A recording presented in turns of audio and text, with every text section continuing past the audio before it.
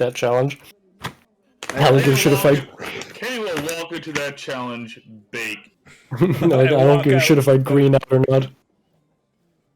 I'll be prepped with that challenge with 2 blunts and 4 joints ready to roll, man. Ready to go at it. If you don't scream enough, I'm gonna walk in there and punch you in the nuts. Make sure that we get a puff's worth out of that. Not screaming, I'm gonna stub one out in your fucking eye. I can see Kenny walk in, punch someone in the nuts, and say, just testing to see if the thing was working. Is this thing on? Not making enough noise. I'm starting to lose my high, goddammit. This is not the PP and Wolver way, bitch. Talk. What are you talking about? Toga.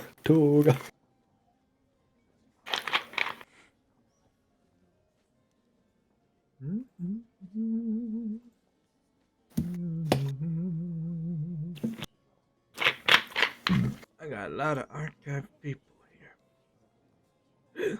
Let's see.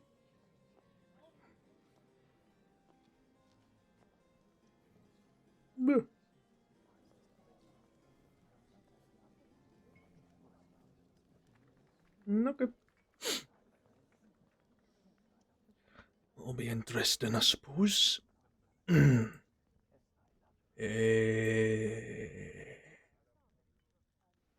Everything seems to be in place.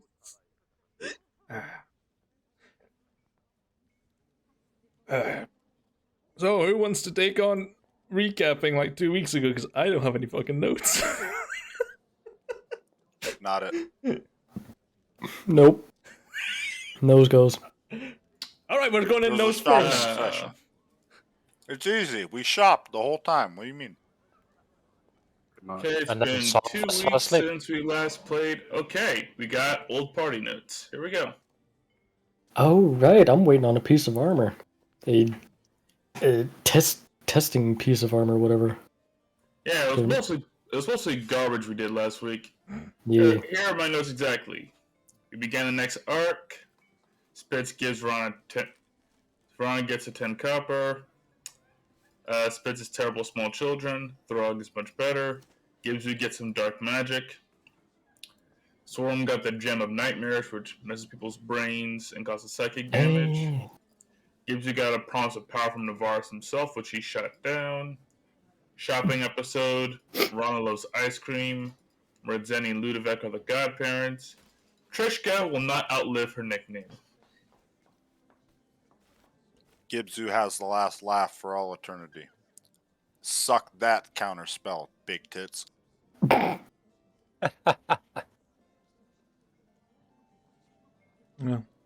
I only have a side note that says that Gibsu has gone through one of 16 potential people in his dreams. Now he's on to his second. That's it. All I got from the second dream before we stopped was glowing green eyes, so I can only imagine the nightmare that's about to happen. Eventually. Hey Moo, what was the mechanical benefits that I got for the upgrade Of of the gloves and the gem thing? Ah. Gloves and cloak. Yeah. Oh yeah! Thank God somebody remembered. I Mm. forgot. Now Rano has 2 talking gems to deal with. Yeah. Oh, yeah. And beautiful. You will never feel alone. Schizophrenic gems. Let's go. The Schizophrenic Rano. Rano, who are you talking to? My rocks. let's see the clutch. Here we go. Titles upgrade. Basically, what has happened? You can concentrate on 2 spells at once. However, to maintain concentration, it's at disadvantage, and I choose which spell drops. Or actually, we could roll a d2 and see which spell drops. Left hand or right. Go with the D2 option, or else it'll be Spirit Guardians every time, so they never has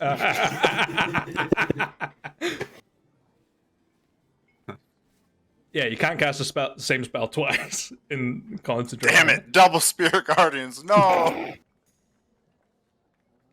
Wait, did someone say twin spell spirit cards? Yeah, I was about to say double cast twin spell. Oh baby. If only my sorcerer had known last campaign. The Trouble cost. cloak, if I remember, is gilded now. I think Jeeves is waiting on some armor too. From a Nope, different I smith. got mine. Oh no, you got it already. Yeah. Yeah, because Jeeves is actively dodging Table Brim at this point. Yep. That's why I got my shit done. Well, joke's on you. I got my shit done too. Cloak of the Gilded Joke's on Soul, you. type of upgrade. I paid less. These are my notes. That's all I have. Joke's on all of you. I met Daron and got the most powerful potion that we will see this campaign. Sad but true. So you were talking to yourself? The cloak hasn't had much of a difference. not Daron. It's now glamoured, I was so it David. can change. Wrong D&D. Sorry.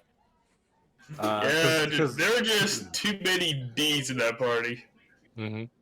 the issue was it requires attunement, and I have too many attunement things right now. What the cloak? Yeah, the cloak. The cloak's doesn't need the attunement. two things. Just the gauntlets and the staff need attunement. The cloak is just the thing you throw on. Yeah, and the gem goes with the gloves, right? Yes. Yeah.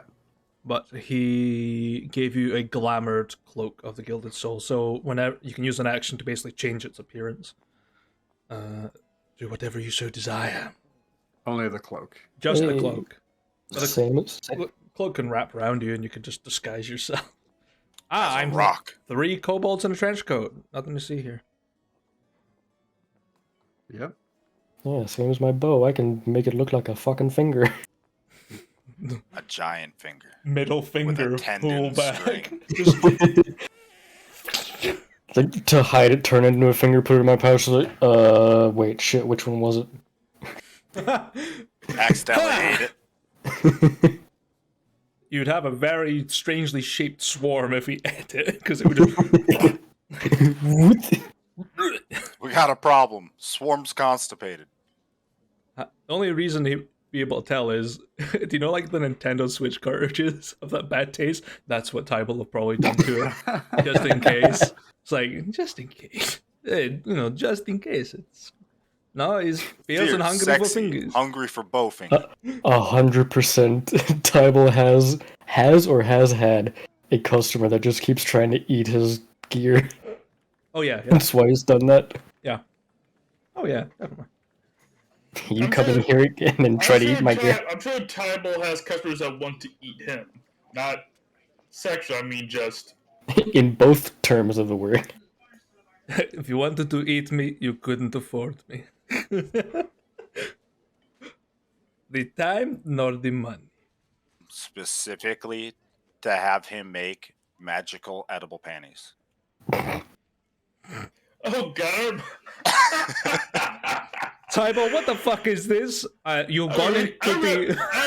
I remember one time I met Tybal Brim, you spent like 10 minutes trying to get me to buy edible armor. Oh yeah. Just don't go into the attic or the basement. That's after hours Tybal designs. You know, I have created these reusable edible underwear. Like, why? I guess they just grow back. They regenerate. No, you just turn them inside out, and then front to back. That's a different version of Goodberry cast on it. Just you need to be sated. Eat this Goodberry off my crotch. Quick, it's for your own good. Done with sex for a month. It's the only way I can cure wounds. Trust me. I'll die with my wounds. Not eating your underwear. Tybal, is this chainmail bikini +3. I see you're a man of taste as well. It gets very hot here in the plane of fire, so yes, it is working. Invisible chainmail. Only if it comes with some sort of magical boot that is high heel boots leather. Really pull off the whole look. Tybalt Brim is the only person that could make a boob window and get away with it. 15-inch stilettos. I think Tybalt Brim actually owns like really tall stilettos. I need to check. Of course he does. I have a list of all of the items of clothes he has and what enchantments are on them. Tybalt Brim is fucking her or him or whatever the fuck his name was from Chicken and Cow. Oh yeah. Yeah. Oh yeah, I can see it. Tybalt Brim is in possession of 16-inch stilettos, the heel of which consists of 2 separated rods of immovability. Step on me, daddy. Yeah, just Step on me and don't stop. can't breathe. That's what you paid for. They want me to stop? I need to click my heels to activate. You can technically walk up walls on those 16-inch high heels. Click. I hear him coming. He's on the ceiling. Get him down. He's tap dancing. Use the broom. Get him down. Oh, he's horny. Get the broom. Quick, get the bong stick. How to disarm a bard? A bong stick. Look, Mama, pinata. That is your great-grandfather, son. Future is now, old man. Let me see. So, let me tweak some things around, shall we? Change away from the jaunties. I am ready to begin. I am ready to begin, if you gentlemen are. Yes. Yes. Yeah. And so we will begin. In Gibsu's dream. Gibsu, you see peering through the smoke of your burning village the 2 glowing green eyes of a figure, almost distant. The sky blackens out from the ashes of your fallen village people. And through the smoke, a skeletal hand reaches out and drifts and glides closer as the smoke billows through the almost skeletal visage of Vecna.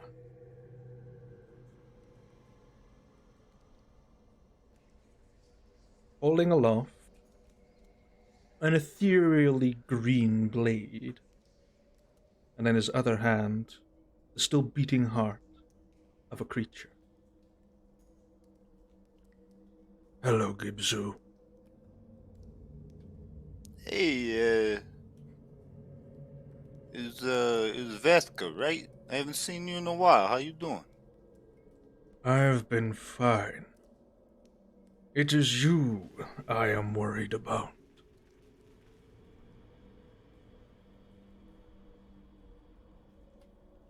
Any particular reason? I'm pretty worried about myself too, you know. Your wish is pulling me into your dreams to offer you a chance of power. But my powers are different to yours. Yours teeters into nature, mine's is undeath. So it begs the question, Gibsu, how many more powerful creatures will you see in your dreams? And whose pact will you choose?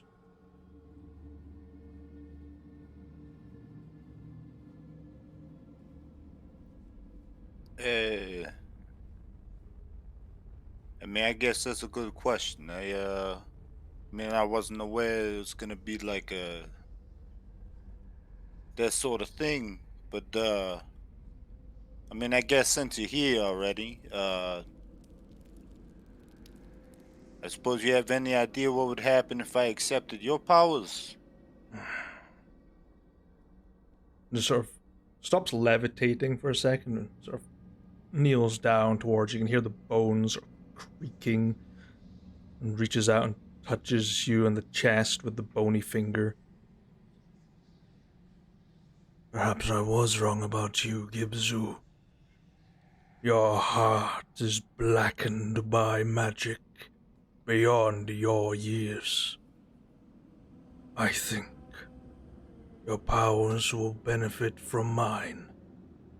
A pact forged in the dark waters of Aventus. Do I know what Aventus is? You wouldn't know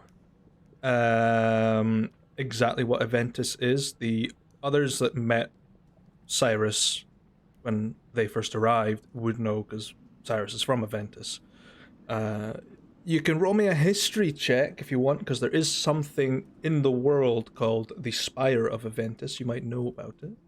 It's a little history check.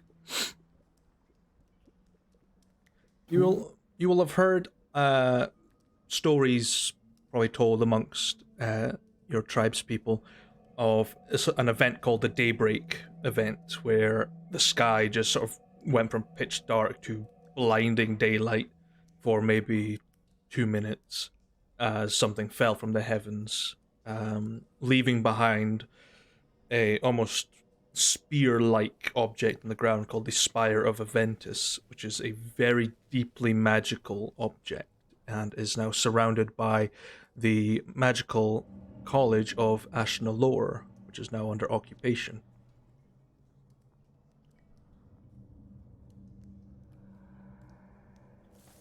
Yeah, the name kind of rings a bell. It's something fell from the sky or something,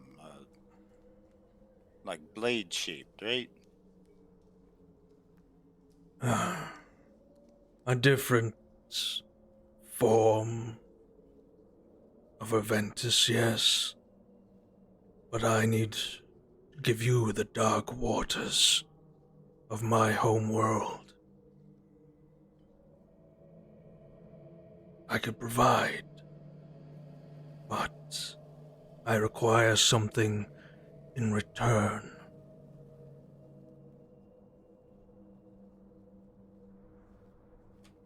And out of curiosity, what would that be? Rauno has been avoiding me and my request for some time. I need a few vials of his blood to continue my experiments on the Black Cloaks. If you can procure even one, it would suffice. But for now, Ibzu, do you accept an offer of the Forbidden Arcana?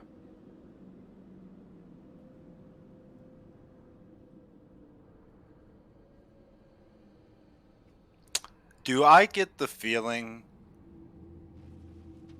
How do I word this?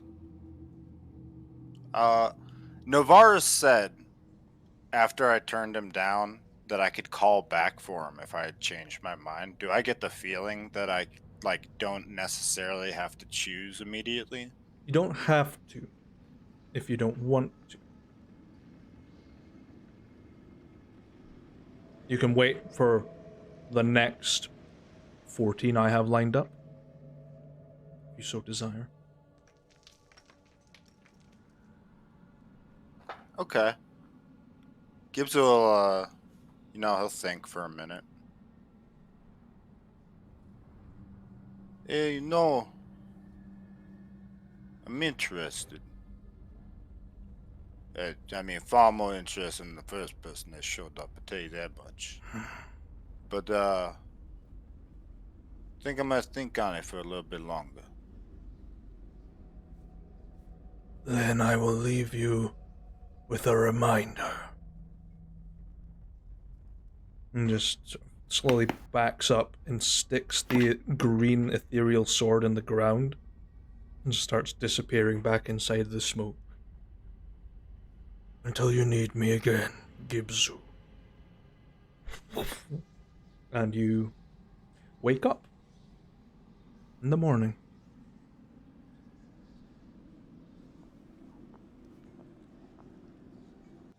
At the foot of your bed lies across a sword in a sheath.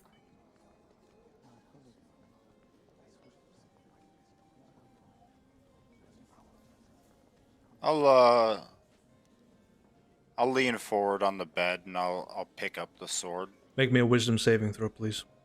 I knew it.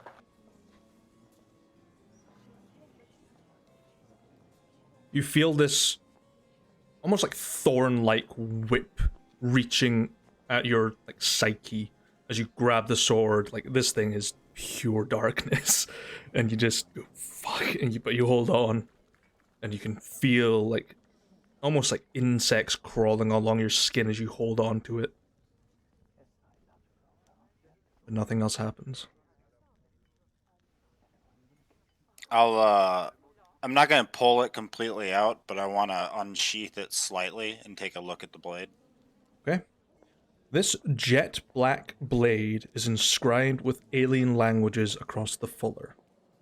At the center of the crossguard seems to be a gem that resembles that of an eye. It seems to follow you around the room.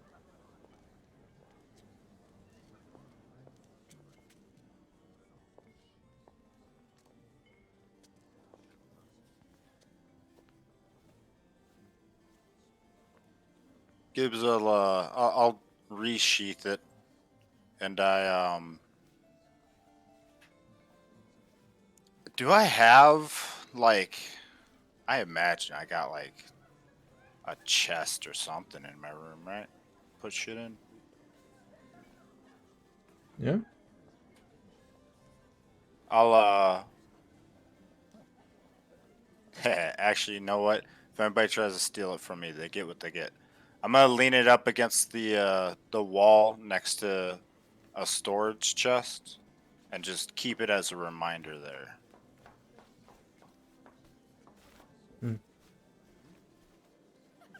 Yeah? Okay. Dude, I was so tempted. I want you to know. The idea of being in a pact with Vethka, the god of death, as a druid is very enticing. Because Gibzu has no, like, he would be down to stay alive until the eventual coming of Terry. Yeah. And well, life and death are part of the natural cycle. So in a way, it wouldn't go against your vows either. Well, his power's undeath, so... Oh, that would break the fuck out of your vows then. Yeah. Yeah, but Gibzu's all about, like, everything is fucking gone in the end anyways, which is why he never cared that Vethka was a lich when he first met him to begin with. He knows, like, very well that he's a lich, but he doesn't see it as breaking the boundaries of anything. He doesn't care. Because at the end of the day, even a lich gets eaten by Terry in Gibzu's eyes. So Gibzu's a nihilist. Pretty much.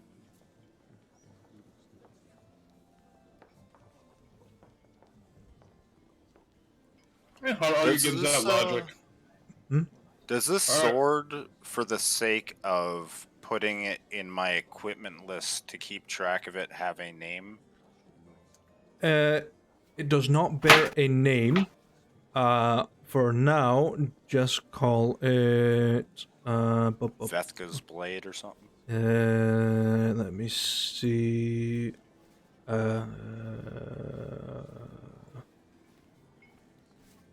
the... Oh, fuck. Just scroll past it. Up.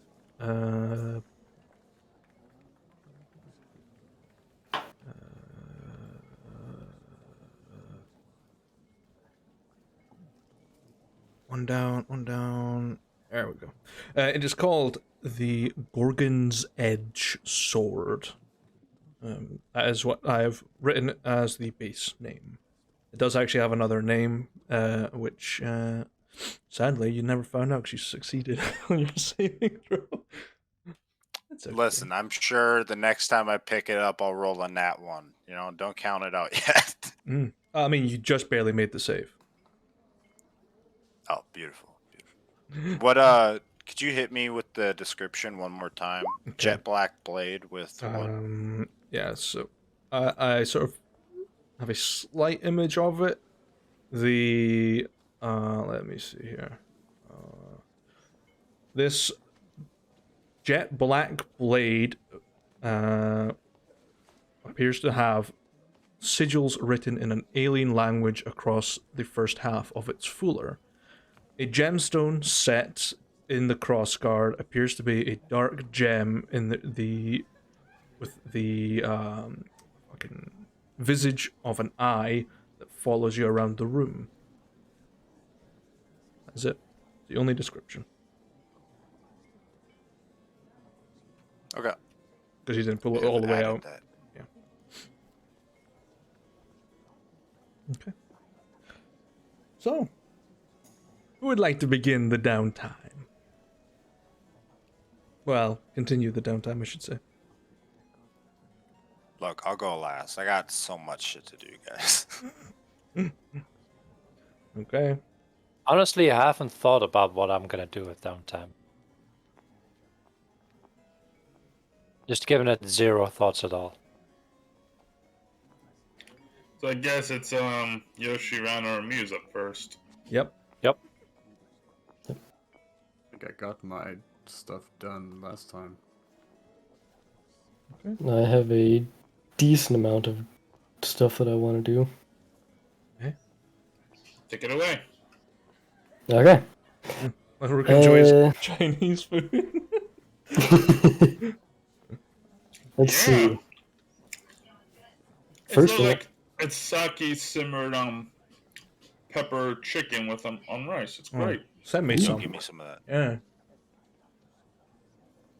Yeah. But yeah, first thing on the list. Time to go visit somebody in prison. Sure. So you're heading to Dragon's Crest. Yeah. Okay. Let me tweak a little bit of music. A little bit. Do I have any? Making a quick stop there before heading to Zaska. Okay. So you make your way to the Sapphire Order, who have access to the jail, and you're sort of let in with the sort of visitor's pass. They recognize you, and they guide you down into the very long corridor of cells either side, and at the almost at the very back of the room is a large, heavy wooden door that seems to be reinforced with a big, bulky-looking bodyguard sitting out front, reading a book and smoking a pipe. Yeah, walk up to the bodyguard. Is there like a slit or anything in the door, or is there just solid door? There's like a little set of bars that you can look through. It's tiny, but you can look in. Okay. Yeah, I'll walk up to the guard. Yeah. Swarm of Bloodsteel tribe here to speak with Kassir. Right, give me a minute. Shit, I don't have a bookmark. Just sort of like takes a bit of tobacco and just like marks a page, closes it. He's got volume 6 of Battle Maidens. Right, shit. And you see this massive ring of keys. Just there's one of these somewhere.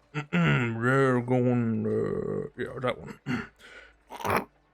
Wake up, sleepyhead. The door opens. You can see inside this very dimly lit room that has a single tea light burning in the on like a sort of janky looking table, steel plate of what looks to be like slop, very uncomfortable looking bed that is hanging off of the wall with chains, and you can hear the rattling of a chain as you see Seer moving through the shadows, and his yellowy silver eyes are sort of glancing and catching you as you step in, and the door closes behind. From what I can see, how far does his chain let him go? He cannot get any further than halfway across the room. Okay. Then I'll actually no, I'll just stay standing by the door. Okay. So the Novaris, your captain, whatever, Swarm spoke with him. Or Swarm came face to face with him. No response. Not as intimidating as people make him out to be.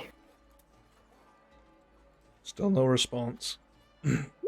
Not even changing emotional state. You can sense it in the air. Nothing.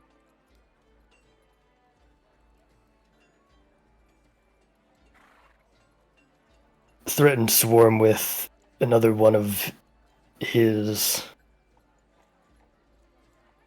lapdogs, however he put it. And he rolls this one at disadvantage.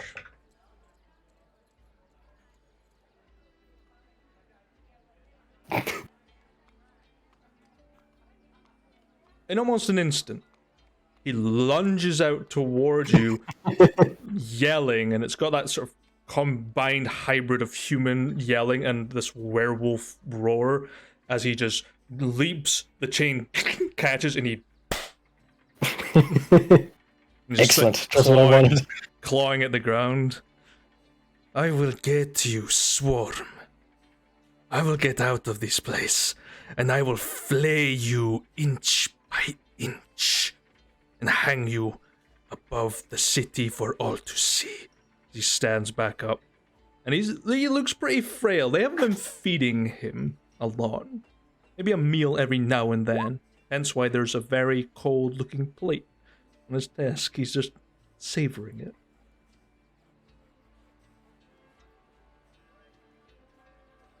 Your Novaris makes similar threat.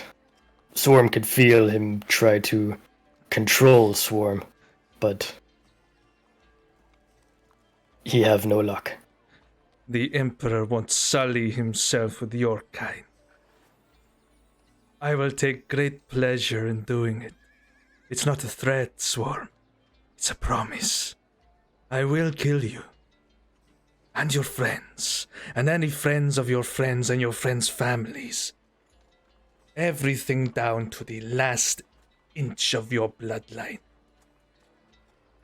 All I need to do is get out of this room. When you start talking about Make a. You've been around it for a little while. Make me just a nature check. You'll reckon just to identify something in the room. 23. You notice that the chain around his leg is silver, so he can't change his shape. Excellent. Yeah, you can see like this bloody blistered rash breaking out on his leg. Not pretty. That reminds me, I'm not gonna pull it out, but the arrow that I got gifted after my training, did that also have silver on it? No, doesn't have silver. Okay.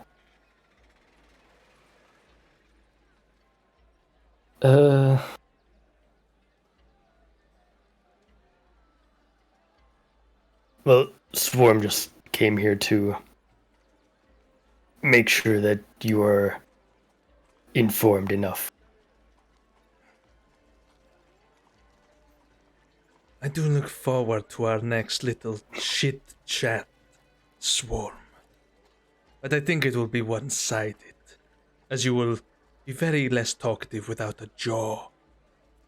Until next time. Guard! Take this lizard out of my home. Alright. Out you come, buddy. I got a saucy chapter to get back to, and I don't want him distracting me yelling my name. So... right. Out you come. Yeah, I'll just walk out. Just slowly close the door. You want like a juice or something, Kassir? And it's just a plate flies past his head. Alright, you can starve. Just that voice. All right, you can starve. Alright, you can starve. Sits back down, cracks open the book. He's lucky relights he's the in a pipe. prison. He's lucky he's in a prison.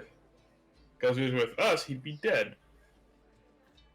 Anything else you want, little lizard man? No. Swarm only here to give Kassir information. Nothing bad, just... Right, alright. I don't know, could have been a lover's quarrel for all I know. That's what I'm getting to in this chapter. You gotta read it. It's so good. Apparently they're coming out with a picture version of it soon, and I can't wait. I like me some saucy pictures. Got sent an ankle one time. Mama.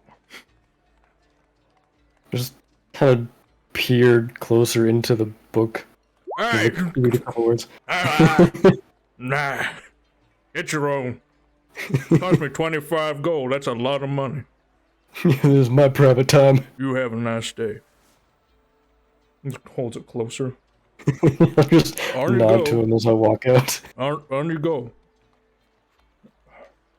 And you hear like childish giggling. He's like, We need to hire this guy. his name is Jeff. Fucking course it My is. name Jeff. However, the affectionate name for this big, burly man-child is Jim Bob. Fucking course Yeah, it is. I can't even type it out because the chat thing's disappeared. His full title is Jim Bob the Jailer. He is a half Goliath, half human. Who was the courageous one? The mother. A little bit more human aspects. The mother's side always carries more. It looks a bit more human, just big. Like full-on bodybuilder. Strong man, kind of chunky, but Yeah. looks like you could squish into him if you wanted to. Alright. Okay, she'll starve then. It'll be alright. Yeah, now head to Zaska. Sure. You head out of the jail and head into the palace where you don't see Zaska sitting at his throne. You don't see Big Tits. And you don't see Mratzeni or Ludovic. You see Evander standing next to the throne. Let's see if that... Evander is Crow's father. Oh, right. He was a member of the Knights of Ilden. Yeah, if I don't see anybody else, I'll walk up to him. Have you seen Zaska? Swarm need to speak with him. The young lord is busy tending to some war effort things. I can pass on information if you so desire. Swarm planned to travel to Twilight Court, speak with Hazarmaveth. Ah. Little pleasant journey, I suppose. I guess I could, grant passage, I suppose. Alright, and just sort of like holds out his hand. By the Knights of Ilden, I hereby grant you passage to the Isle of Midnight. Alright, anything else you want, or do you want a free ticket? I'm just kidding, of course.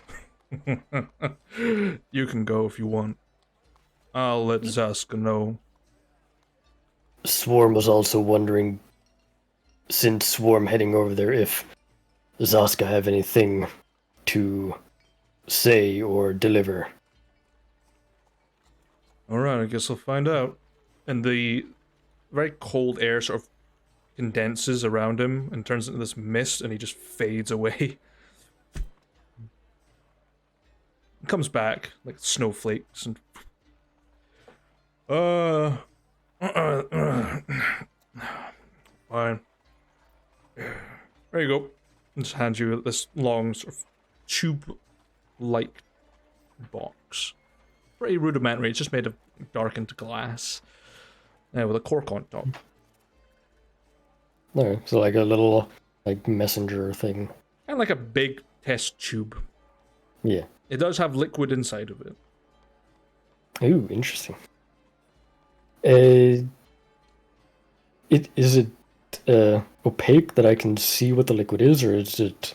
You can kind of see it. It's like a almost gently frosted glass. It appears to be this like maple syrupy looking liquid. It's quite mildly viscous. It sticks to the sides as it slides up and down. Don't drink it. Rather you didn't. Well, if this something from one prince to another, then best not have messenger mess with it. Wouldn't be the first time someone's tried it. What? Swarm also wondering what is current standing with Hazarmaveth.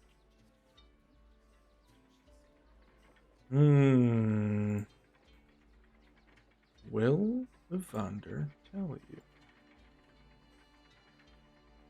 You can find that out on your own. Now piss off. Oh yeah, he's gonna tell you. He's got that. Yeah, he's got a weird sense of humor. Let's just say I want to exactly be asking him to make me toast in the morning. But, you know, he makes for strange bedfellows. Actually, the prince doesn't have anything more to give, but I do, and hand you a box. Maybe head-sized. Very thin. And just hands it to you. You can deliver that for me, that'd be great. I promised him I would hand it over to him as soon as I found it. But I don't have the time anymore.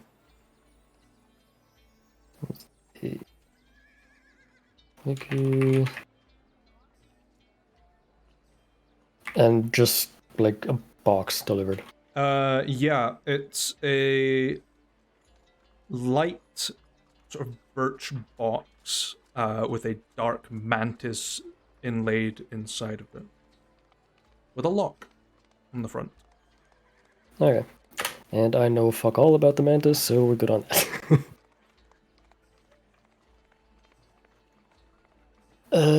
Da-da-da-da. So, with that swarm assuming neutral standing. How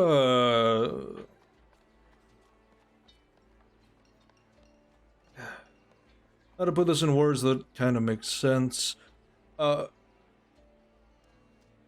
He is like a finely put together sandwich. However, our relationship can go either way. Either we stick our dick in the sandwich or he does to disguise other flavors. I'm gonna roll for that.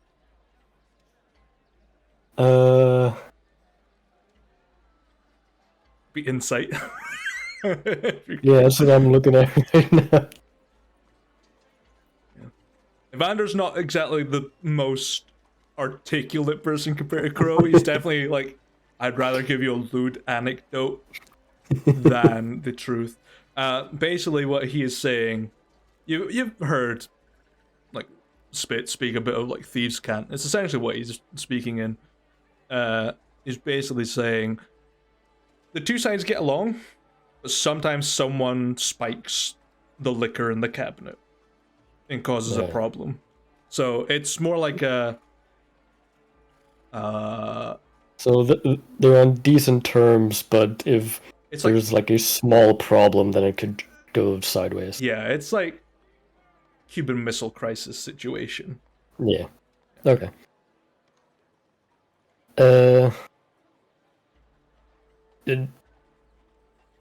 You used weird words to describe situation, but Swarm thinks Swarm understand. Yeah, I mean, I've been away for a long time, and I had to learn the language of people I had to work with, and it's sort of stuck into my vocabulary. For example, the young lord himself is what we call a fish in a barrel. Easy to kill. Easy to transport. At the end of the day, someone's gonna steal him. Dick sandwiches between neutral and friendly. A casual fuck fest is what the best term would be. Tie balls Saturday night. Highball Berlin in the house. Welcome. What have you done with my sandwich table? Made it I gave Fabulous. sexy, fierce, hungry for the thingy. Hungry for mayo. Mayonnaise is just the glue that holds sandwiches together. No flavor. Mayonnaise is the devil's semen. Fucking no. Everyone knows you use ketchup as butter. Yeah. Yeah. Right. Unless you got something else to ask Evander. He's pretty much... You have. I don't know, but every time we play this game, you somehow come up with a new way to piss me off. Like Was it every the ketchup or the mayo? it's the mail thing, but like every week for years. How? And you keep coming Next back time for you go to make more. a sandwich and you pull out the mayo, you're gonna think, "Fuck, man, devil semen." Oh yay, mayo. A dick sandwich.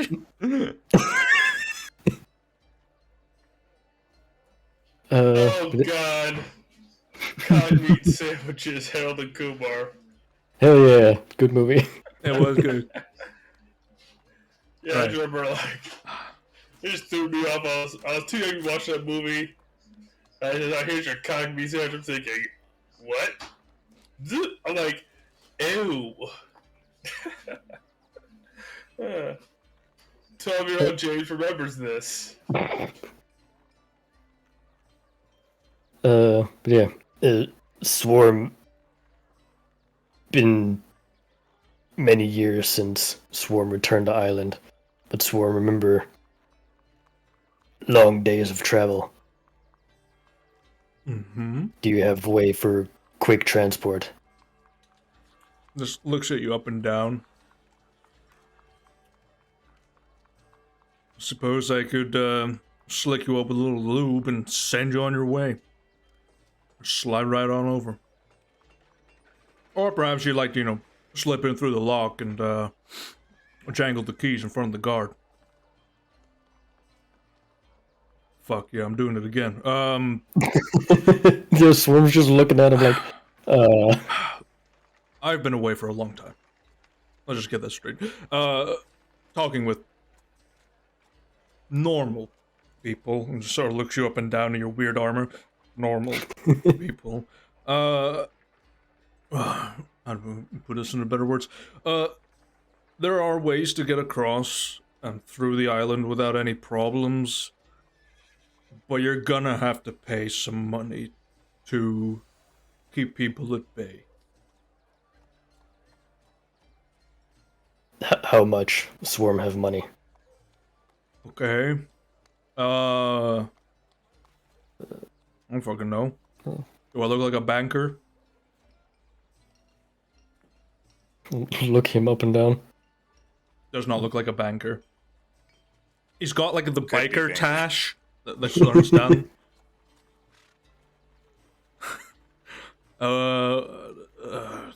Depends on who you encounter, but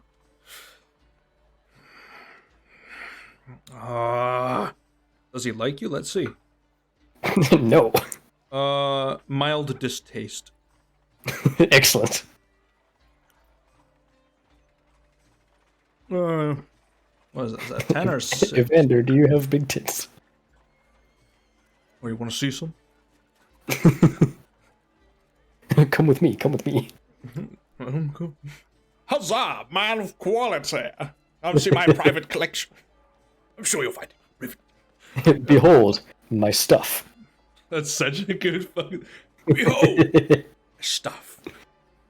I believe he became Billy the Butcher.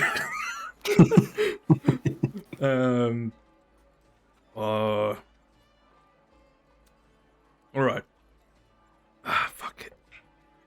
He doesn't really like you, but he'll help you out, because he fucking knows that place like the back of his hand, but... Right, when you go there, essentially you're going to want to ask for the ferryman. They'll help you out. They're a little adventuring band. They've been around the block a few times. Pretty new. Stumbled across them. They came to me for a job one time. Asking where I could source some meteorite. Helped them out, you know. Helped them butter their pastries. You know, clean the boots and polish the metal.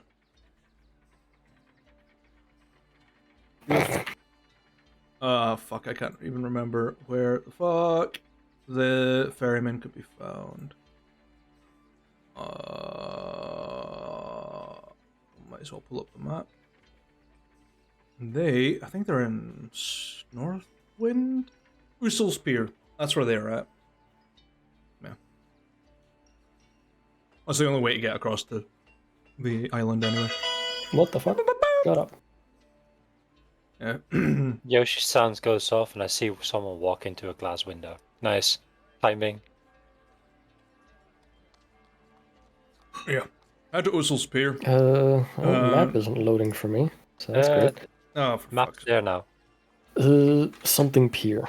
Yep, Usel's there it goes. Took a little. Yeah, a big map.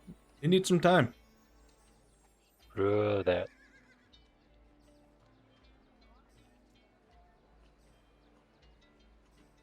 It's not that far. You can get there in under 6 seconds. You just gotta cross a couple mountains. You got that. Yeah. I mean, it's like 21 feet. Yeah, it'll be fine. If he lubes me up and throws me, I'll be there in an instant. He'll lube you up, have Come spits throw you. I kind of I've got like a turn of phrase. I've got like some really silly thieves kind of, he says. To lube you up and throw you means he's going to give you the information to send you on your way. That's it.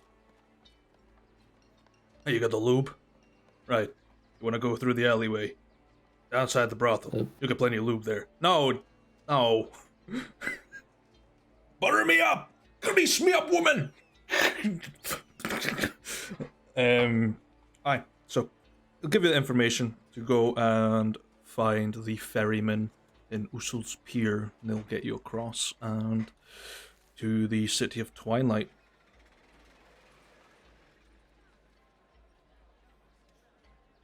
Excellent. Yeah. Swarm appreciate the information.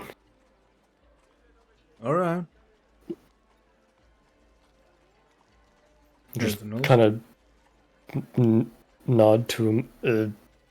No, all Swarm wanted to ask. All right. Well, I'll kiss you like bread in a baker's dozen. See you. Love you and leave Just you. stare at him for a couple seconds and then just start slowly walking out. Oh, I thought you were gonna lean in for a kiss. Damn, man. Like, That's your time. Don't tempt me, motherfucker. for direct translation, kiss you like a loaf of bread in the baker's dozen. I will love you and leave you. That is it. Let's see. So a one night stand. So he did want a kiss. God damn it, you missed out, Swarm. Yeah, you could have got some of that 307-year-old drow. Let's see. Yeah, Hey, he knows what to do in bed. that He's drus- experienced. that that drussy. The Drossi, if you will. He'd give you every bit of that 5 gold warm sheets worth. This boy is cheap as service, I'm honest.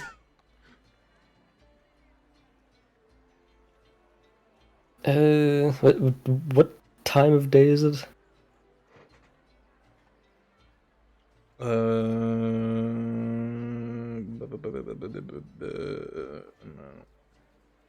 At 4 in the afternoon. Okay.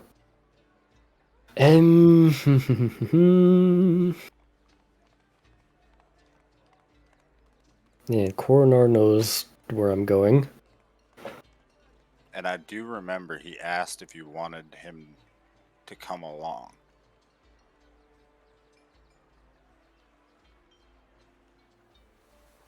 True, and you were supposed to talk about it the day after, when everyone's home.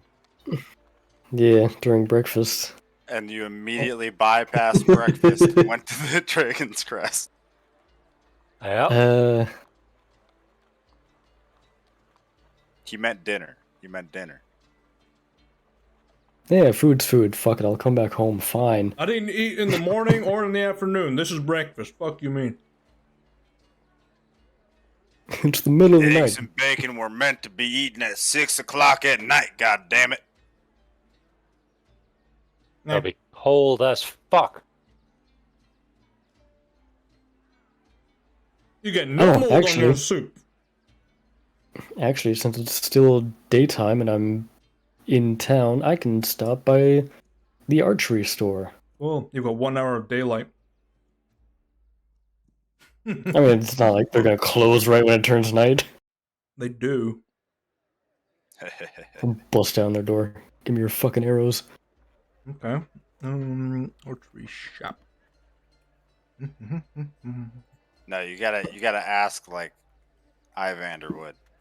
And what Lube up your wood and put it in my pocket.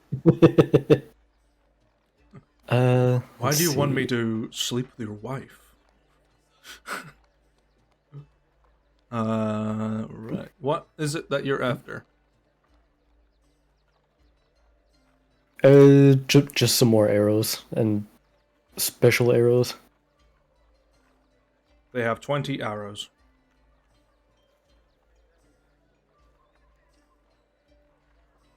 Don't know what you mean by special arrows. You want a fucking silly string one? It's got like the fucking squeaking chicken on the end. What kind of fucking special arrows you want? Dude.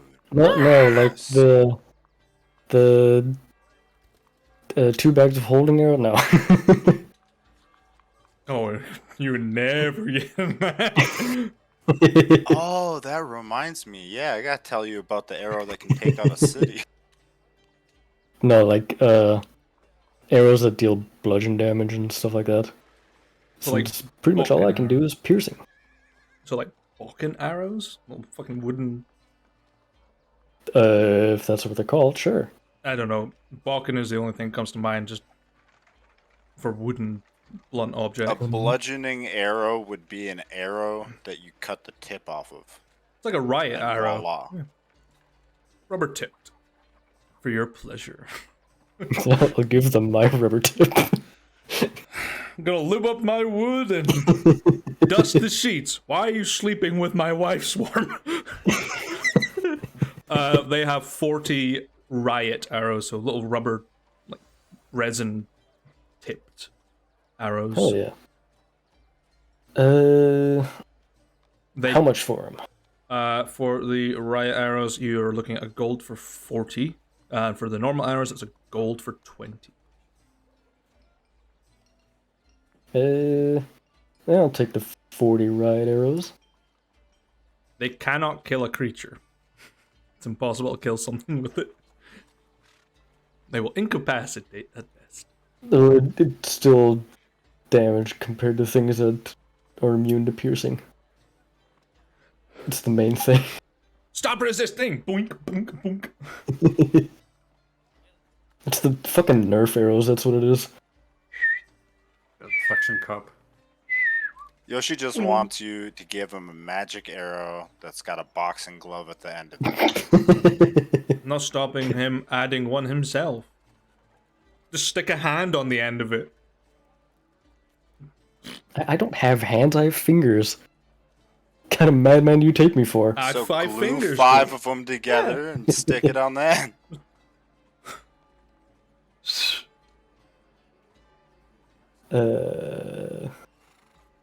Yeah, I'll head back home so everybody stops bitching at me. Who's bitching? Let's see. No, you won't encounter Ethan on your way back. He hasn't left yet. Good, means I can kick his ass at home. It's like fucking draws a knife. All the spies that are like blended into the wall just pile on you. Yeah! Why did it get dark all of a sudden? Is that you, God? Did you hear a? Ah! Ah! I'm gonna fart in someone's CPAP machine and fuck with them. That video is so stupid. It's so fucked. I was like, I would do that. He's fucking fighting for his life at the end.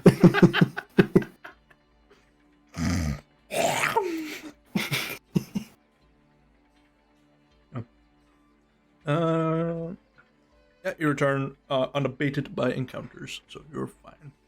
Excellent.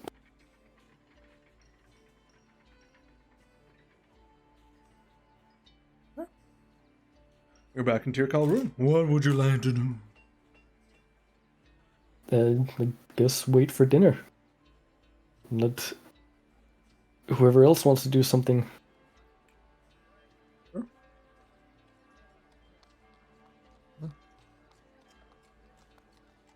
Ah, the sweet sound of silence.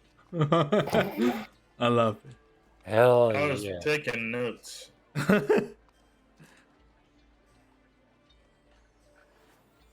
The responsible one of the party.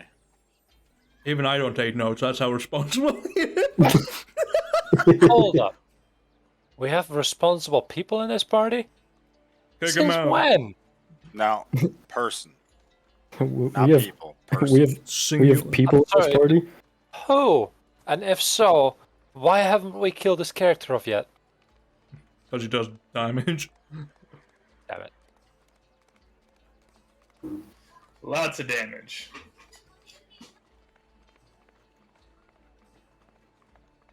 Wait, hold up. Is Spitz called responsible because he wanted to go after a kid, save her from child pornography? Is that why he's called responsible? Because he's a criminal. We all know that, right? Yeah, but You criminals can be have a boundaries. responsible criminal. Yeah, Robin Hood was. Especially with that Men in Tights biography that they did on him. 10 out of 10. You just like the tights. Anyway, when it comes to criminality, Spitz probably floats somewhere around like the Han Solo level of criminality. Unquestionably legal shit going down, but you know, nothing that would make him like a villain in a cheesy cop thriller. Fair. Okay. Alright. Alright. Dinner is served by Throg. Swarm gets no mold in his suit because he didn't come to breakfast or lunch. Man, fuck you. No mold for strength. Nope. Alright, we're in the middle of downtime. Yep. I'm also get some of the stuff I've been looking at out the way. Well, for starters, I had something brewing. Mm-hmm.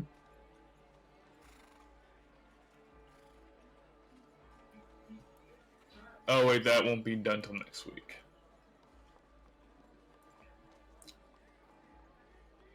But yeah, we'll put that aside for now. Got my new jacket. I'll look tough as hell. And Moo, buzz out your tables. Hell yeah. All right. Control W, right? Buzz out your tables because Spitz will take a break from his long and excruciating workouts. You gotta get those 2 points of Constitution somehow. He's going to head into Dragon's Crest, Right. and you know what? Let's see if something happens. Huh? What do you intend to do? You just wandering, or? I'm probably gonna head over to the shop to get. Well, actually, oh yeah, I marked that down. I already paid for I already paid way too much, I might add. For ingredients, common and uncommon ingredients for drink purposes.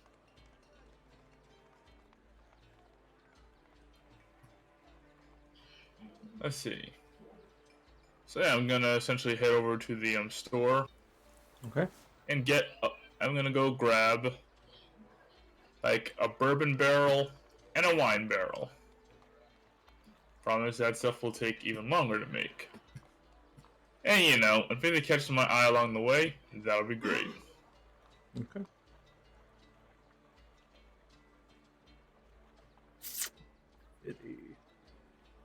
Let me see. Anything on my 50 type? Oh, no.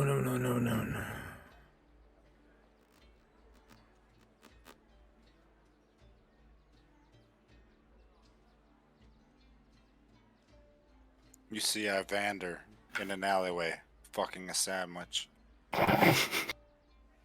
Oh, no. Oh, cheaper than pussy. You could eat it afterwards. Salty. Oh, no. Okay. So that's what they mean when they put love in the recipe. You know it. I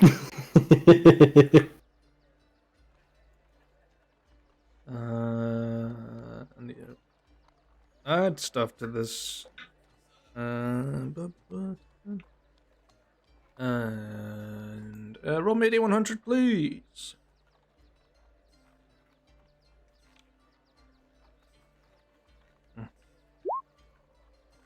Ooh, 50. That's not bad. It is very late, essentially, but there is a small gnome with this massive, archaeologist mustache and shovel, trying to peddle this book. And it seems to have this sort of dangling little golden vial at the bottom of it. Do I want secrets of Ale North? Deep within the mountain itself, I have found palaces and treasures unlike anything in Urathan. And just spot you. You, big sir, care for a touch of Midas. An adventure awaits for someone like you, sir. Holds this book, it's almost twice the size of him. He's about 2 feet tall. You want it? I want to make an insight check real fast. Sure. Is he feeding me a complete line of bullshit? Like, I'm pretty sure he's exaggerating, but is this like complete horseshit just from the way he's acting? Go for it. 23. There's some like mild deception, salesman pitch essentially, but it looks as if he's peddling something that, because he looks like an archaeologist, and the book looks kind of official. Looks dusty. Yeah. Looks official, dusty, and old. Yeah. Spitz will shrug. Alright, then let's see what you got there. All right. Take a look inside and see. Just hand you it. The book is about 700 pages. Inside, it seems to have a sort of double-page spread in the first sort of 2 pages of what appears to be a completed map of Aelnoth's Underdark.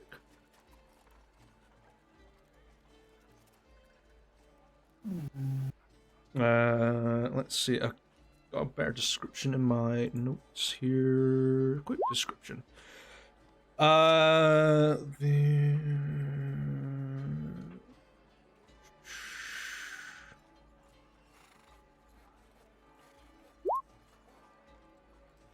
Okay. At the center of this pretty well drawn map seems to be, the interconnecting caves and tunnels that make up the network. But at the center seems to be this large, interweaving, almost circular formation that seems to have only one level from this map, and it is called the Dragon's Tooth.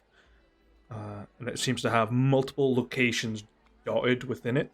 And some small outpost towns on the outskirts. Beyond that is a contents page containing archaeological finds, mysteries of Mount Dragoncrest.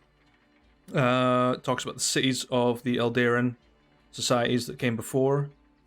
Talks about a supposed creature that slumbers at the very base of the mountain, deep within, supposedly coveting a treasure worth more than enough value to buy yourself an entire continent. Supposedly. Beyond that, Supposedly. some stories have to be a bit grandiose, but it could be true. But there's some pretty interesting things. It's mostly like a research paper almost, but it does have this sort of storytelling aspect to it of people that this guy's encountered, stories, legends, some research into artifacts that he's stumbled across. There's also information how to get inside the mountain. And there's some other questionable things in there regarding ownership of certain artifacts, but lo and behold, you have a book in your hands. Yeah, Spitz will then, after spending a few minutes glancing through it and checking out the descriptions, he'll close it, he'll look down at the gnome. Yeah, got a name, buddy? Fuck, I don't have his name up. Wait 2 seconds. I had it on World Anvil and I closed down World Anvil. Gabzu, Grand Archaeologist. Let me see, where are you? Gibby. Where's your name?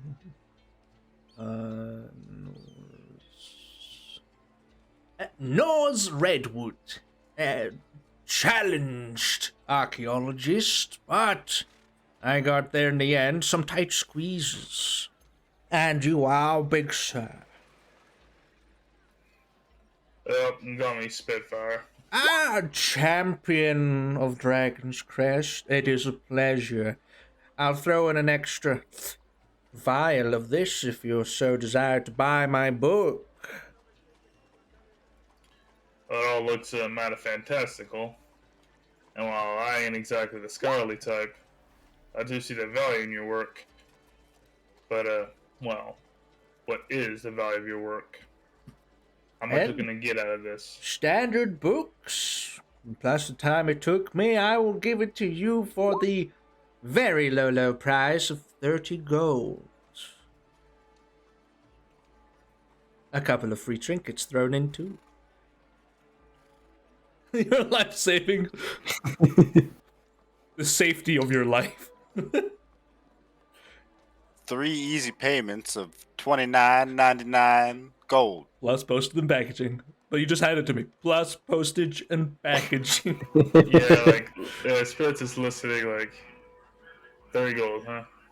30 gold, good price. Haggle him down to 2. Yeah, Spirits reach to his purse, pull out 3 platinum coins, and just hand it to the gnome. Takes it, hands you this another one of these gold vials, and sort of hooks it onto the tiny little like bookmark chain that has another one dangling off of it. They might come in handy sometime. They definitely did for me. And just makes the coins vanish in a sleight of hand trick.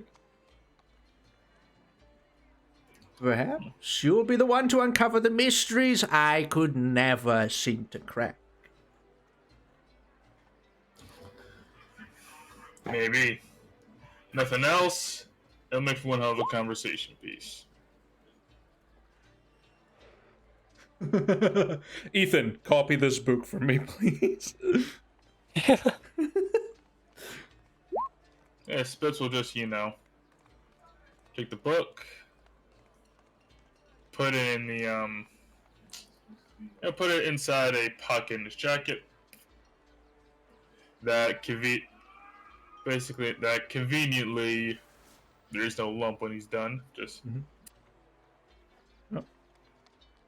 basically, he's got a bit of that RE4 gun seller energy. Just Hey, 700-page book will stop somebody from stabbing you in the heart. Just saying. What would you like to buy? Oh my god, put your dick away! only thing that could punch through my rock hard abs probably would shred that book. Great cheese on them abs. I got nachos to do, Spitz. Yeah, I'm just saying. Once I'm done getting all Spit's stat boosts in order, you could grind meat on those abs. Use it as a mortar and pestle. Make some guacamole. Spitz, lay down on the table. I gotta do some mixing. Yeah. Quite quickly after you pocket the book, the gnome goes, Ah, gracious. Now I must dash. and just sort of grabs the corners of this sort of tablecloth filled up with books and shit, and just ties it up, throws it over, and dashes the other way as you see guards running. Get that gnome! Just sort of stops you. Where'd he go? Spitz just looks up. That way, apparently. All right, get him! Swear the little shit! What's the name of the gnome again? It was Nose redwood. it was Nair's Redwood. I can't even type it. N-E-R-S Redwood. Nose Redwood. It does have a big nose actually in the image I've got for him. He's got that big fucking mustache. Yeah, Spitz will touch his chin for a moment, and then might explain why the book was so damn cheap. Oh well, not the first time I bought stolen goods. Alright, let's go get them barrels. Okay. You just obtaining them from a store? I'll head over to Tribal Store, the Phoenix Trading Company thing. Oh, Who there's- knows, maybe I'll run into Fifi, which will always be funny. Okay. You and your Kenku. Just by my fucking luck, it's always Kenku, it seems. Right. Okay. The Azalea Trading Company is open all hours, so that is fine. I love that multi-dimensional situation. Okay. Either that, or they have incredible scheduling. Please, just Tyball, he knows all about scheduling. Yeah, I will make sure it goes down swimmingly. Okay, well, you get let in. You give all your details, as is the norm. And head on in to seek out some barrels. Let me see. Who is going to have a store that sells barrels? Wonderful. So, as you're perusing around and you ask about to find someone that will provide you with what you're after, you are taken to what looks to be a pretty musty-looking tavern door. You walk on inside and you see what seems to be the cellar of a tavern. Oh, this is a little weird. But I mean, Spitz will like look for like I guess the stairs or way up, and then he'll just go through there unless he's stopped by somebody. Sure. You mean you see the set of stairs and you see the trap door above? Oh, let's start climbing. Yeah. You get to the top and the trap door doesn't open. They like their damn games, don't they? Boom, boom, boom. You can only barely make out the sound of like uproarious laughter and drunken antics. Through the muffled sound, you hear a deep growling sound coming nearby. Yeah,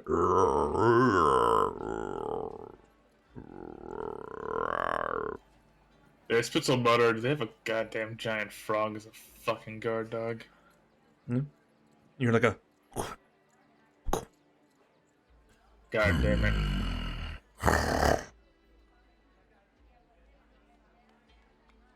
Bite his ass.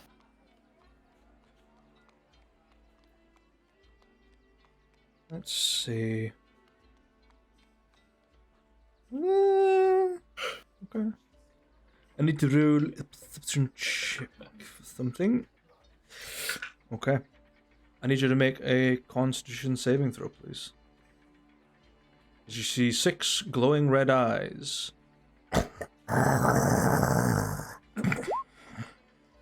Okay. 15. That was a bad roll. Take 10 points of necrotic damage. As the Hound of Ill Omen. I put my fist in its face. Roll a hit.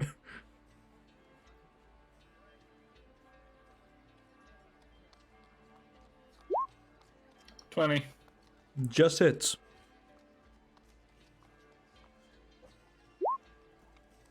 It's enough. It goes 16 points.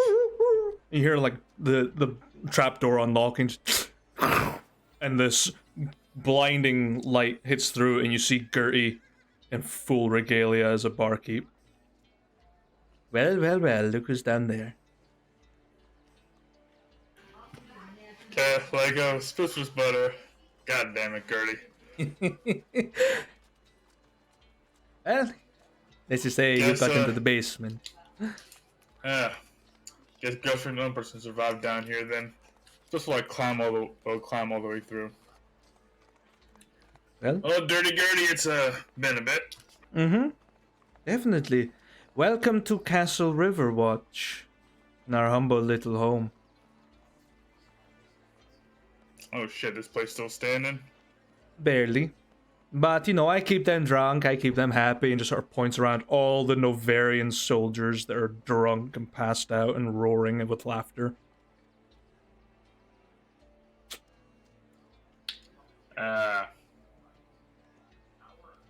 Well, they're probably too drunk to recognize me anyhow. Just here for, well, somebody told me I could get, a couple of barrels here. Mostly for, one for wine, one for bourbon. I'm, experimenting, as it were. I can do that. And just sort of heads down in the basement. And you can say, oh, don't worry, Fluffy. It'll be okay. It'll come out. Okay. He comes out with 2 barrels. Just there you go. That's very nice. Any chance you got like a beginner's recipe or something? Something I can cut my teeth on? Sadly, I'm not much of a brewer. Unless you want to know how to make a Hound of Ill Omen happy. Yeah, I think Fluffy's gonna be a little cross with me for a while. Oh no, just didn't know who you were. Doesn't like strangers. It's this while I'm looking at Fluffy. We're not gonna have problems now, are we? He's got a little, like, sort of band-aid looking thing across the nose. It'll be okay. Besides, drunk Novarians make for an easy meal. Fair enough. Alright, so how much for the barrels then? Oh, I guess I could go find somebody else who could show me how to actually use these damn things. For you? You've already had the trip in the basement. I'll let you have them. Take it as a future supply situation. I gotcha. The first batch I'm proud of, I'll send your way. Hopefully. And I will keep the guests well fed. Thank you kindly, Gertie. Take care of yourself. This will basically get the barrels and essentially get them down the basement one at a time. Because I imagine they're a little too big to fit in the portable hole, so I'm just gonna like boom boom, just carry them out like that. I'll go once I'm back inside the Azalian Trading Company. I guess I'll get like a shopping cart. Just stick them in there. Your shopping cart is basically a hand cart pulled by an unseen servant. It says Walmart on it. Hi, welcome to Costco. I love you. Welcome to Walmart. Get your shit and get out. Can I interest you in some 50 cal express? Yeah, I just put the barrels on the cart. As I go look for somebody with, I guess, wine recipes, and get wine grapes and the other stuff I need. Okay. Roll me a persuasion check. You monster. Yep. You monster frisbee. You monster frisbee. 19. Okay. Let's see. Who will you encounter that will tell you about wine? Perfect. Tybal.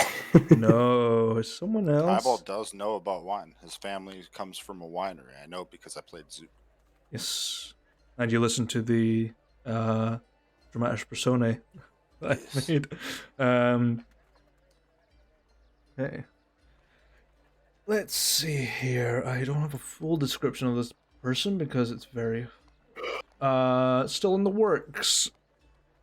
But they were going to be a little bit more important in the 5th campaign, but that's okay. But you'll meet them now. Perfect. And they are descendant of... How fitting.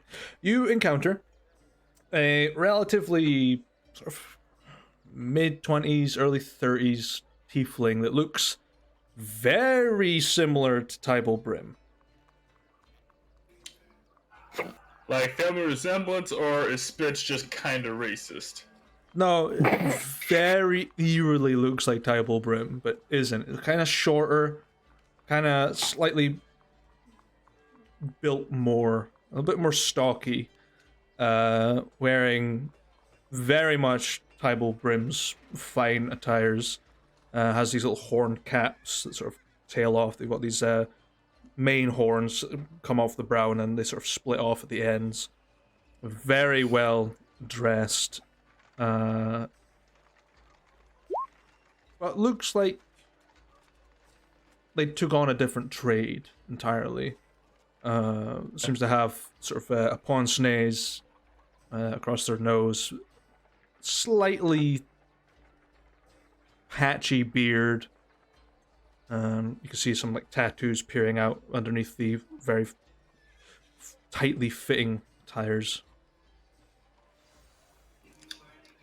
Yeah, I guess a Spitz sees a man. Spitz will say, huh, somebody could afford Tybal after all. You look almost like him. What's your name, buddy? What? Mm-hmm.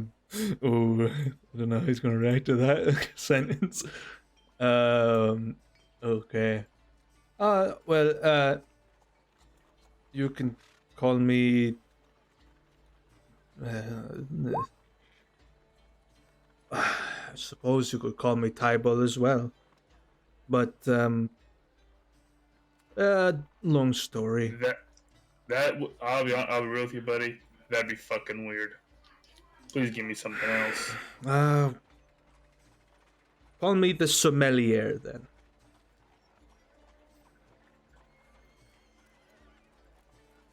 Yeah, how do you spell that? Sommelier. Sommelier. The smellier.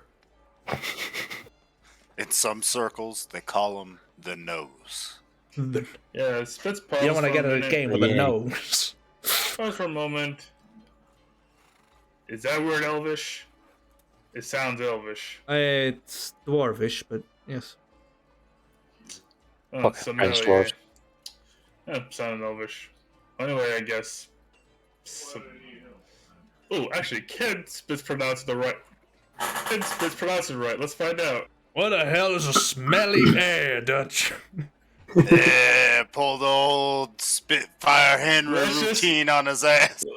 Let's just see if you can actually just pronounce the word sommelier right the first time. Good old dick twist. Smelly air. Oh, It's a sommelier. sommelier.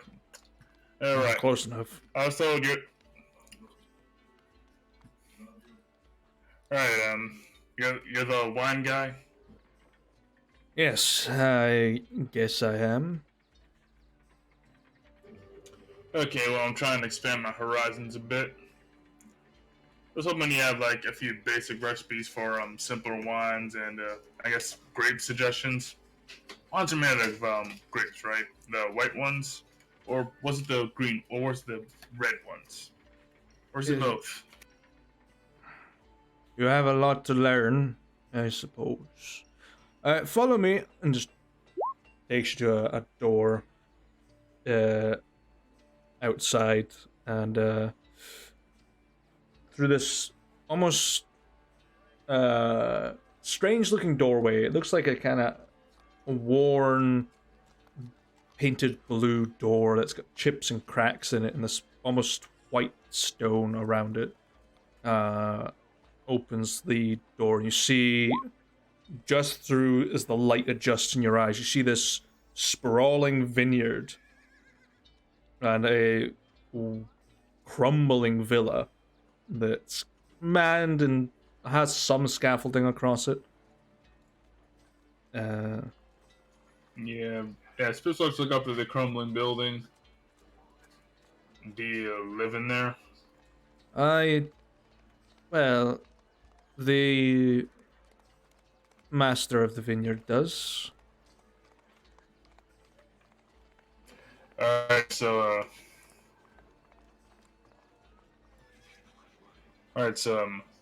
the sommelier. Yeah, the other intelligence check, let's see if Spitz would get it right the second time. Good news, he did. Well, allow me to show you what little we have left, but, let's see, so it takes you around some of the fruiting plants and shows you, like, good white grapes, some good sables, a couple of reds, Yeah, Spitz is like writing this down. or explains what different effects and flavors you'll get from each thing and how barreling it in certain ways and what sort of aging process you want to go with. Talks and takes you into the cellar, which is not really filled. It has a couple of bottles. Some look very dusty. Well, there's a couple of new ones. You can see like someone sitting at this sort of like this prism-shaped rack that they're twisting bottles rapidly, like a handful of them, and explains how bottle turning is quite important if you're making champagne or a sparkling wine. Shows you how to age red wine, how to store white wine, how to even make a rosé. Beyond that, hands you a small pocket book and a bottle of labelless wine. That is a sort of token. We don't get a lot of people that come here anymore, anyway.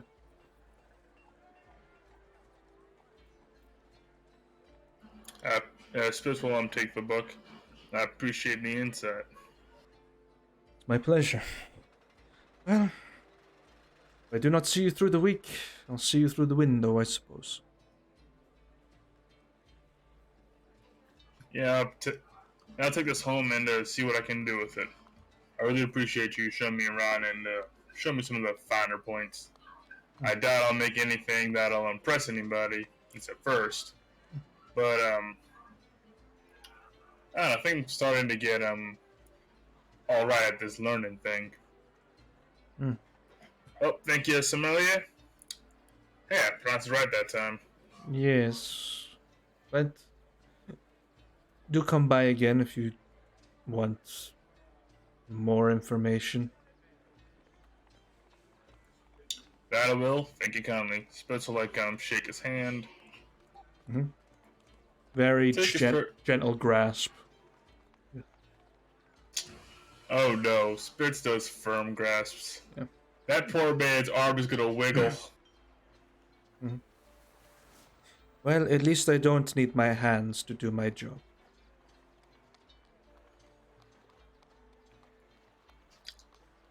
Oh yeah, sorry about that. That's okay. No, you'll be fine in a couple of minutes. It's never that bad, not for long. Spitz will he'll put his notes away, palm through the book, give him a wave, and make his way out. Sure.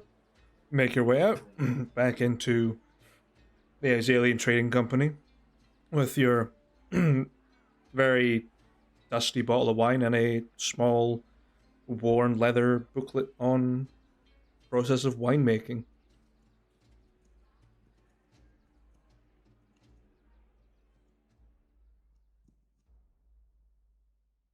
Yeah, I'll order enough wine grapes to get started and arrange for delivery to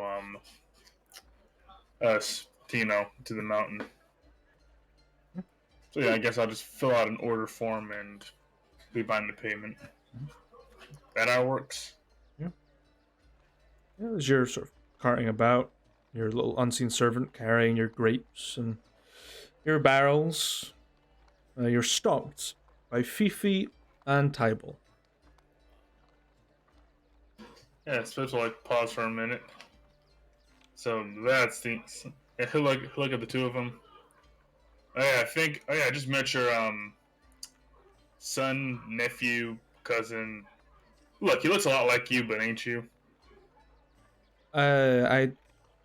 He calls himself the sommelier. That is something I've not heard in a long time. I'm assuming was well dressed. Yep.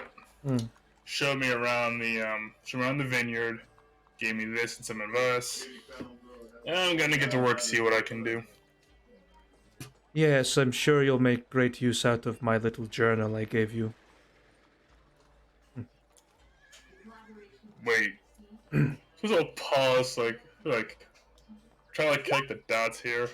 Chronomancy is a very dangerous thing, but now our relationship goes a little further back than I was hoping.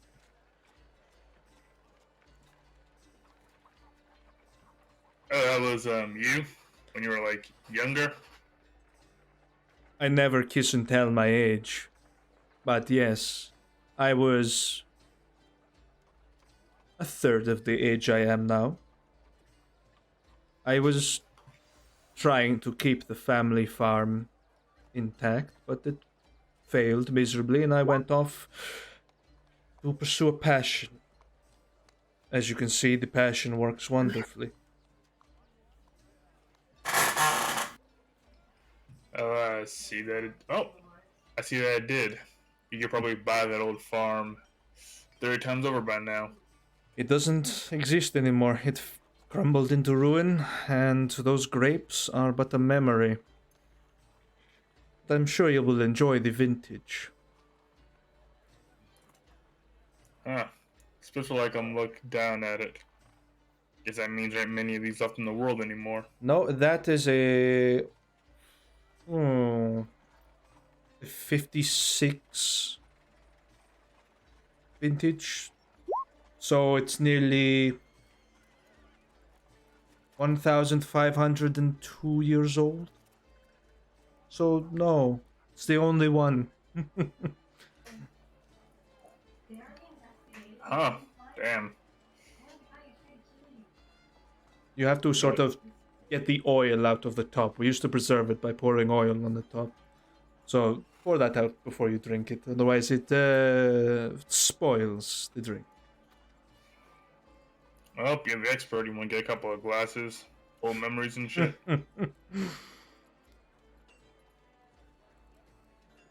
Why not? Come with me. And just goes, right, Fifi, I will leave you to your inspection. And he goes, I go! Heads off as Tybalt saunters up the stairs, disappearing above. There's a sort of mage hand that's like coaxing you closer. Come on. Setzel shrug, bottle firmly in hand, and head upstairs. Hey. You walk up onto the sort of mezzanine above, and through a large, grand set of double doors, you walk into this large sort of almost living space. And Tybalt Brim is lying on a chaise lounge, wine glass in one hand, and the other glass sitting on next to an armchair just across. Yeah, Spitz will make his way over, remove the top. Remember what Tybalt said? It's like a dish or something for like the bit of oil. Let me see. Table. Yeah, a table would have brought out. It's like a small bowl, almost. Yeah, I suppose we'll just pour out the top and get the oil out, and then. Tybalt is going to immediately stop you. No. Allow me. He sort of takes the ball off you. You have to let it breathe first, of course. Smells like home. And aerate it a little bit. So what you do is and he sort of grabs this sort of fine mesh sieve, just slowly pours it through into your glasses. And because, playing the fire, I like to add a little, pulls out an ice cube, a little bit of ice. You want some?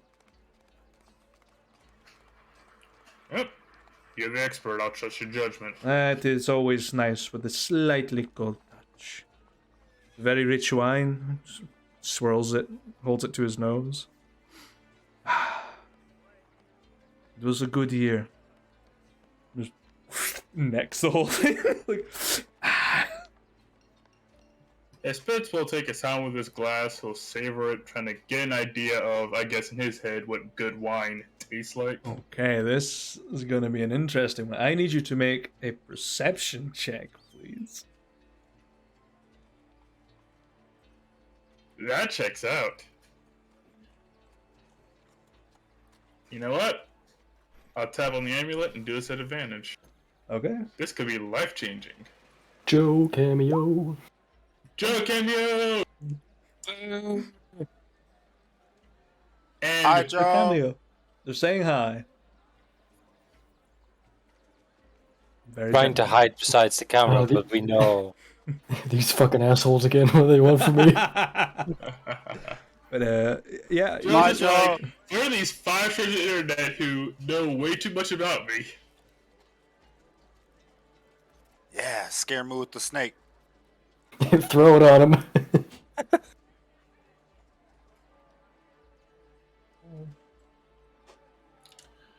Okay, I got a 24. 24. Okay, you're That's a getting. 19. It's a very dry wine. Very subtle notes throughout it. You can kind of taste. Because you've had pretty shit wine before. This is gold star. 3 Michelin star wine, essentially. Very crisp. The water sort of evens out the flavor a bit. You get little notes of blackberries and blackcurrant. And little bits of raspberry sort of in there. And you get this after note of lavender that seems to just sort of linger. And eventually it all subsides to the taste of cold water. You finish.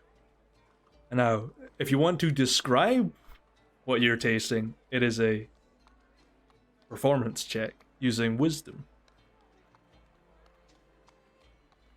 You monster.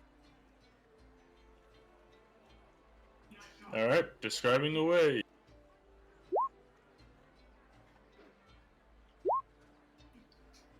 Honestly, that checks out. Yeah. I imagine I'm just too. I'm just not able to form my thoughts properly. Like, yeah, Spitz will like stumble over towards me, and he'll just stop with, "All right, this is fantastic." Good. My father made it a long time ago. He had it sitting, aging away in the barrel for about 20 years before I was born. So it's not bad. And then I became the sommelier and was raised on wine from a very early age. It kind of explains my taste in bottles. But I'm glad that you enjoy it. You seem to be taking in the profile of the wine. Your descriptions probably lacking, but I'm sure writing them down might be better for you. Not all sommeliers are vocal. Yeah, Spitz will like take his suggestion and just paper. Basically, it's gonna be just basically. Spitz will like pull out his notebook, roll to a new page. Just thanks for the idea. Now, if I remember, I did show you other forms of wine, and seeing as how you want to indulge your brewing experience, I might as well indulge you in the other flavors of wine. And just sort of reaches to this globe of urethane, which is half blacked out because they don't know Handorol's a thing. And they just. He cracks open the top and you see a very vast array of fine liquors. And pulls out a bottle of champagne, white wine, and rosé. And there we go. And of course, with a flair for champagne, and takes the cage off and just brings out his sword and boom, sabers the top. A taste. You can be a little bit more blasé with the pour on these, sparkling, crisp, slightly bitter, smells like puke, but it tastes good.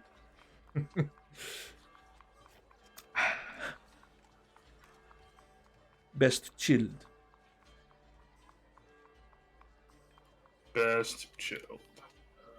I feel like go back to where we wrote down the type of wine, just add like that little note right there. Best chilled. I appreciate that. Does he get like new glasses or do he use the old ones? He gives you champagne flutes. Like, if you ask, he'll explain the different glasses and how you pour them, and basically showed you how to saber a bottle of champagne. Welcome back. Yeah, I can feel it. Level 20, Spitz will be a gentleman bruiser. Fucking just sabering a bottle of champagne with his knuckle dusters. Pong. Sabers the champagne and starts throwing the broken bottles. Aims the bottle. No, Yeah, what he just- does is Spitz keeps every bottle that doesn't work out in his process of learning and uses them as weapons at level 20. Ah, yes, I remember this. I brewed this way back in 1658. It was shit. Then Have a it tastes taste. whack. Exactly. Have a taste. Wax overhead. Gives you a headache. Crack! Told you. I'm going to roll a con save for Tybal as he's drinking every bottle that he's just putting out. Oh, he is pissed by the end. You know, it's wonderful to get to explain a bit of my heritage. I never wanted to be a sommelier, and then, you know, we lost it to the bank. Nobody came. But I think you could be the next line of great vintners and brewers. It would be fabulous. I could even buy some from you and sell it in the plane of fire. As long as it's not a chilled wine, then it won't work. Ice is so expensive, it's ridiculous. Here though, it's dirt cheap, so I could buy it dirt cheap, sell it as a luxury. It is actually a good business plan, I might do that. Brim's ice. Cold in the hot place. It's not good. So, what do you make of my fabulous explanations? I've seen you take down notes every couple of moments. Your explanations are fabulous, and where I was stumbling in the dark, I've now seen a bit of the light, and I know that it'll be a long time before I make anything up to your standards. No. You're a friendly face. Flavor comes from love and time. And to be honest with you, you've been around in my memory for... Oh, I never kiss and tell, but you know, I'm kind of loose-lipped right now. For the past, 1300 years. Shh, don't tell anyone, I'm old as shit. In this world's time, but in Plane of Fire, I'm a handsome 60, give or take. Yeah, Spitz gives him a nod at that. I'll keep this between us. I'll be watching. I'm just going to pour another glass. Why not? It's work hours, but let's work without a little fun. Just pours to the brim. Don't call me Tybal Brim for nothing.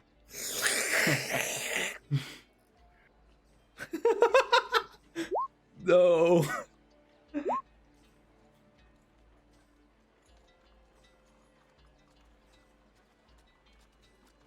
Don't call Tybal Brim a silver fox. You don't do that. Oh my god. Yeah, It's just Tybal Brim for, is Jeff Goldblum. Oh, Tybal's a gilf. wonderful. Oh, what are these? Oh yes. Is it Tybal or Tibble?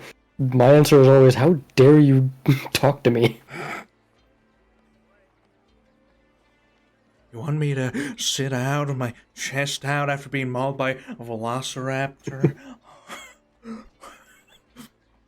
I've got a fever. Hey, Tybal You will got a leave it to fever? your business. And one of the prescriptions more cowbell. Indeed it is. This will finish his glass and give him a nod.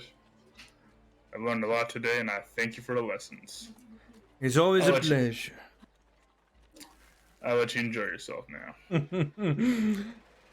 The pleasure was all mine. Enjoy the rest of your day, Mr. Spitfire. I'm sure you will find it to be engaging. Yeah, indeed it was. Yeah, Spitz will give him a bow, head out, grab his barrels, and head back to fort.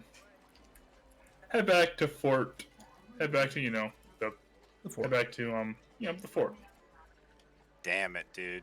If only Spitz was just a little bit flirty. That's the closest any of our characters will ever get to boning Tybalt Brim. Yeah, it's sad part is this. All this had to happen with the straightest character in the campaign so far. Spitz has That's about right. zero interest in men.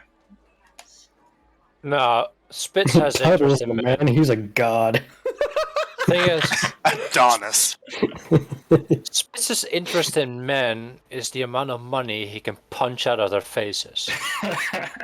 Oh, you love Tybalt then, because he does it on a fucking daily basis. I'm just saying, that's his relationship to men. How much money can I punch out of your face? Look, I'm just saying, if you were ever going to have a sugar daddy in this world, Tybalt's it's no not a better bad one. choice. True, There true. isn't, but Yeah. Spitz wants a sugar mama instead. Fifi, Tybalt, give me your mom's number. what's your very long deceased mother's sending stone connection? Oh my god. Hello. And why is she still answering? Hey, Tybalt, you have a granddaughter? Yeah, I thought for a minute, wait, Fifi's female? I thought about it. Yeah. Given her name, that actually makes Yeah, sense. Fifi. Yeah. Yeah, she's a. Fee-fi-fo. Great thing about Kenku is they mimic all their voices, so I can do a male's voice for Fifi. All right, come by. You wanna buy more? Gotta have that bussy situation. Ride the bucking bird. Dabble, this wine's a bit fruity, just like you. Darling. But yeah, just something nice to note. Throughout the long history of Earthon, Spitz is on a very exclusive list of people who've gone on a date with Tybalt Brim. Boom. Oh, it was not a date. Spitz would know if it was a date. It's Tybalt. You'd be having fucking true. roses thrown at your feet. Like, he wouldn't even be sitting on the chaise lounge in clothes. He'd just be like, ravish me,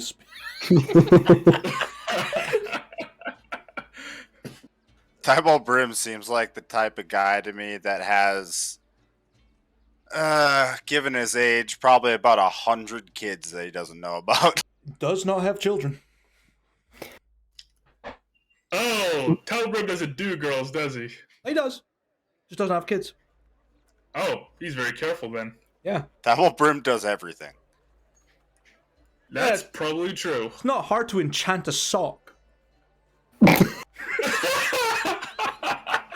the best goddamn sock that he's ever fucked, though, because he made it. It is silk with prestidigitation. It never gets crusty. It is made of silk. Oh god, cry aloud. It is meant for my pleasure. Mine and only mine. The other side has thorns. Ever seen the movie Teeth? It is like that. I got to protect myself. Shouldn't have used mimic parts. Which is hilarious, because here's the thing. If this was like my last character, Drone would be jealous as hell of Spitfire right now. How the fuck did you get to drink wine with Tybalt Brim? I got fucking charged a lot of money. Is there anything else you want to do? Heading back to the fortress, and I'm going to check out the barrels, make sure they're clean, break out the ancient reference book. He'll look for like the simple recipe there and be like, "All right, Let's see if I can make something that ain't vinegar. Start stepping on grapes. Stepping on the beach. Do do do do. Server mute immediately.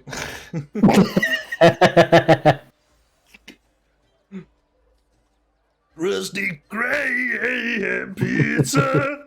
It's the pizza, yeah. For you and me. Fucking rest in peace, Steven Hillenberg. Oh, that was not supposed to be an advantage. But 21. The process begins. I'll check in it after a month. Yep. I'm about to say, wine and bourbon and shit will take years to properly... To be really good, yeah. But hey, I'm gonna mark that result down in my notes real fast.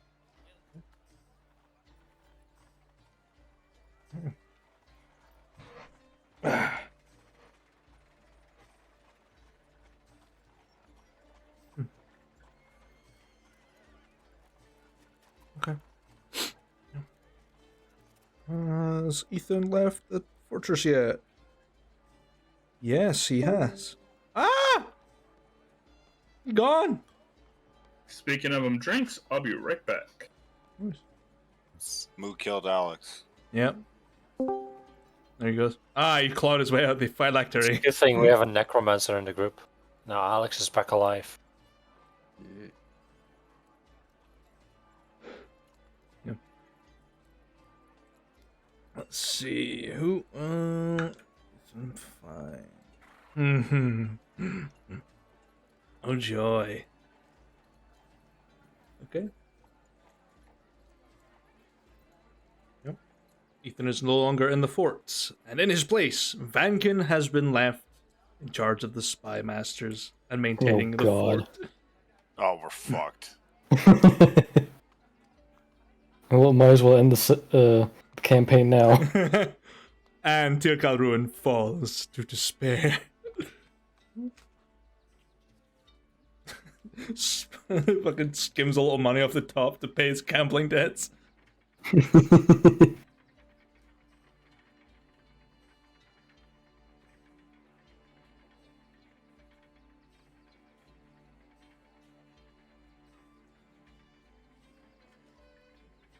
Why are they so dry?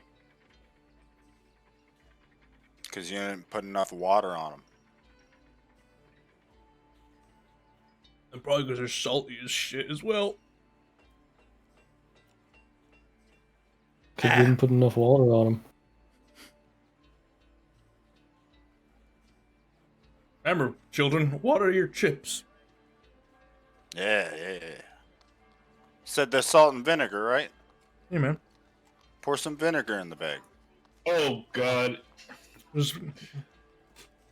Oh god, never eat salt and vinegar chips without a drink nearby. Oh, yeah. I love it, though, because it's zesty. Why go for vinegar chips at all? It is, vinegar's but good. I would consider it a form of torture to give somebody salt and vinegar chips, but no drink. I consider that a form of torture.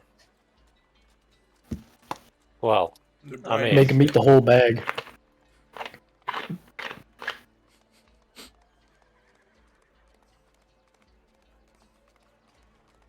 Cashier? Hey, cashier, you're not going to starve. The lizard man brought you salt and vinegar chips. people that don't understand it, they're talking about... Not even chips, just a bottle of vinegar full of salt. They're talking about French fries with a flavoring on them. That's not ketchup. The only flavored fries need is mayo. Ew, get the fuck out of this call right now. A little bit of ketchup and mayo, just mix that shit together. Hit that. You keep going on this, and I'm gonna ruin both of you guys' day. Honestly, That's your last warning. McDonald's secret sauce. Just saying. I'll give McDonald's my secret sauce. I'm going to lube myself up, go through the keyhole, dangle the keys in front of the guard, and fuck this sandwich. I'll do you show you want? my Big A Mac. Happy Meal? All right, don't fuck the Happy Meal. McRibbed for my pleasure. Fucking Christ. Honestly, they call them Happy Meals. They never laughed at my jokes. Happy Meals are fucking scary looking. What the fuck? They are terrifying. What kind of McDonald's are you going to? Have you not seen the red It's a box box. with the fucking eyes? No, they put googly eyes on them now? No, like, honestly, look up the Happy Meal red box. You will. It's fucking nightmare fuel. Why do I feel like this is a purely European thing? It might be. No, this is a Scottish thing. Maybe. I don't know. Just to scare the living shit out of drunk people. Ah, fuck me, that's fucking sobering me right up. I'm gonna wake up like that next to my bed. Look at that. I too would shit the bed if I woke up next to that. It is. It is actually a European thing. The only box that has a creepy ass face and eyes, like a mouth on it, is specifically a UK McDonald's Happy Meal box. What? Of course What? it is. You know what? If it's the way the UK's going right now, I'm fucking nice surprised. It's only us. Yeah. Here we go. I'll pop that bitch in general for your nightmare. Yeah. It's It's the only reason. Such a little It's the harder. only reason they got themselves out of the EU, so they can fucking bring those out. You need to search a little harder because they also made the Angry Birds movie Happy Meal box. No, I see They're that even one too. better. Alright. They're I even think that better. one's less horrifying though. True. I will commit a great crime to destroy every one of those boxes. Okay. It's not a I'm crime. going to commit great crime. I'm going to bust nuts in nut water tower. That's not a crime to bust up those boxes. To be honest. Yeah, they're fucking scary. I was defending myself. What the fuck? What the fuck is that one? What the shit? Who I'm let fixing to defend myself. fucking cryptid ass McDonald's Mick Cthulhu? McThulu. McThulu. I like it. If they bring out like a fucking calamari burger, call it McThulu. Right. So As someone who loves as someone who likes Lovecraft mythos, I 100% would try a Cthulhu burger. The madness sauce is what makes it spicy. it's just a fuck ton of acid, just like. I mean, Yo, let me get one of those. It'll put me in a mental hospital for about a year, but it'll be worth it. The secret sauce is just ayahuasca. Hell yeah, I'll take 5. I see God, and they've abandoned us. Is he okay? It Truly looks like is the devil's semen in between those buns. The devil's spunk. Okay. Ooh, that devil's spunky. Get out of this call. No, you can't make me. Oh, who let Satan's Szechuan sauce in my burger? Right, where the fuck were we? We went off this so hard. Spitz came back and he started making wine. It's just making wine. Ethan has left and left Vankin in charge. Okay, Yep. I need to go beat up Vankin. Thanks for reminding me. Yeah, make sure his week is extra shit. And I'm sitting in the dining hall waiting for people to arrive so I can tell them I'm leaving. Fuck you guys, I'm out. Okay, how is Vankin coping? Fucking miserably. Good.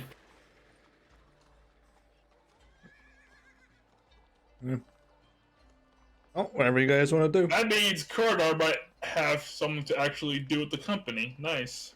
Yeah, I have to rehire the senior staff. Because the actual senior staff is doing fuck all. And I'm not talking about whatchamacallit that's going on a vacation. I'm meaning the party. I mean, half the senior staff died and hasn't been replaced. Swarm and Gibbsy are definitely not senior staff. Yeah. True. And let's be real.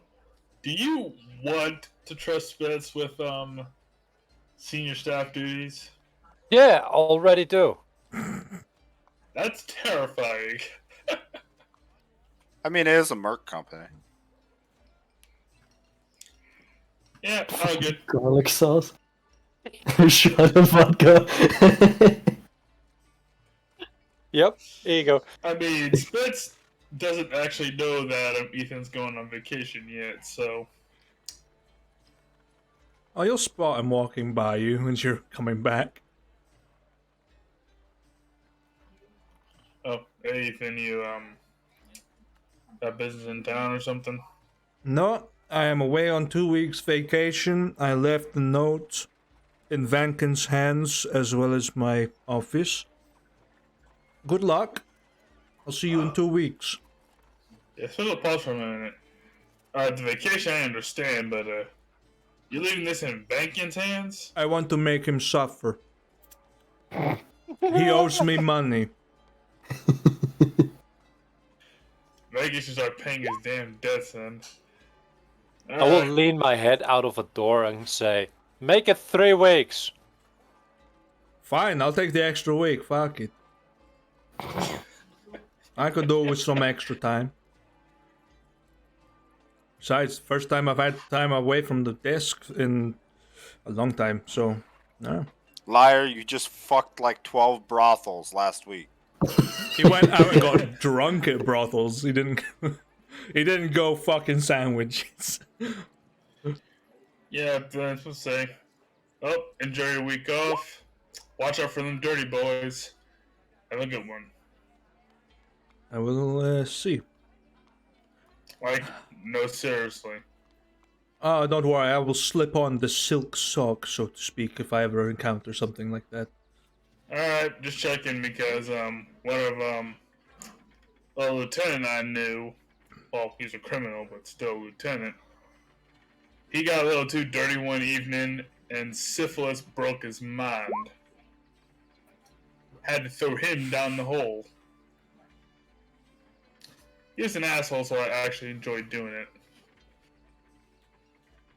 Note to self. Don't get syphilis, or I will be thrown into a hole. Well, Oh. the hole ain't around here. I just threw it up the side of the mountain instead. That's fine.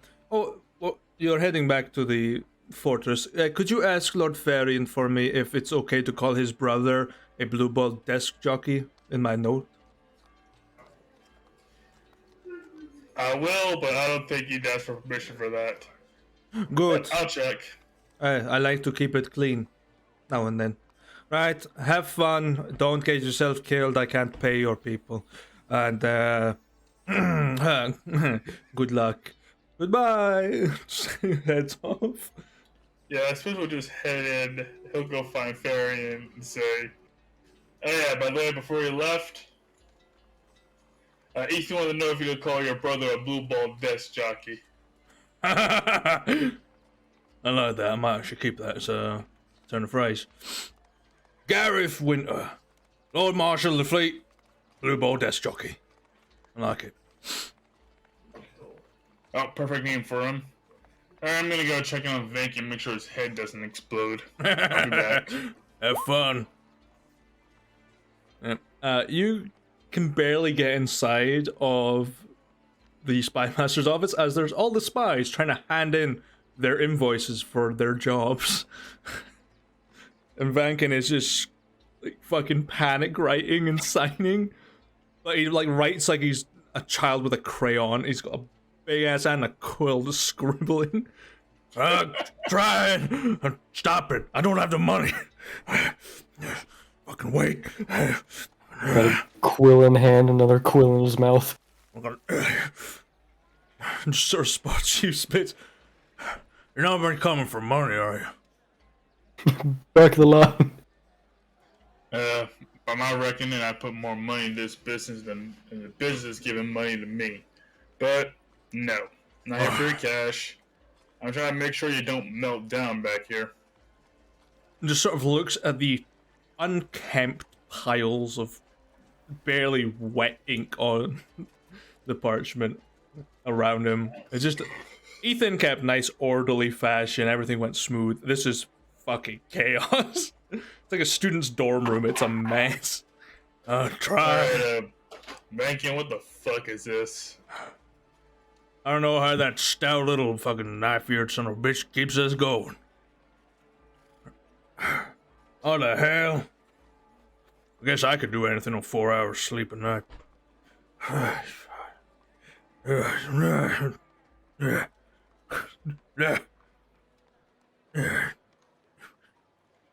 Don't know what pigeonhole goes in fucking what. He left me no instructions. Did he actually? I'm just gonna take a quick look around. Did he in fact leave no instructions, or is everything like just labeled somewhere? Everything is labeled in this office. Tells you outgoings, incomings, jobs that are being currently done, plans in the works. You do see underneath the sort of pile of paper a note that is sticking out, and it isn't addressed to Vankin. It just says it's directed to his spies. It just says make him suffer. Yeah, Spitz nods. Well, all you how to read, Vankin. Go ahead, buddy. Ain't gonna help me out. God damn it. Just keeps throwing the paper. I don't know where the fuck it goes. Sorry, but I'm on vacation too. Alright. Fine. Enjoy your time off. I'll try not to burn the place down.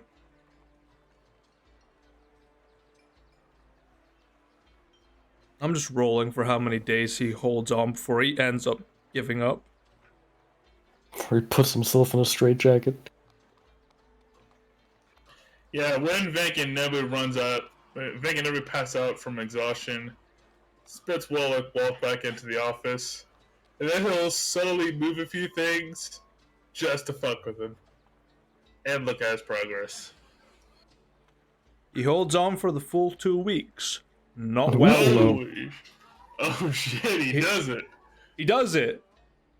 But he is a broken man now. By the time that Ethan will return in his 2 weeks and his plus extra week the coroner just fucking slaps on, he is face first, ink all down the face, bloodshot eye, deep bags, and it's exhausted, and everything's a mess. Thinking you get your lazy ass out there and you train those soldiers right, or we're giving Ethan another vacation. That's fucked. Yeah, he's so messed up. He forgot that Gibbs can't actually order him around. That's how fucked he is right now. All right, sir. I'll get right on it. I don't even know what an invoice is. And just heads out, just slumped over, exhausted, and just starts like trying to direct people with a stick and just keeps hitting them tiredly. Your form's all wrong. I got gambling debts up to my eyes and I gotta deal with this shit.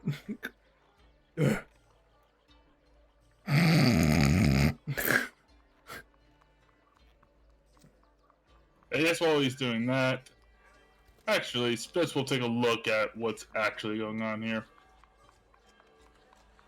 Alright, now let's just see what's actually going on around here. Because I make bad decisions, people. Let's see it.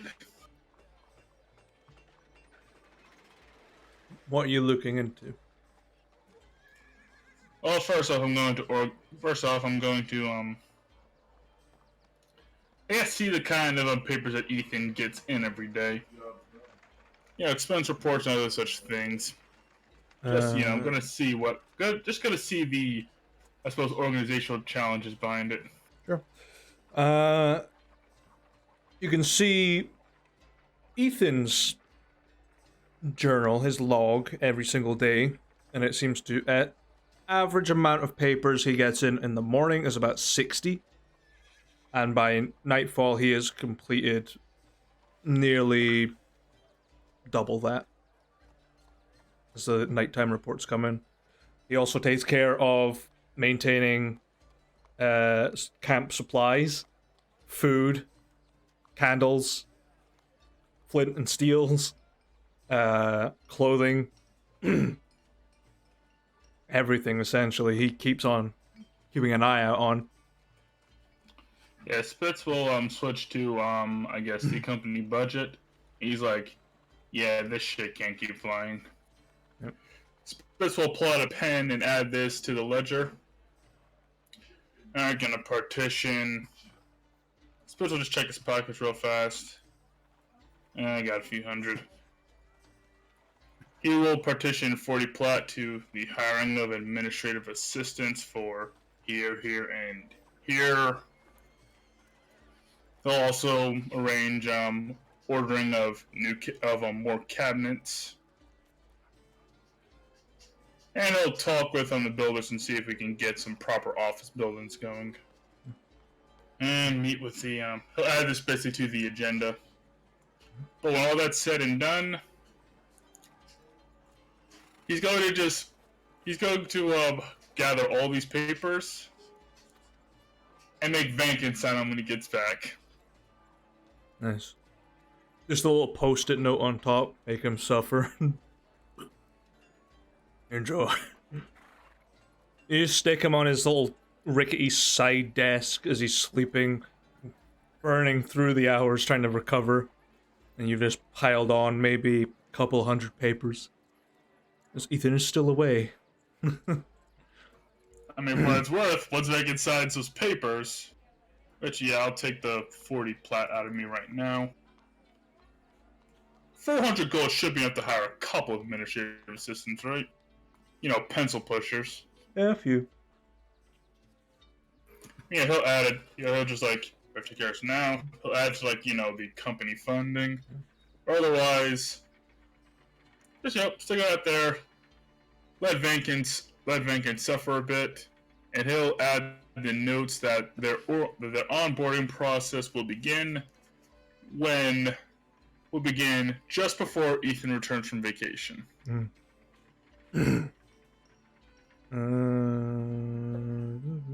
So they'll be in full action by the time Ethan gets back, but will be kind of slow while Vankin's in charge. Whilst you're at Ethan's office, make me an investigation check, because you were looking through his ledger. Yep, we find out Ethan's siphoning funds from the company. We'll have to kick his ass when he gets back. 16. You do notice there are siphoned funds from the company. However, they have been used to purchase gifts for the company. So let's look down the funds. Alright, I'll let it slide this time. It's nothing extortionate, it's like a gold piece. Each one is labeled under pretty much all the senior officers' names, and they are allocated for their birthdays only. Oh, alright then. Oh, so that's what he's planning. I'm supposed to pretend he doesn't know that. Doesn't mention what the gifts are, it's just a gold's worth of gifts. Yeah, I actually still have no idea when Spitz's birthday is.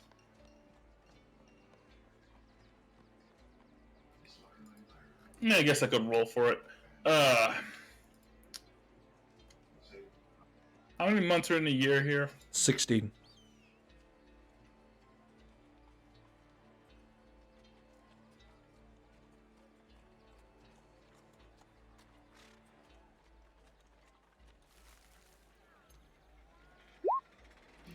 Okay, what's the 15th month of the year?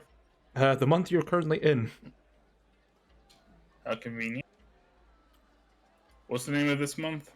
Let me pull it up. That is not what I wanted.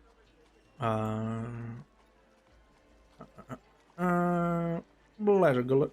Ethyletian calendar. Deith. I would type it, but it won't let me. Deigth. Deith.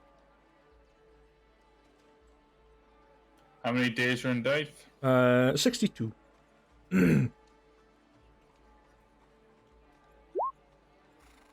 On the 62nd day. 6. Yeah. Minotaur, So you- the 62nd of Deith. You didn't roll it, you just typed in 62. Did he? Oh, I did. Well, let me fix that.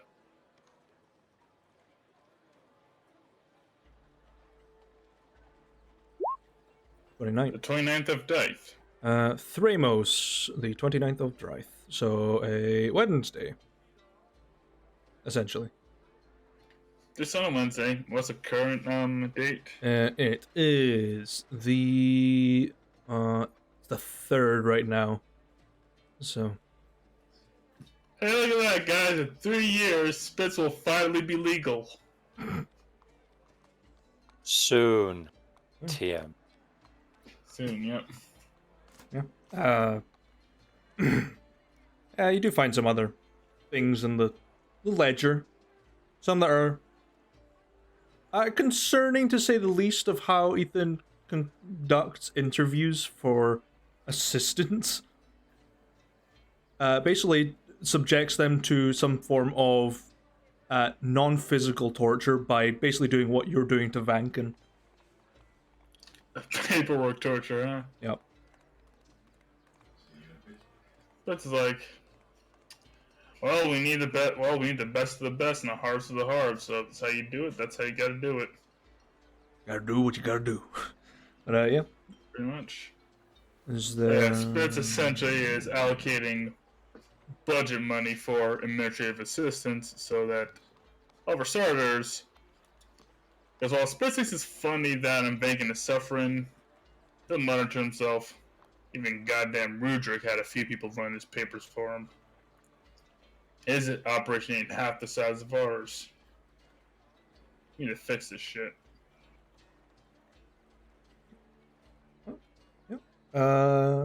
Anything else anyone needs to do within... I know Swarm needs to go off and speak to Coronar and go to midnight. Well, the party, but yeah. Oh, the party. Okay. You Yeah, probably won't Swarm get will be Gibsu. on- He's fucking out somewhere else.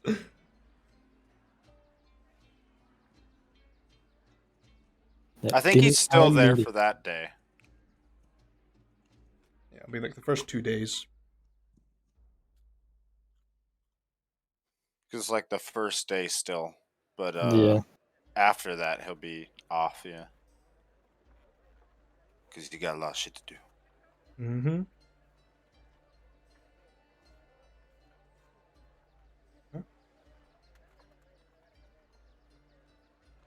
Gibsu's the working vacation type. Nice.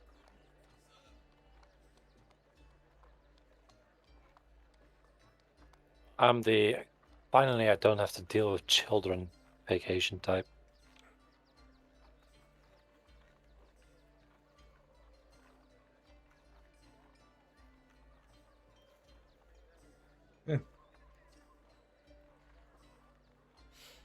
I will leave it in your guys' capable hands to... We Leave all yourselves. sit down for dinner. There you go. Yeah, we're all gathered around the table. Yeah, Spitz will shake his head. Well, my day was pretty eventful. Long story short, in case y'all didn't know already, Ethan's going on vacation, and Vankin's in charge. And things are fucked right now. Half of Vankin's paper work is because Ethan's fucking him over. I do realize, yeah, we need to get some administrative assistants in there. Also, guys, Spitz will yell, "Vankin, you awake?"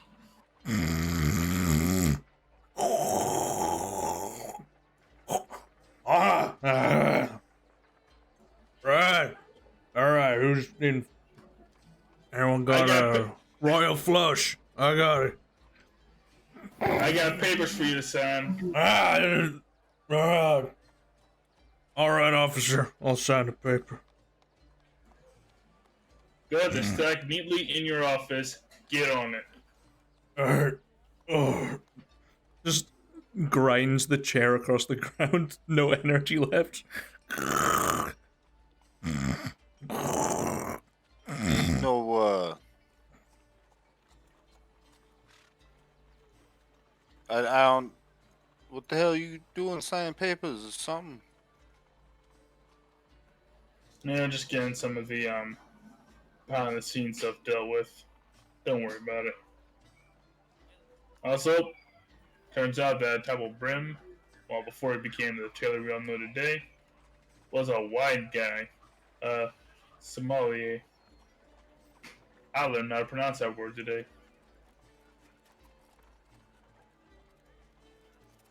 Yeah, I mean, he smells pretty good.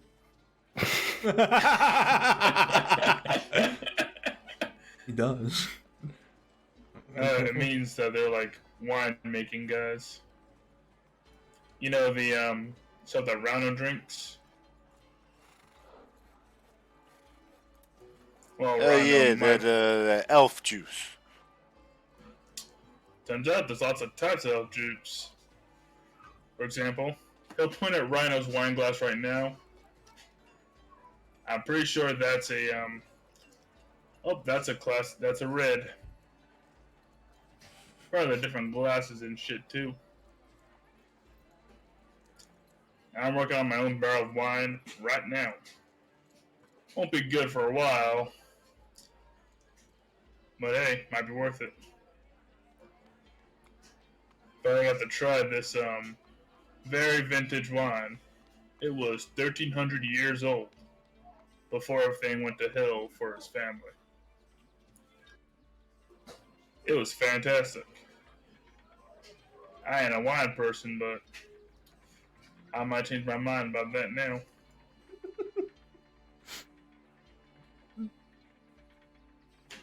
Gonna go get to work on bourbon in the morning.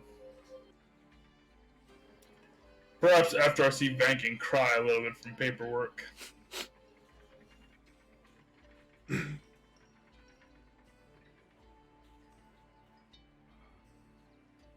Yeah, I'm just glad I don't got to do no paperwork, whatever the fuck that is. No, just wait till tax day comes along. You'll change your tune. The hell are taxes? It's the money the prince takes from us so he can pay his armies. I know, taxes are bullshit. But we're his allies, so for now, we pay him. For now. Gives you a shrug.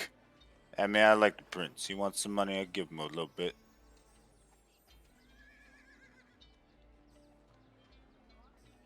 Speaking Yeah. of print, Oh, you have something to say, Swarm?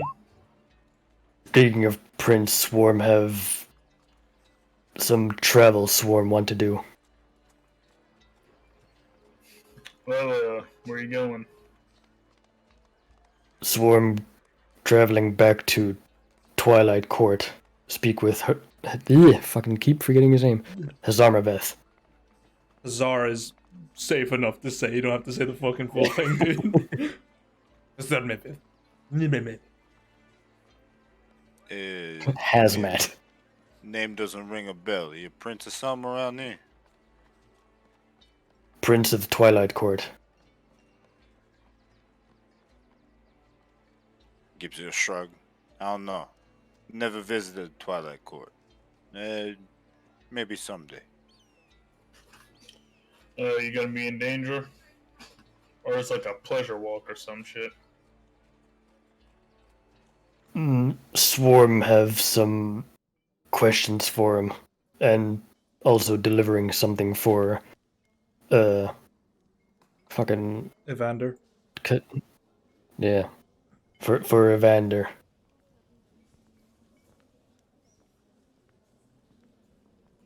Oh, that checks out. You'll be fine on your own, or do you need some backup?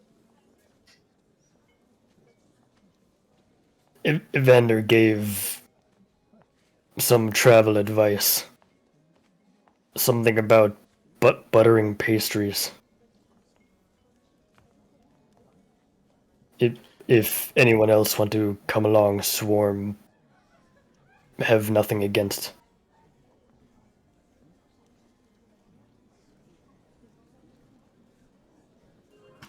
Yeah, I got all my shit done, so I'll follow you for now. Let's see what kind of prince this Twilight person is. Let's see how he compares to the Sun Prince. So I'm down. Ed, I got a couple other things I gotta take care of. But, I mean, I can push them off if you really need me. As Spitz said, probably more of a pleasure walk for Swarm. Yeah, Swarm alright. also planned to visit Cursewood, where Swarm from. Alright. I'll, do my own thing then. Besides, you ever get into trouble, I'm sure Spitz and knock the lights out.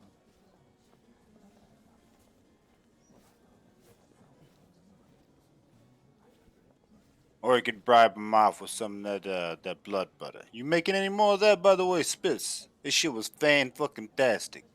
Ain't never had blood butter that goddamn good. Yeah, next batch should be done in about 4 days, give or take. I can't wait. I mean, I won't be here in 4 days, but goddamn, Uh, save me a bottle when I get back. I taught the boys how to get it out and bottle it. So one of them should be able to get you some, but watch the bastards. I admit they're good. I admit they're good at lifting and moving shit and mashing stuff. But I admit I might have picked up all the ones that like the bottle a little too much. So 4 days, move fast, or that shit'll be gone. Do my best.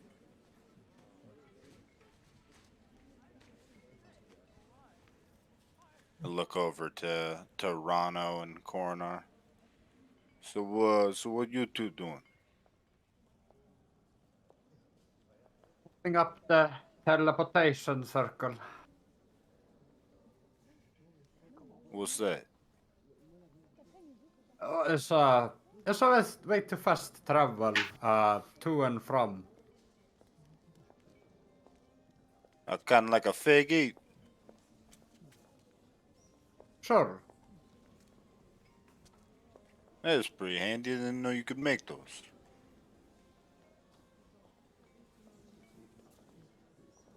All full of surprises. Sounds like a worthy plan there. I myself, I'm gonna hang out with other blacksmiths. See if I can learn some new techniques.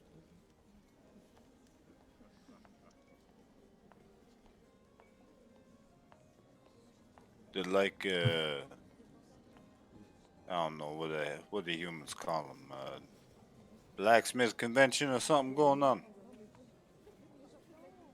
Nah, but I'm just gonna talk with them. Communicate, see if I can learn something, see if I can teach something. Maybe make a couple of things. That sounds like fun. Absolutely. It's all about going back to the roots and starting over, learning new things.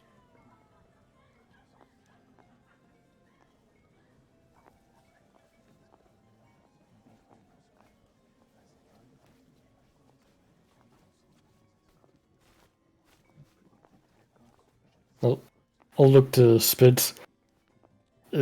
Swarm planned to go early morning since far walk. I'll get up early. Won't cost me nothing.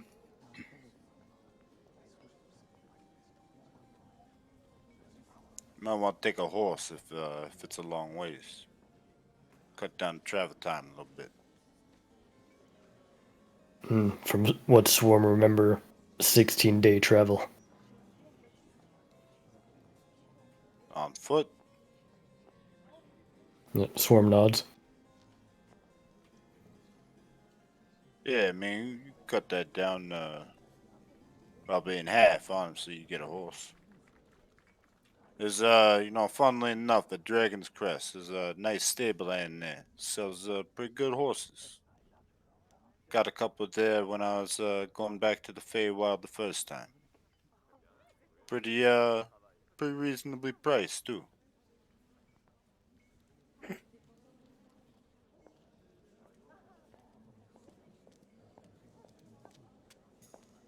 May stop there and get horse then. Tried to get faster travel from Evander. Only mentioned oiling myself. You mean like teleporting or something? If they had it. I mean, I don't know really who Avenda is, but you should ask Big Tits. Probably the only goddamn good thing she's worth. Swarm looked for Zaska and others. None of them were around. Only Evander. I gotcha. Oh, hey, you know what? That reminds me. You gonna love this. I went shopping the other day, right? You know, you see this nice new backpack I got. Love this thing. He shows off his like hat themed backpack. They Full on infomercial. the nice lady that made this for me. You know what she had that you might be interested? I mean, I have no idea what it would have cost, or if it was even for sale. She had an arrow in this, really protective glass case that she said was strong enough. Get this, could take out a fucking city.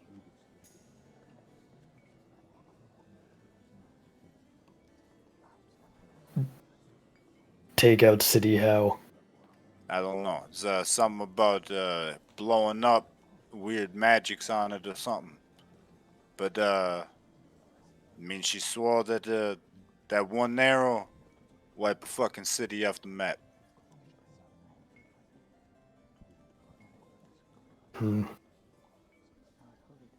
Might be useful against Novaris.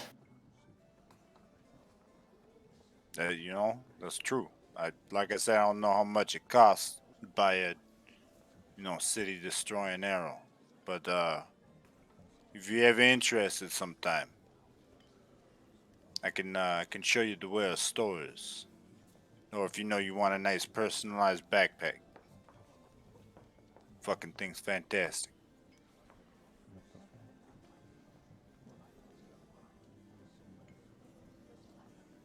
When Swarm and Spitz return, can show Swarm.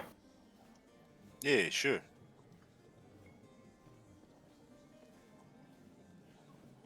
Just remind me. I'll find the door again.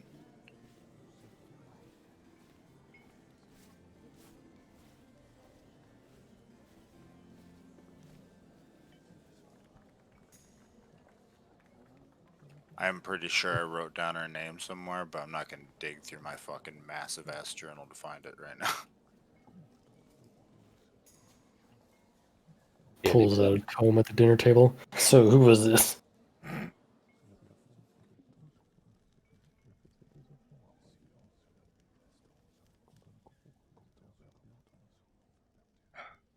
So, plan is in motion. Maeve! It's Maeve. Mm-hmm.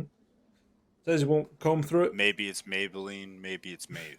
Maybe it's Maybelline. Maybe it's my F.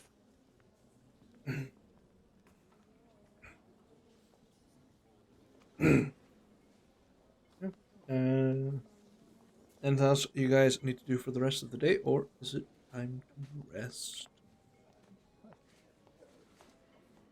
And dinner is done. We rest. Okay. All spits rest. Yep. Gibbs has been Swarm. chilling all day, so I'm gonna take the day to actually learn that 5th level spell. Okay. And that's what he would have done today. It's 250 gold.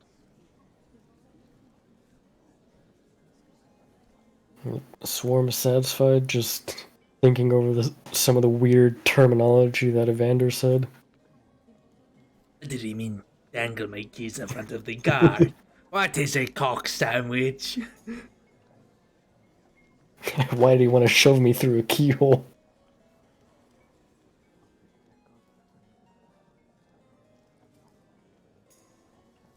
Right. Gives you gets to learn that. I'm going to see what happens next. I think it was called Soul Prison. Sounds about right.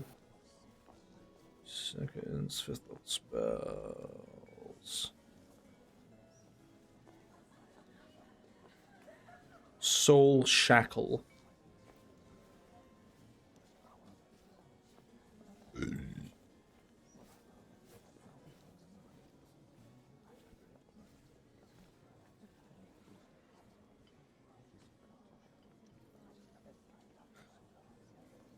Okay. That's an interesting one.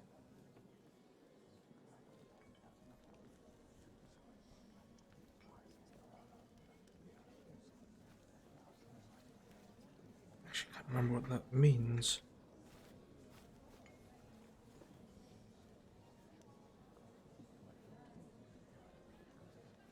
When even the GM has to find clarification on the spell he made. No, I'm actually looking up the definition of a word. I couldn't remember what it meant. Platonic. Okay. Platonic. Yeah. There we go. Cool. Okay. So, the night goes on. Gibzu, you learn the Soul Shackle spell. After 250 gold's worth of material is used to inscribe it into your memory. The rest of you take a night of rest. And Gibzu gets another visitor in his dreams.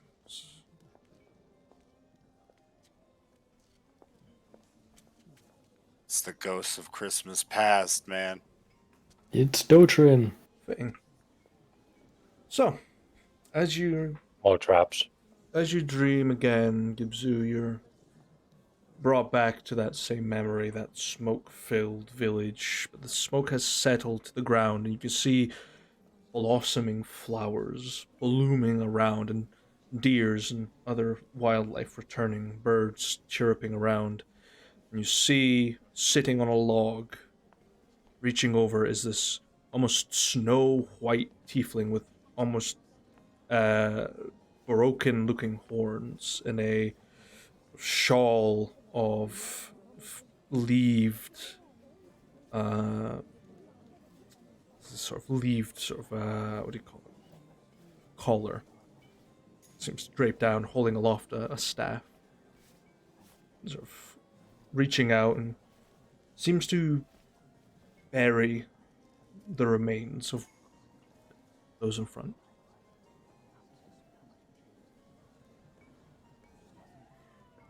Gibbs will approach, kind of a curious look on his face.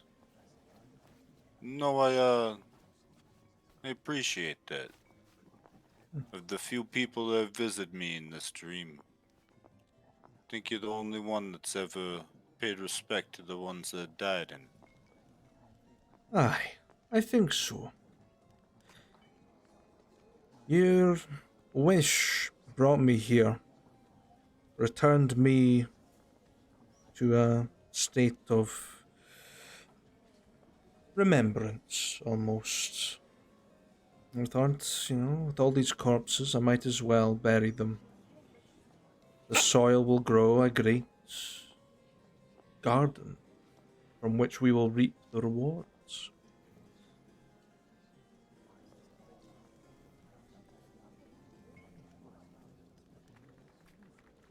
I mean, I'm sorry if this offends you, doll, but I don't think I recognize you. Oh, I'm Gibzu. I am Cinder. Nice to meet you. Gibzu will, offer his hand for a handshake if. Just a gentle handshake, and a little songbird sort of leaps from their shoulder and lands on your hand.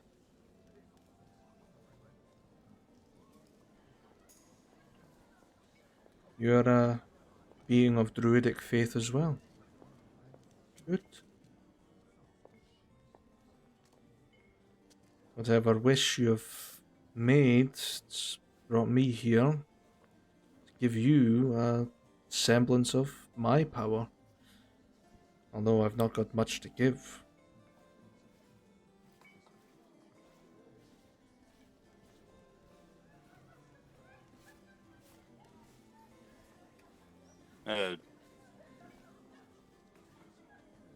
Out of curiosity, I suppose, do you have any idea what power you might give?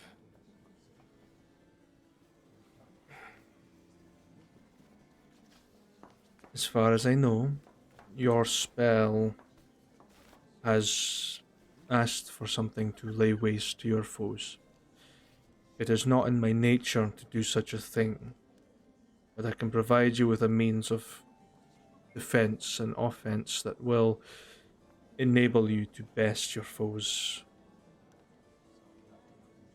I can unlock your potential within your beastly forms and provide a little bit of herbalistic insight.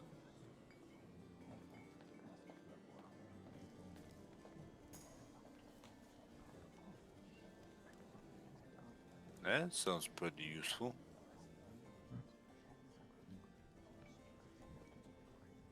Good. This place that it has brought me to is a place of misery, but it is a place in which began your journey to find, well, us amongst the carnage. I can provide you with the strength to change into ways that were previously unknown to you. And your connection to the old faith will deepen, as it had for me. You're shaman of Terry too, then? What's a Terry? Terry, the great Tarrasque that will eat all in the end. Start the cycle of rebirth anew. No, sadly not. I follow the guidance of the circles that came before me. I am an archdruid of the Circle of Dreams in our homeland of Valen.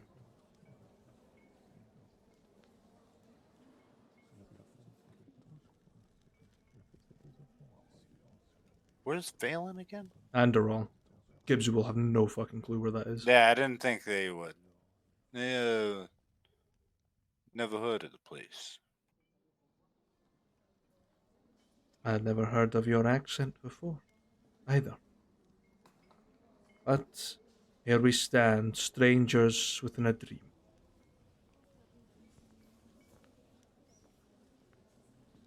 But from what your previous encounters have told me, you will want some time to think.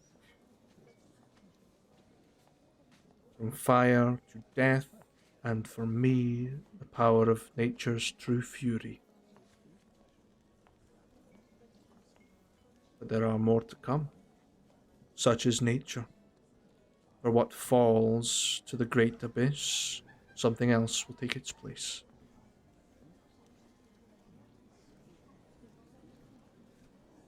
Yeah. I mean, I didn't expect this sort of thing at first, but when more people started coming to me in my dreams, I figured this is probably a decision that I should take my time with. After all, even when it comes to wishing for power, it's always an iffy thing. A wish is a dangerous thing. Choose wisely, Gibzu. It could be your downfall. Power brings out the worst in people. I wouldn't want to see a fellow druid fall into the darkness.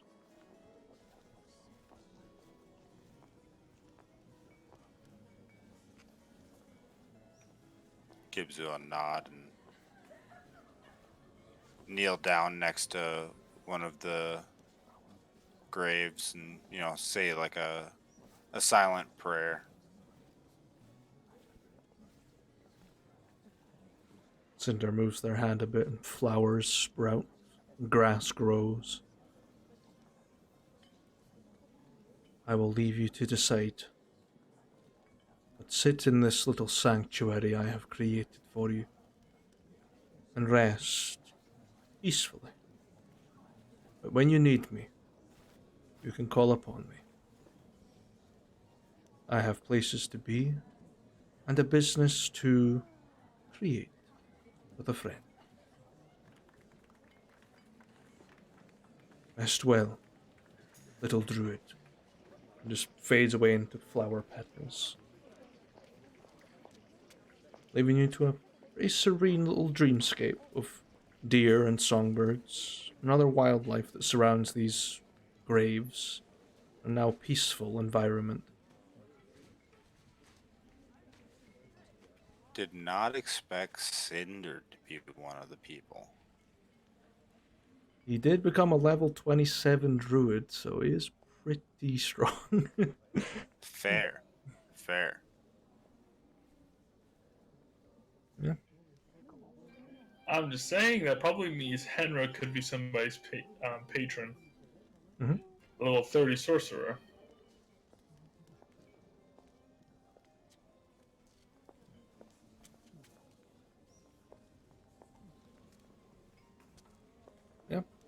Your night continues on into your dreams, and you all awaken well rested to the smell of Throg's cooking and a fine pot of coffee awaiting.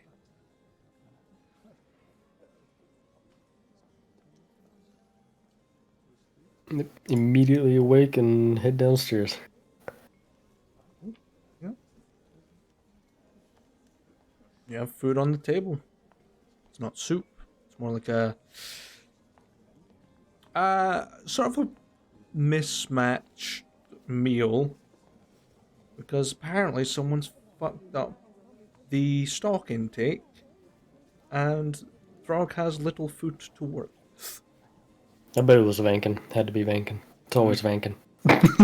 Yeah, it's primarily Vankin, because he's the one that's in charge of intake now.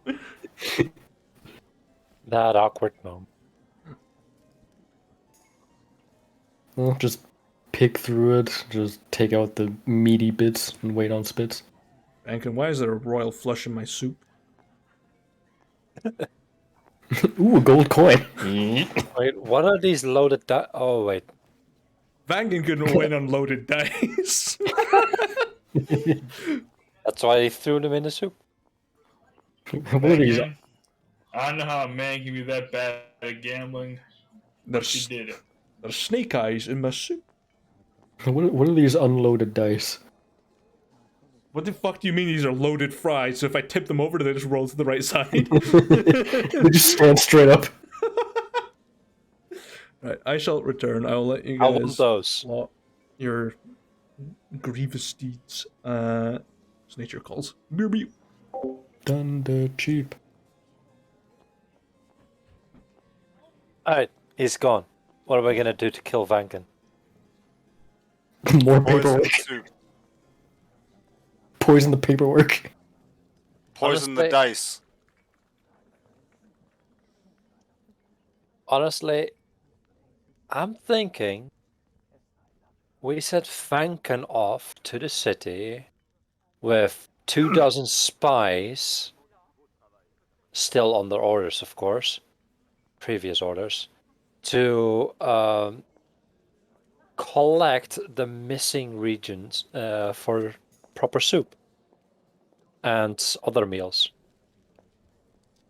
Give the Stone of Minds to one of the spies to start whispering to Vankin periodically during the day and make him think he's actually gone insane. Yeah, we can do that. Absolutely. Sounds like a plan. Break that man's mind and his spirit. Turn. Hello. Welcome. Moo, I've got a mission for Vankin. Mm-hmm. Since he fucked up the soup, we've collectively decided that Vankin is now gonna pick like 2 handfuls of people that are probably nearest to him to get more supplies. Okay. We need proper feeding, and if Vankin fucks that up, he's gonna have to collect the next batch himself.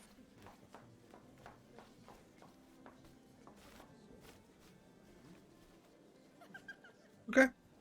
We will also like to pass off the Stone of Minds to one of the spies. Sure. Have him periodically whisper into Vankin's mind Okay. about all the things that he's so far fucked up. Okay. Yeah, they've already got 2 pages worth of tallying Exactly. onto the black sending stone they go. You will never accomplish anything. Your gambling debts will continue to surmount your own ego. You will never get rest until Ethan returns. I don't wanna. No, mommy. I'll never gamble again. I'm so tired. I'm hearing voices. That's Yeah. the exact plan. Yeah.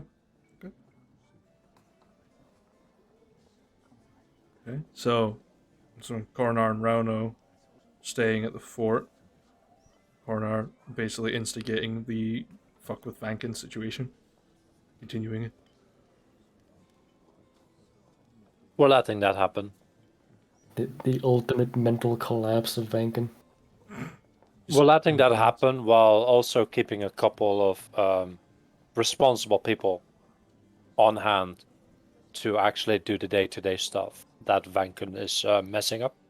Just to make sure that the people are being paid that need to be paid, and the supplies that actually need to be purchased secretly, backhandedly get purchased, and all that kind of stuff.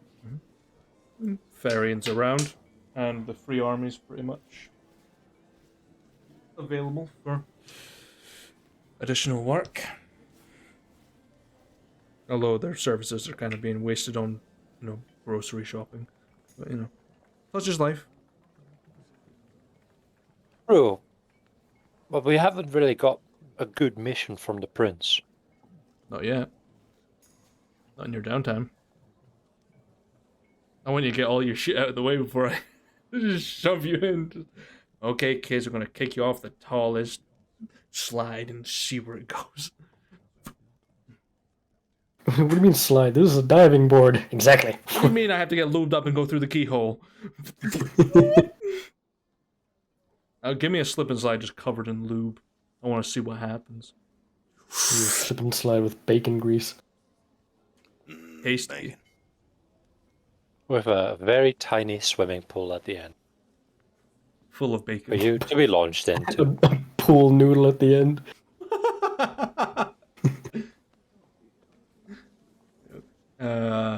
Right. So, Rauno's doing his teleportation circle. Coroner is trying to keep on top of Vankin's absolute idiotic Demise. demise. Ferian's keeping on tabs and filling in the hole that Vankin's left, training people. Actually, is Vankin capable of recruiting new people in your stead? No. Right. I think it's good for one thing, and it's teaching people how to hit things. Leave the barbarian to do all the administrative work. And then Swarm and Spitz are heading to the Isle of Midnight, and Gibsu's fucking off to the Feywild again.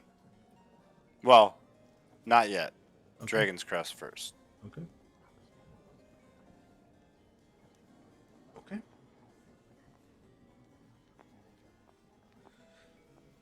Righty.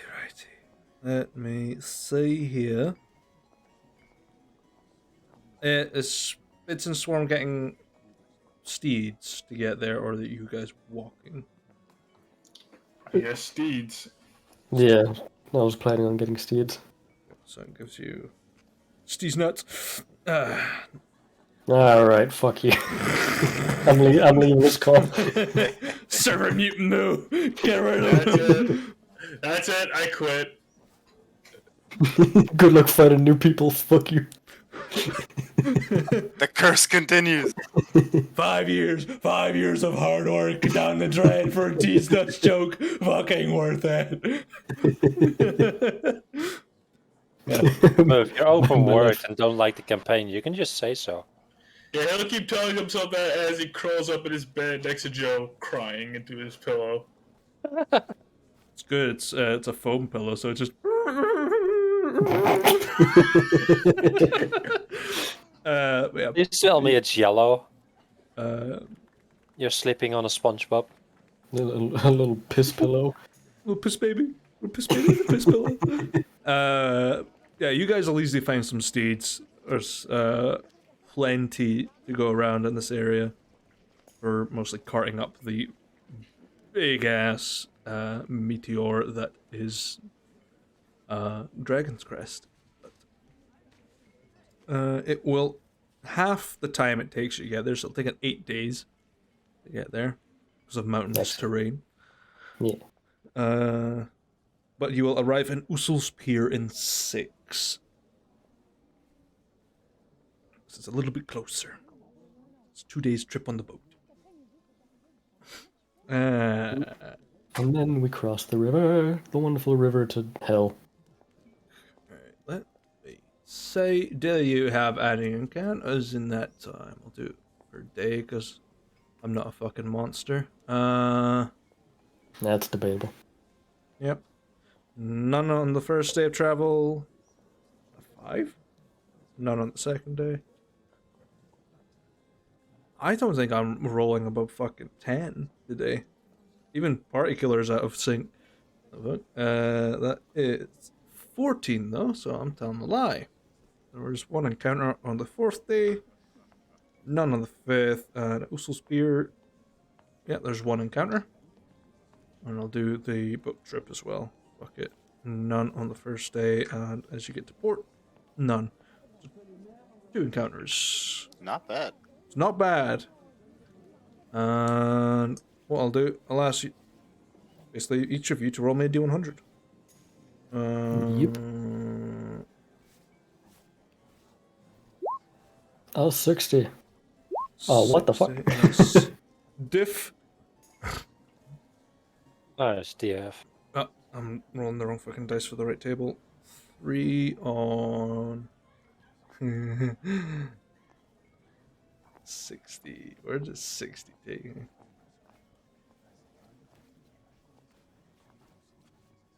The kobolds are back. Glaz, Kaz, and Daz. Glass, Kaz, and Ass.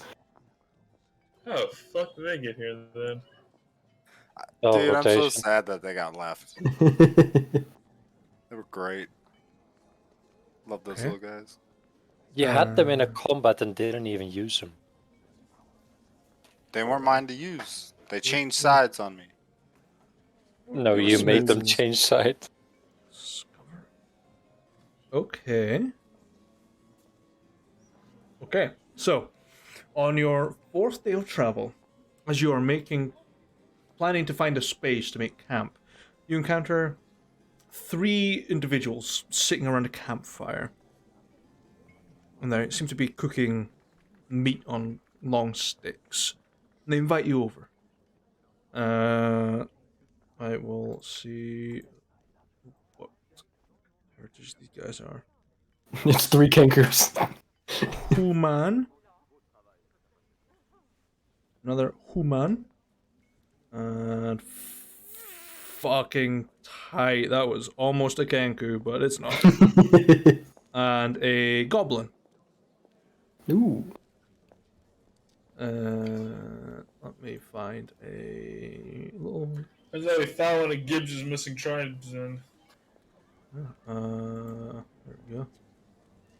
Let's try to find the.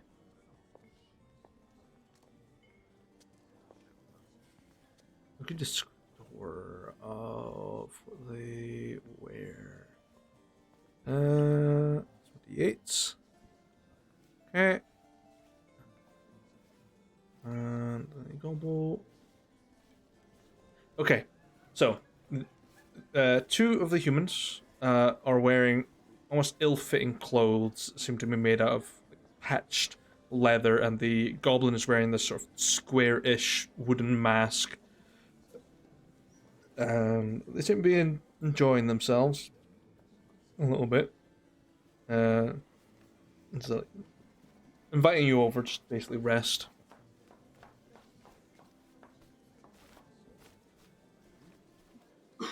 alright, let's roll up and take a seat by the fire. Yeah. Sit by the fire, and they offer you a stick of meat. Let's hope I ain't one of them long porks. You're just cooking away. Well, take the stick. Just eat it like that. Sure. Swarm, your passive perception is pretty high, isn't it? 18, yeah. 18. There are 3 people that were at this camp. You see 4 tents.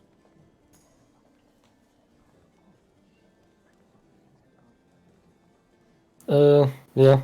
After I take a bite of my meat, Tastes vaguely like it belonged to something with fingers.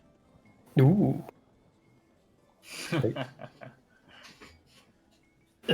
Swarm notice. Extra tent. Other person out gathering supplies. The humans sort of look at each other. Look at the goblin. The goblin's sort of behind the masks, just sort of eating from a smaller stick. And look at the 2 of you. One of the humans, who's slightly middle-aged, kind of old and baggy, kind of graying and patchy hair. Could you say that? Certainly got us a couple of days' supplies for the past couple of days. Yeah, fuck it, I'll make an insight check on him. Sure. Oh, yeah. You're eating the guy that gives you the supplies. Oh, Spitz didn't eat anything. I said I'm gonna buy. I didn't eat shit yet. Yeah, Spitz just gives a look at Swarm.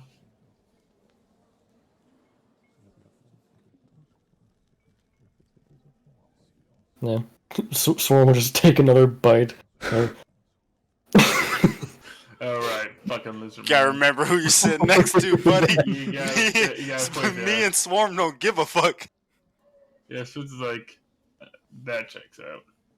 Yeah, after taking a bite, Swarm know this 4th person. Swarm no care. Friend, on other hand, care bit more. Gotta do what you have to do to survive out in the mountains.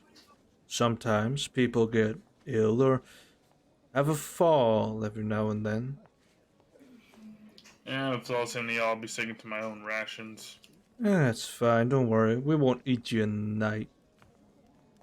We got plenty to go through. We're just desperate, that's all. Yeah. But Spitz looks him in the eye. So look him in the eye, he says, yeah. Yeah, no. Okay, I'm not doing that.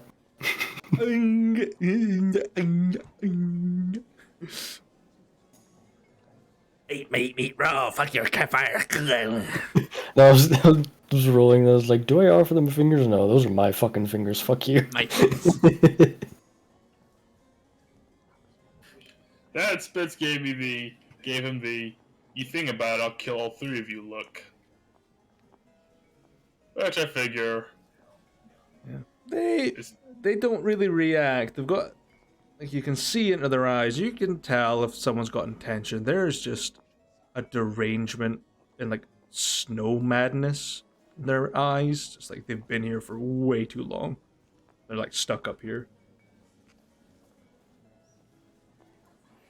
So this is a emergency situation, not a we like to eat people situation. Pretty much.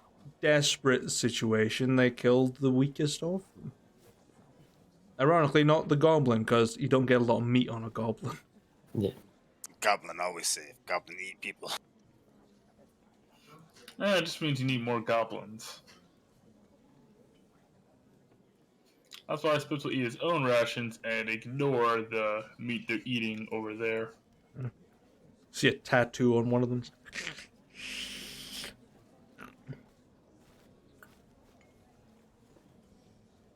So, where are you boys headed?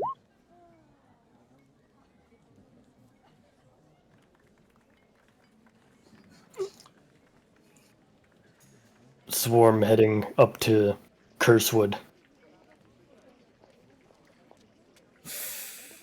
Ooh. You're going there, are you? Into a place full of corpses that walk the land and a prince that's so bloodthirsty you would drink the children dry in the orphanage. Huh. How fitting. Swarm home. Yeah. Home sweet home, yep. Sounds like a place of, interest in characters, so to speak. Do hope you're not here to eat us.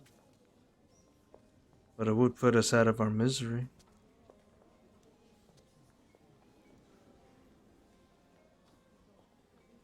Swarm will, like, look between all three of them. Do they already look malnourished, or do they still look relatively fine? No, they look ragged as shit. They are No, yeah. dying up here. Yeah. You no look to pose threat to Swarm or Spitz. Swarm no kill you. Don't worry. We ain't got the strength to kill another. But a heavy rock does all the work, just in case you try anything too. Anyway, we're gonna rest up for the night. Sweet dreams. And they just sort of lie next to the campfire, pull over this very eerily human skin looking blanket, and just sort of Yeah, they're resourceful. rest. Yeah. And they rest. You know, I was younger, my pa would tell me about snow mad hill cannibals who would run down the villages and eat people. They might not have been full of shit after all.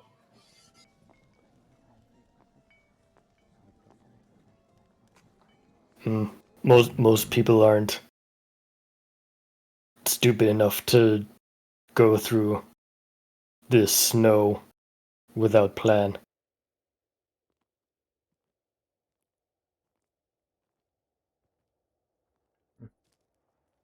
What? Let's see. I fucking dare you to try something, you.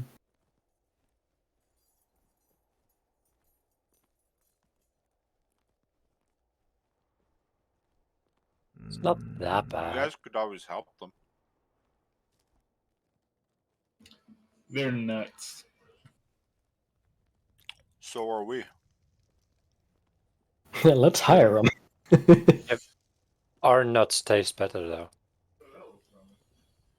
Yeah, we got unmalnourished nuts. Honey roasted.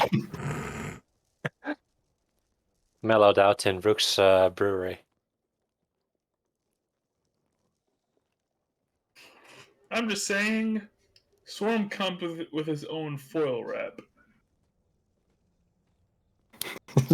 Fucking Swarm with a tinfoil hat. What do you mean? Swarm comes with his own taste tester with his armor. Wear the old spear tip. Yeah, just barbecue and roast Swarm and wait for the armor to tell you if he's ready or not. By the time you've reached that point, the armor's eaten Swarm. So Then you eat the armor. Done. So, Swarm, you wake up pretty easily. But you're having a bit of difficulty waking up. There's someone basically standing over you, just sort of staring at you. One of the humans. Spitz will look up at him and he'll say, "You have 3 seconds to step off now, or I'll break your damn shins." I was gonna tell you the secrets of the sweet water pool nearby. Seems you're not interested. Just walks off.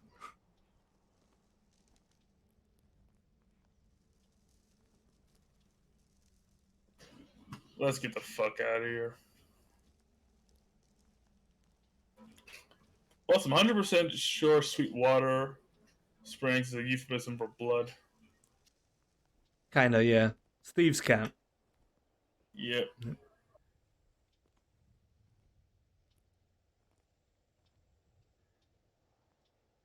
Yeah, you can easily hop back on your horses that are just grazing on some heathers nearby, leaving these poor bastards to their fate and probably eating each other. It'd be justice. And if Spitz understands Gibzu, the goblin will make it to the end. Actually, I'm amazed that rather than stand over you while you slept, they didn't take the opportunity of you both sleeping to start chopping up your horses. Then they'd definitely be dead. I did roll to see if they would do it, but they are too far gone to even think about that. Damn shame. Oh, then they can't be reintegrated. No, they are crazy. They're drinking too much of that sweet water that they found. Oh, Which is definitely blood. No. Red wine. Sweet water. Put some rope around them, tag them along, you got meals on the go. Congrats, juice. Moo. Now you make me regret not killing strangers on the road. No worries, there's still plenty of time to start a bar fight. Basically, on the last leg of your journey, I mean, it's only going to towards be satisfying. Odds are it would just be an off-screen kill. yeah, because they all had 2 hit points each, so there was no fucking point. They're just bop, bop, bop, dead. So, as you're traveling on your 5th day, just before you reach Ussel's Pier, you stumble across an open field that seems to stretch out, and you can see Ussel's Pier just barely off in the distance.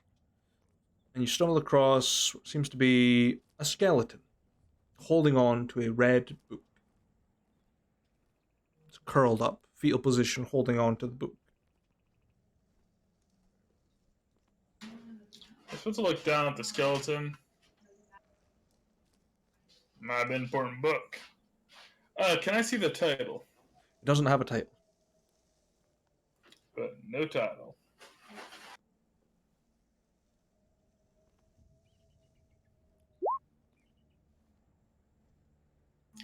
Spitz does not approach the skeleton clasped around that book.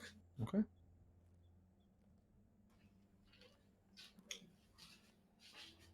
Like, he'll turn to him, Swarm. You're a magic guy, right? Swarm have bit of magic. No. Can you tell what's something nasty around that book? Don't think I have any spells like that. Beep, beep, beep, beep. Wait a minute. Where is it? Where is it? Oh, it's following type of creature, so that wouldn't count. Okay. Yeah, no, I don't have anything like that. Tie a finger on the end of a stick. Poke the book. Yes. I mean, yeah, Swarm, look at Spitz. You want that book? And I want to know what that book is. I'm not sure if I want it. I want to make sure we're not doing something stupid by grabbing it. On the other hand, people die on the road all the time here. On the other hand, if it came down to it, I'd have burned that book for kindling as opposed to, well, freezing to death with it in my arms. What position is he? Skeleton like just hunched forward, holding the book? It's fetal position on the ground, clutching onto the book, like to the chest. All right. You know what? Here's what we'll do then. I'll check it out. You have your bow ready in case this thing's a, I don't know, like Vethka or something. Here we go. Well, shrug and ready to my bow. Sure. Yep, Spitz will approach the book. He'll lift it out from the fetal skeleton. Sure. Wisdom save, please. You monster. If only you would have let Swarm grab it. You drop the book in fear. It's like, fuck. But it just falls to the ground. It's just a book. It's just really fucking cold. Good. Got you with the old fake the roll. You son of a bitch. They're like, what? Like a Don't shake his head. You drop the book. It scares Swarm. Swarm fires off an arrow. shoot you in the ass. Got him. It's like, what the fuck is wrong with me? So. He'll just pick the book back up. Yep. For all this time. Open the first page. What you find are the mad ramblings of a crazy person. For this road, that checks out. Anything useful or just, scrawlings made from, I guess, charcoal, and poo. Let me see. Chocolate. let me lick the page. I can decipher it for you. It seems to talk about some sort of charter in a place called Cavano, and the lights. It talks about something called the lights and how the lights speak to people. Ooh. Can you spell Cavano for me? Kavano. Cavano.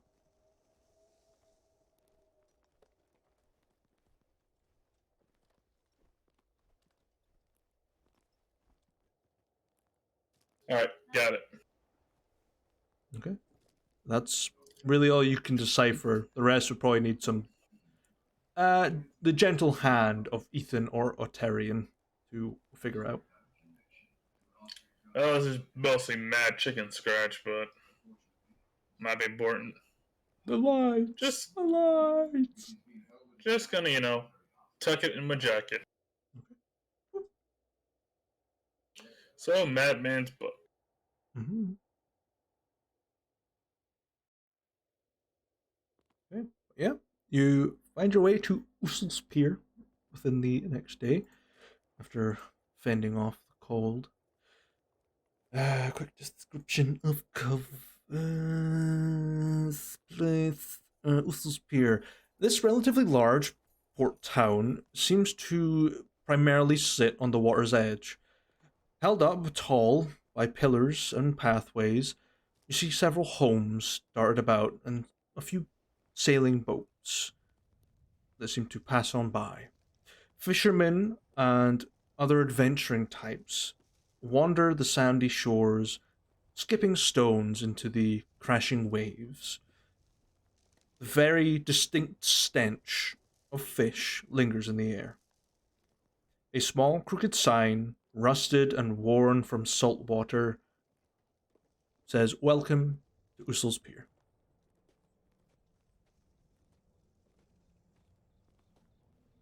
Oh, we're here. Well, somewhere anyway. Oh, let's roll in and see what we got. Okay.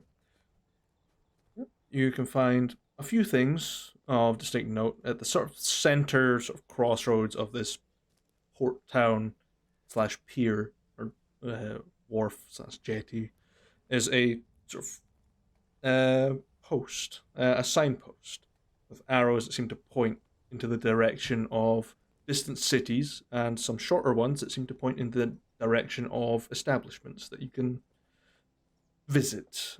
One is the tavern called the Salty Spit Bucket. Ooh. I was going to call it the Salty Spittoon, but I wasn't tough enough. Oh my god. The other one is a general store. The other is the Trapper store, so food supplies mostly. And there's a small adventuring guild headquarters for the ferrymen. And that's where we need to go. Okay. Is that where you're wanting to head? Yeah. And that's the only bar in town. That's all there really is. The town's relatively large. It's mostly homes, though. Let's check it out then. Yeah. Seeing the word ferryman, that's where Swarm's just gonna head straight towards. Yeah. So yeah. Swarm is heading towards the ferryman's headquarters. You stumble across a relatively small shack in terms of height. It is relatively the double length of a house, stretching just across, have it with a sea view across the shoreline. The door is relatively sturdy compared to the rest of the buildings surrounding, which seem to be made out of driftwood primarily. And as you open the door, a small bell dings. You can see inside. It's more like a hostel. It's very small and kind of cramped, but there's the essentials: a kitchenette, some rooms, and a sort of social area that you walk straight into. Inside, you spot 3 people. A sort of very badly scarred elf with a battle axe sitting next to them. A Pantheran tabaxi who has some katanas sort of resting on the table. Oh, is that who I think it is? And who else is here? Appears to be a very androgynous looking individual with a sort of long brimmed wide witch's hat and lots of arcane tattoos. And you can hear like a toilet flushing as out walks another elven female carrying a stick. A pretty tall stick. Dressed relatively finely. Let me just. I remember I wrote down his names. Spitz, you will instantly recognize 3 of them. The woman walking out of the toilet is that's Winnie. Winnie. The Banksy remember the is name of Nocturne. And the witch is Time. The other elf you do not recognize, but looks very similar to Winnie. Winnie sort of spots you and goes, Spitfire. Good to see you again. Oh, holy shit, Winnie. I heard you went up north, but I didn't know what the hell y'all were doing. Glad to see y'all are fine and alive in mess. Yeah, it's been pretty well, if I'm honest. I've sort of taken a page out of your guys' book and started a little guild. I tagged along with Nocturne on a little journey after encountering that alligator and found time again and encountered my long lost brother, who turns out to have been Stick, whose soul was inhabiting this. Wait, so associated magical powers was your brother who was trapped in his stick. Yeah, and now he's there holding a big axe and has a drinking problem, but that's okay. To each his own. He was a Stick for a long time. Well, for the record, the only time you have a drinking problem is when you're out of liquor. That aside, Thursday, I'm glad to see you are fine. Yeah. It's been what? It's been a 4 couple or of 5 months. months? Yeah. Yeah. It's Feels like a lifetime. Yeah, it feels like a lifetime ago. Yeah, it does. Well, I hope you and the guys are okay. How's everyone else? Karnar, Henry, Lucius. Well, Lucy's with his sister now. He's fine, last I heard. Coronar is Coronar's over in our fort. All right. Henry didn't make it. Oh, I'll only apologize. I guess. Um, didn't know him for long, but you kind of tell you guys were close, and you have our condolences. And I do appreciate that. Yeah. Well, While I may have lost a part of my family, I'm glad you found yours. yeah, we get along like piss and vinegar, really. Kind of rub up the wrong shoulder. Nocturne's a little bit of the how do you say, plank of wood in every situation. Uphold honor and all that shit. Don't lie to people. Give a fuck. I mean, people say that Piss and Vinegar doesn't get along very well, but Piss and Vinegar is a fight club, and a nasty one too. They're cheating bastards, so it works for them. Yeah, I suppose. So, question is, what brings you to the absolute butt fuck of nowhere? Oh, see a lizard man? Yeah, like he'll thumb at Swarm. New friend? Yep. All right. He's a member of the he's a member of the company now, Steel Blood. So. Ooh, made a company as well. Yep. I won't say we're super big into things, but well, we've made a bit of a splash, for better and worse. Yeah, they have no fucking clue who you guys are. I rolled a nat 1, a 2, a 5, and a 6. They have no clue. These hicks and bum you nowhere, they bum fuck nowhere. So, yeah, not relatively big. We haven't heard of the company, but last I heard, you guys made your way to Blind Warden, and that was about as much as we heard. Actually, no, we are telling a lie. We did hear about, Nocturne heard about a wonderful encounter you guys had in Galador with the Queen. Funniest shit I've ever heard about. Yep. I believe Corner earned himself a new nickname there, the Backhand. Which is appropriate because Galador sucks. Yeah. Yeah, we went there when we were like sort of picking up supplies. What a bunch of pretentious assholes. Had Yep, pretty much. we're experimenting on dragons. Oh my god, that's what this guy sounds like? God, Yep. can't be serious. But okay. No, actually, I wonder about something, Winnie. Yeah. Now, since your brother's not in the stick anymore, are you still magic, or was that like all him or some shit? Of course I am. See, magic doesn't really leave you after you've encountered it. So time explains it a little bit more. They said basically if you're like, for example, say you're a warlock, you've made a pact with some creature, it's super powerful, and they pull their powers away from you. You're still very receptive to the power and the magic, and you basically become a sorcerer.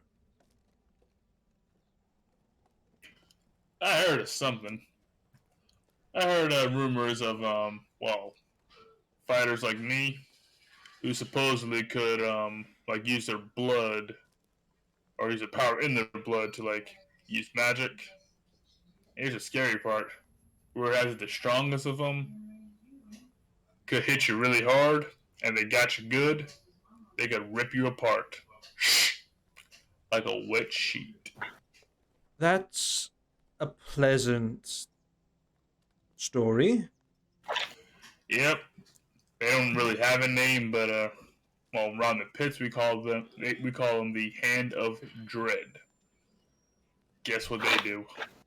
Grab you by the tits and suplex you. I don't know. Yeah, believe it or not, that's I. Believe it or not, I tried that once on a guy. It worked, but it's more efficient to just use their hips. It's all in the hips, I've always been told. Yep, more to grab. But yeah, they had powers kind of similar to yours. You know that like ray thing you do. You know, Yeah. where you like point stick and go, Eldritch Blast, pew pew.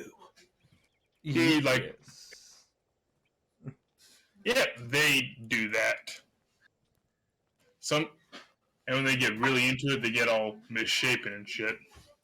Never fought one in the ring. Might consider that my good fortune. Must not be too many of them out there.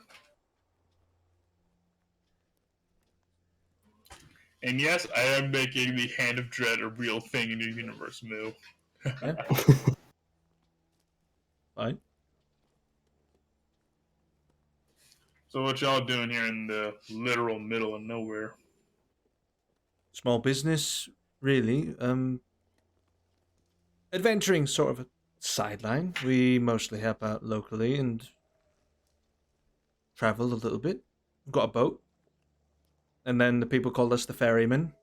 And then it sort of stuck and kind of set up shop here and kind of know my way to around a little teleportation spell.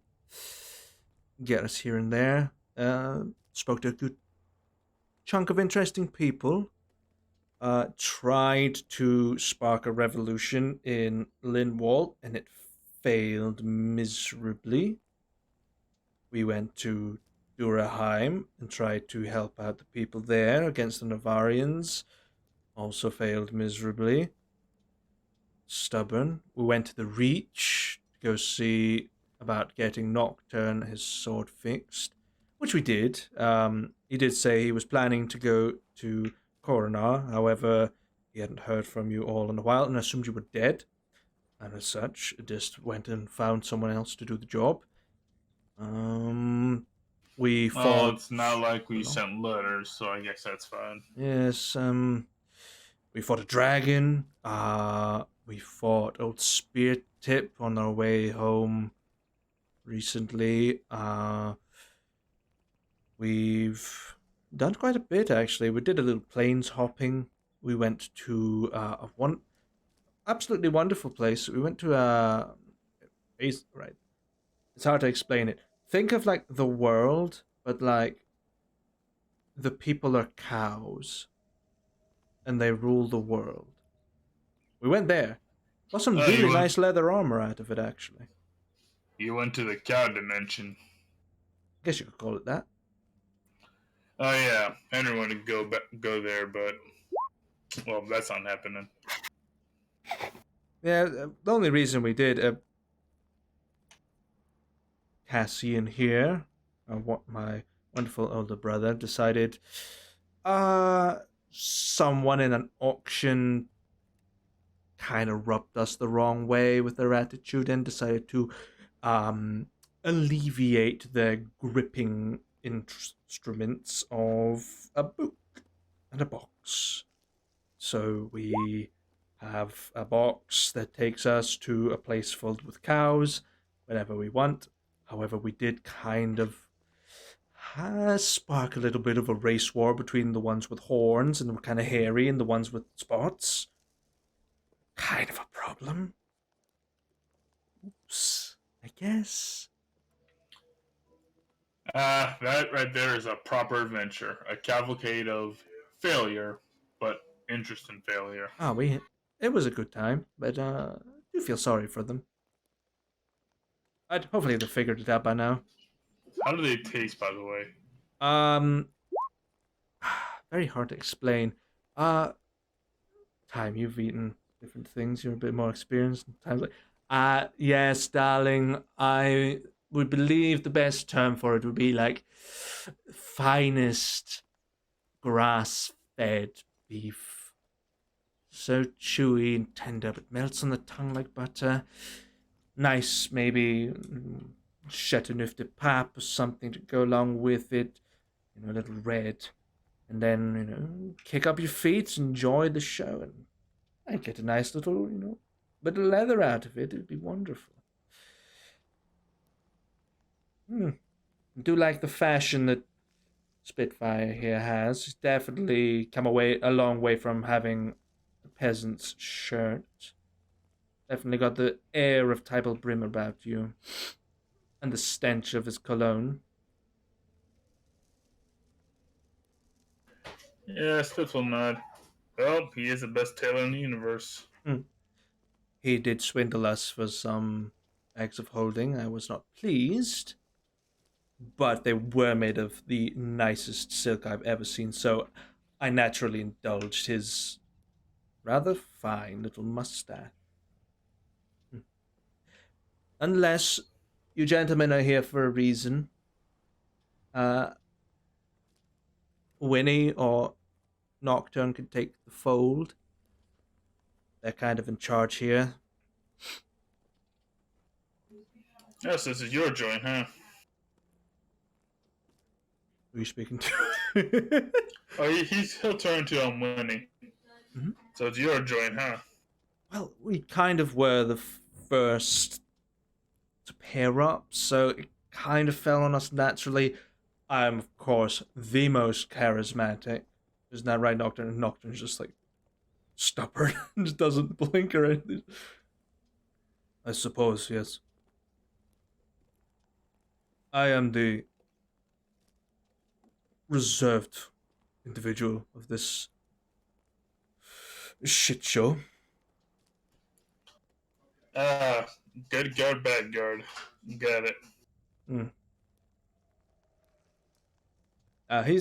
He's of course like that. Get a drink in him. Life of the party. Oh, drinks, huh? Hold on. Special like reach into his coat pocket. I'll pull out 3 bottles. One of them is the perfect blood butter hand to Swarm. That's the last one. Enjoy.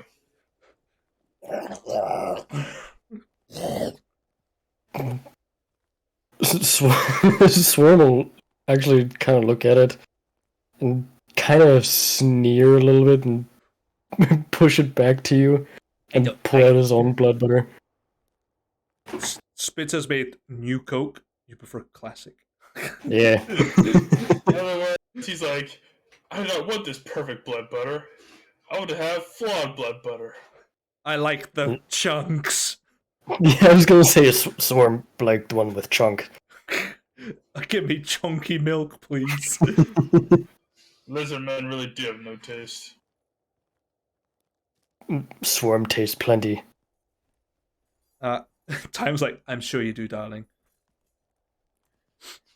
They'll just put like the blue honey meat on the table. Time just sort of slides you a bottle of ambiguous liquid in exchange. That'll take the edge off, darling. Trust me. Yes, will nod. Pop the top. Is it a sharing bottle or a U bottle? It's about the size of a sharing bottle. Perfect. Spit sized. Bottoms up. Like me with a share bag of chips. It's like, It's a shot of salted vinegar. I suppose we'll just pull out the copper mug, put it on the table, fill it to about a quarter's away, and then taste it. Very botanical, very herby. What you're essentially drinking is a witch's cocktail of herbs and spices. Kind of very hard to explain the taste. Like watery Jägermeister. Best way I can describe it. So it's a bit grassy. Quite grassy, kind of licoricey. Got some weird, like, sort of rosemary notes on it. So maybe juniper berries in there. It's basically just. Yeah. It's like Jaeger with tea. Yeah. Basically, it tastes like health. Yeah, but it oddly tastes kind of like a partly made health potion. It's the best way to describe it, like a watered down health potion. Let's full on finish his cup. It was very herby. Good, darling. The herby taste will fade out, and so will your vision in about an hour. Fucking great. Yeah, I supposed to look at her. So you poisoned me then? No, I didn't poison you, darling. It's just the effects of the herbs. They will begin to distort your vision very slightly, and you might feel a bit drowsy. But beyond that, what is alcohol if not poison? Fair enough. But yeah, that's Blue Honey Mead. Classic from, well, Lindwall. Lindenwood? Linwood. Yeah. Yeah, Linwood. Hmm. Classic from Linwood. They sort of like crack the bottle and pour little like shot glasses out. Taste it. Nocturne doesn't touch it. Too sweet. Don't like meat. Swarm will take out another bottle of blood butter and slide it towards him. Not exactly a fan of blood either.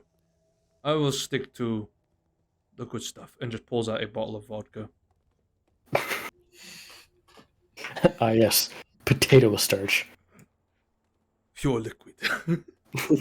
Straight fucking water as I shit myself. Liquid French fries. Yeah, He just pulls out a potato with a straw. yeah. Spirits will comment. If you go up far north enough, they say that vodka's synonymous with water up there. Keeps you warm at night. Yep. Oh yeah, that's true. Produces that good warm feeling. But you're freezing, don't actually take it. You'll just die faster that way. You all share a drink, and Winnie just sort of stares at you all, gingerly, stealing the shot glass full of blue mead from Nocturne. So, you didn't come all this way to say hi to an old friend. What are you here I for? didn't know you were up here, so no, we didn't. That's okay. We did know you were still alive, so yeah, tit for tat. Fair enough. We're here because We're going to the what wood again? The creepwood? Cursewood. Cursewood. That's the Wonderful. word. Right. And you're wanting us to take you there, I'm assuming? Evander said, ask for ferrymen, and something about butter their pastries. That sounds like Evander saying you need to pay us to take you there, which, yes, you will have to, because we don't go there without very good reason. We didn't exactly have a nice encounter with the local populace, or at least Time didn't. They had a fucking horrible time. So tell me, how badly do you want to get there? Cursewood's warm homeland. Okay. And Swarm want to speak with Prince and deliver packages. Okay, so you want to travel to Cursewood in order to get to Twilight on the Isle of Midnight. Okay. It's a relatively 2-day boat journey, 2-day back. We'll have to stay behind in order to keep you guys from being stranded, so... Uh,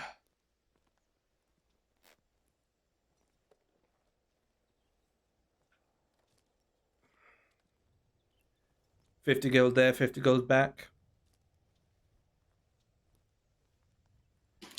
Yeah, supposed to look the swarm. Yeah, Swarm's already pulling out a pouch, like 100 gold, approximately.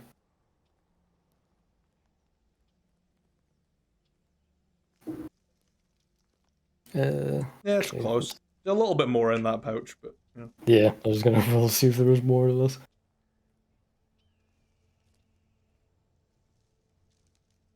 Not much, but it's like 2 gold more or something. Yeah. Time quickly snatches it away from you. That'll do finely, darling. Pay for a nice set of new boots, I think. And plug the hole that we've been meaning to plug in the boat for, like, what, 2 months? But whenever you wish to depart, I suppose we will get everything organized.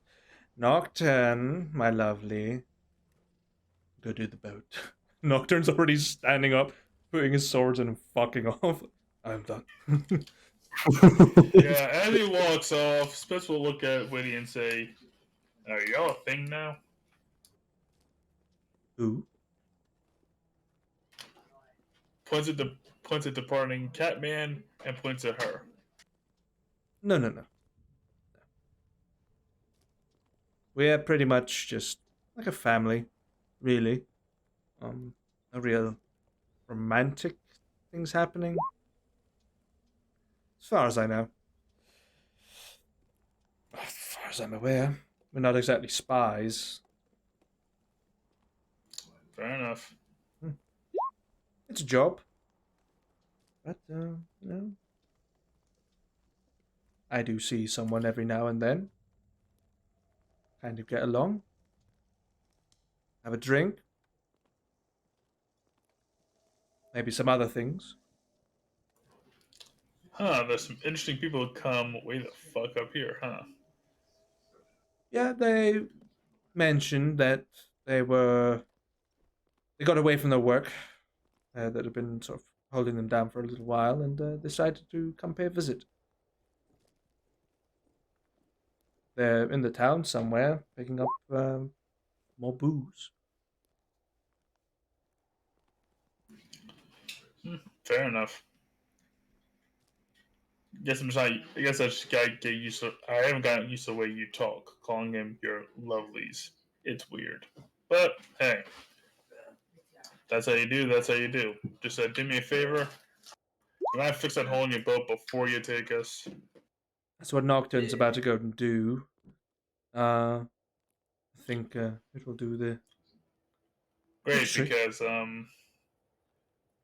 these boots do all right in blood, but not so well in water. Very well. Suppose Cassian and Time will go and assist. Time's already taking their boots off. Like, I suppose, darling, I will have to go help.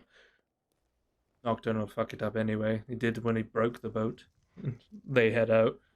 Cassian just sort of looks at you two and, well, yeah, I guess I'll head. Just picks up the big battle axe. All right. Oh, I'll see you guys on the boat. Yeah, as they walk off, Swiss will turn to Winnie and say one more thing. I am proud of you, though. You find yourself abandoned people who you care for and who care for you in return. There's nothing in this whole damn world more precious than that, and there's nothing you'll miss more when they're gone. Well, we did have a fifth member, and let's just say,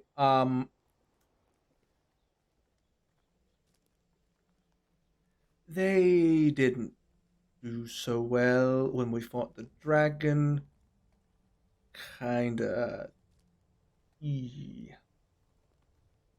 But, death is kind of second nature to us at this point.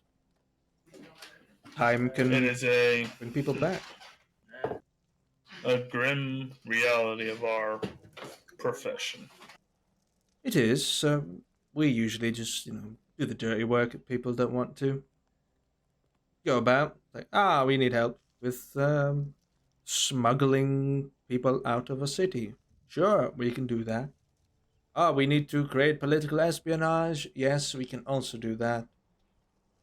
We can provide information to certain people about certain things. Yes. End of the day, we just people ask for us to sail them back and forth, and we do the trick for a fee. Not much, but for you two, you've got a company now. You've probably got a little bit of wealth behind you, a bit more than us probably. So we charge you a little extra. Yep,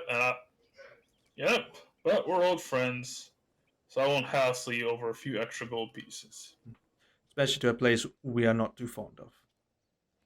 But we'll go anyway. 100 gold is 100 gold. Yeah, if you ever find yourself back in anything resembling civilization, or up in Dragon's Crest, look us up. Sure. Whenever we're nearby, I'm sure we will give you a helping hand. And as soon as Winnie stands up, Ethan walks through the door with a big barrel, freezes, spotting you two, and just slowly backs out. Ethan, don't even start. Get your ass over here. I'm on vacation. Thank you, bye. You can see him walking by the window. Just keeps going. So that's where our goddamn spy master went. Like I said, comes around for a drink and some other things. Huh. Well, it's how he spends vacation. It's how he can spend his vacation. Middle of bumfuck nowhere. Quiet. Honestly, I expect him to be more the kind of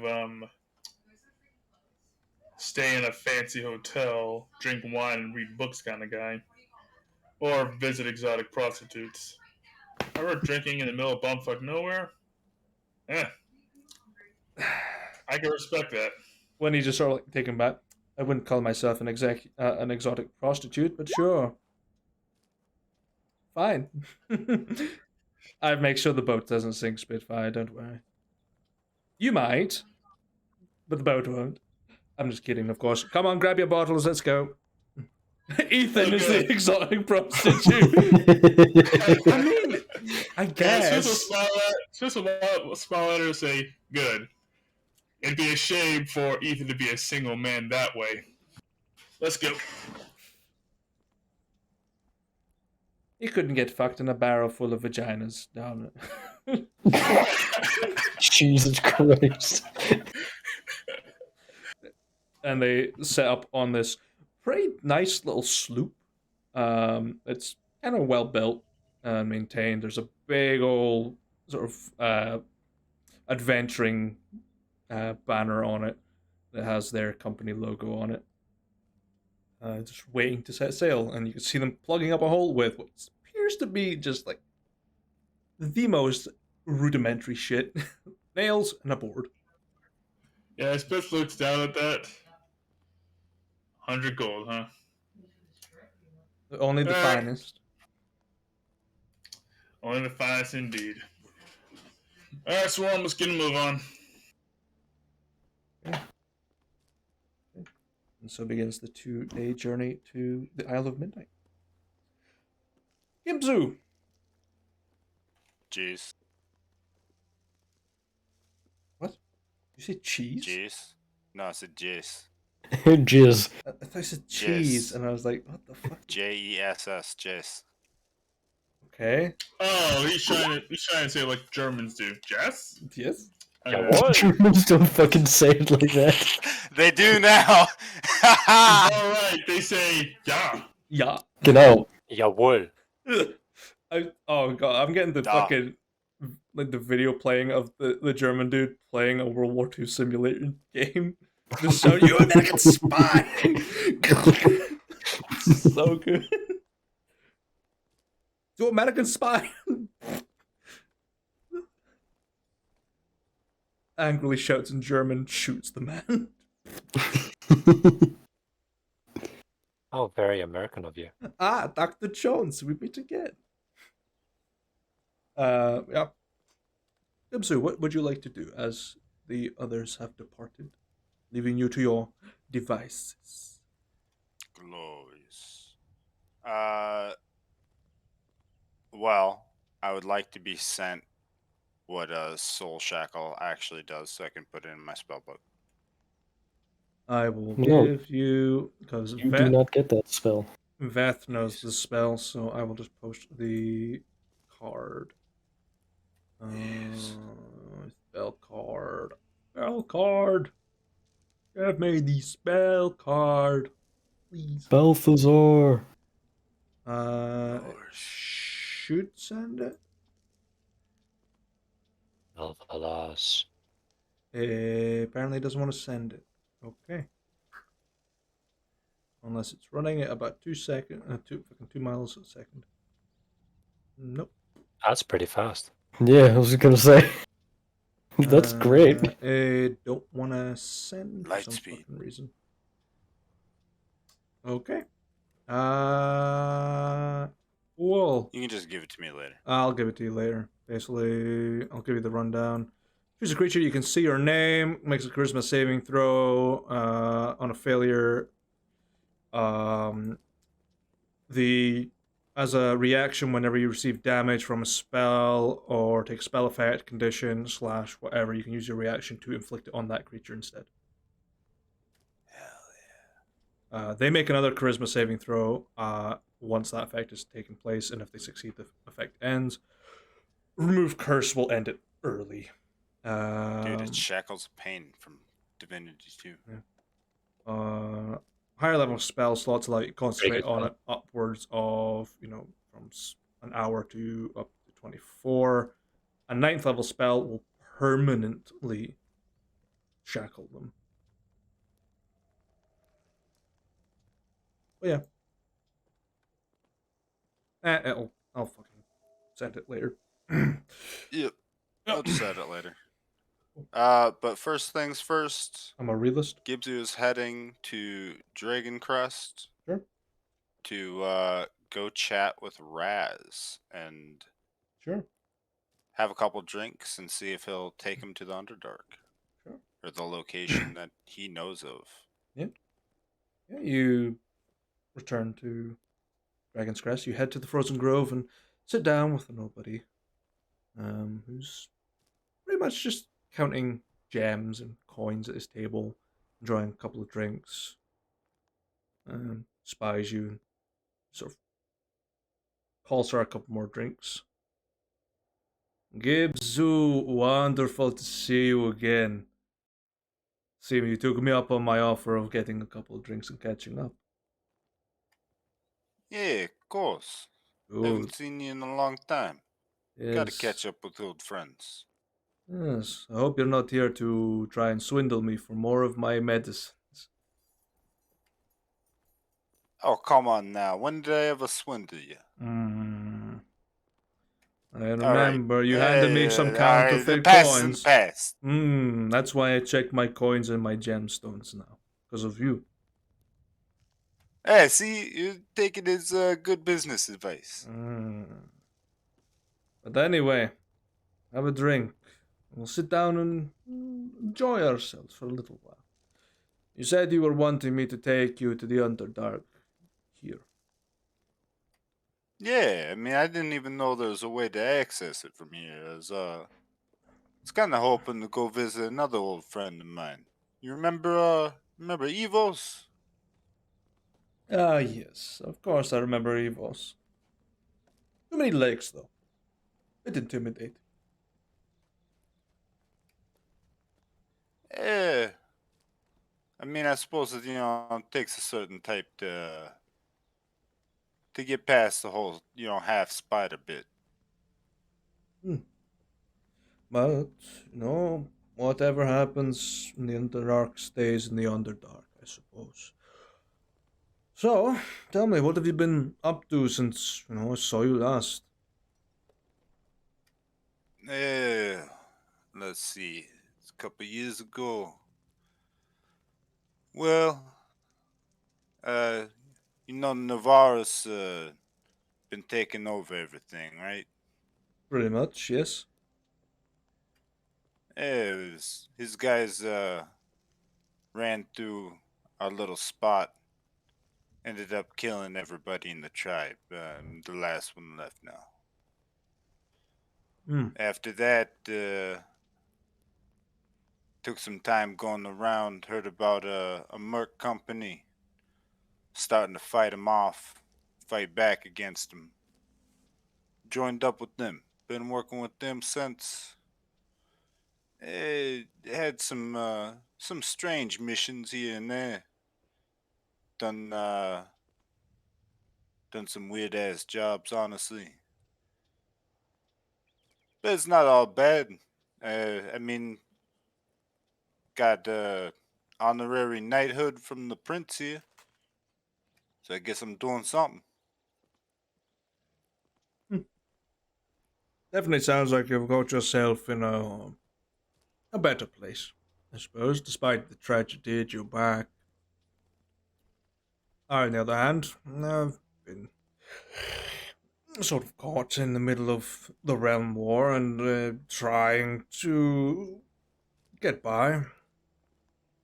But war is good for business. We do get some deserters down in the Underdark. A couple of Novarians, a few Gagarans, couple of others in classes as well. So very interesting. I mean, like you said, was pretty good profit for merchants around these times. You could put in a good word with the boss. Could always use more medical supplies if you're looking for making a good amount of money. I mostly deal with bespoke medicine at the moment, so I treat what is needed. I don't oversupply people. The last time I did that, their camp was raided and half the people were killed. So I've decided to maintain professional distance, and if someone's got a broken leg or open wound, I will treat it with a medicine instead of stockpiling medicine. Yeah, moved more into like a doctor position. Eh? More like a quack, but sure. Never took you as a duck. What's a duck? Animal that goes quack.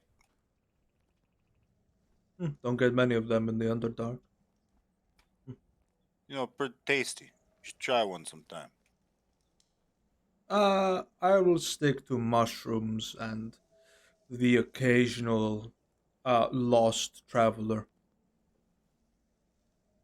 You know what? Fair. They taste pretty good too. Yeah, the fear makes seasoning even better. You know, I tried telling some of my new friends that.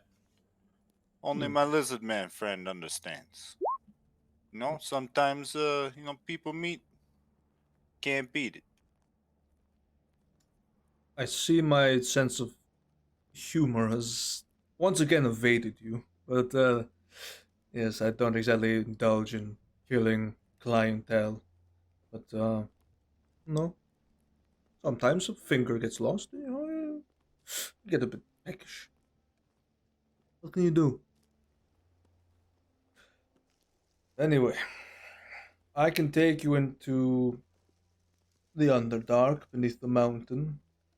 You might find it to be an interesting place. But we have to go under the cover of nightfall. Yeah, it sounds fine with me. What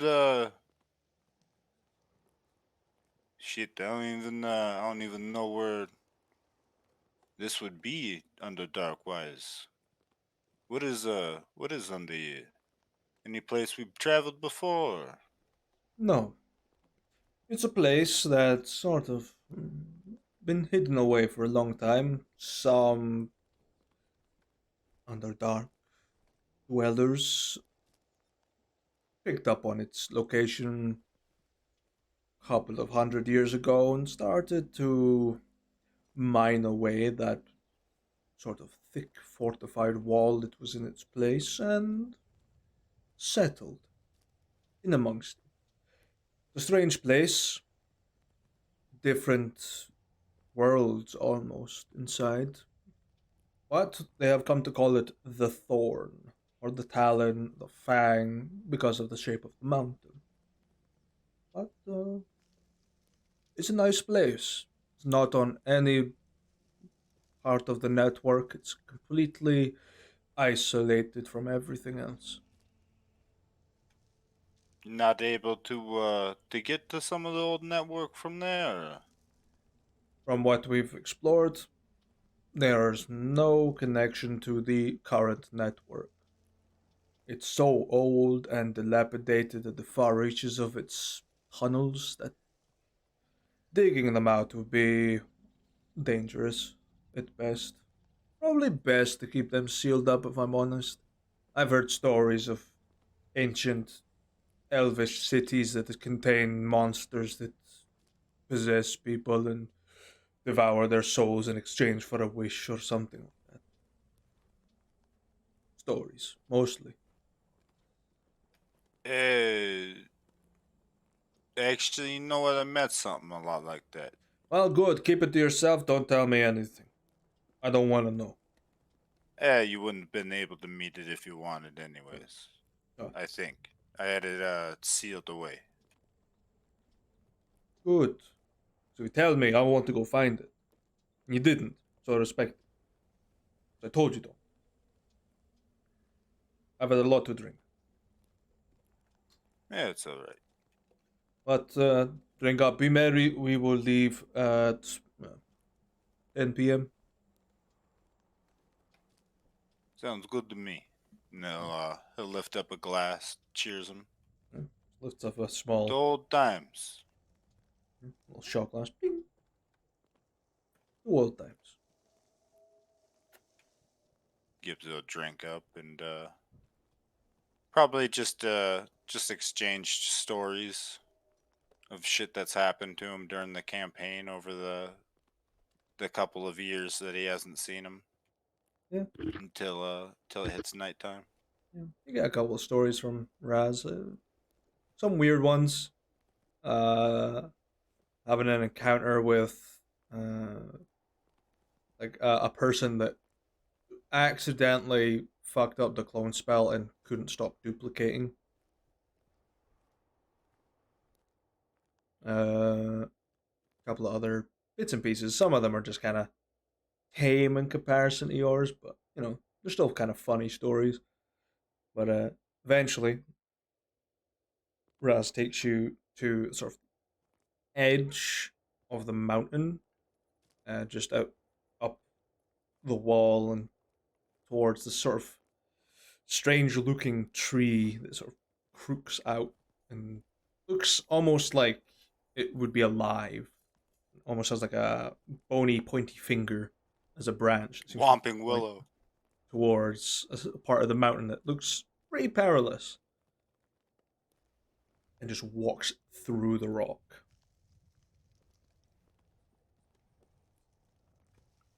Yeah, illusion spell, huh?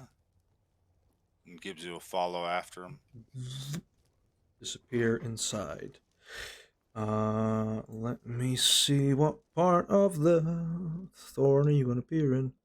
Level 9. Right. So let me pull up our description.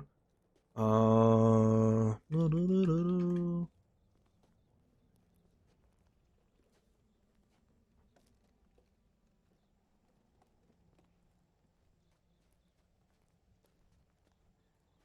Okay.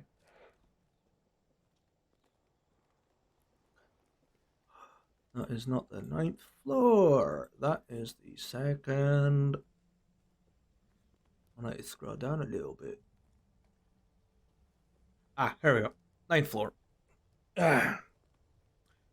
As you enter through the stony rock face, you enter into what appears to be almost like a wild paradise. Luscious grass grows beneath your feet. Trees bask in almost ethereal light.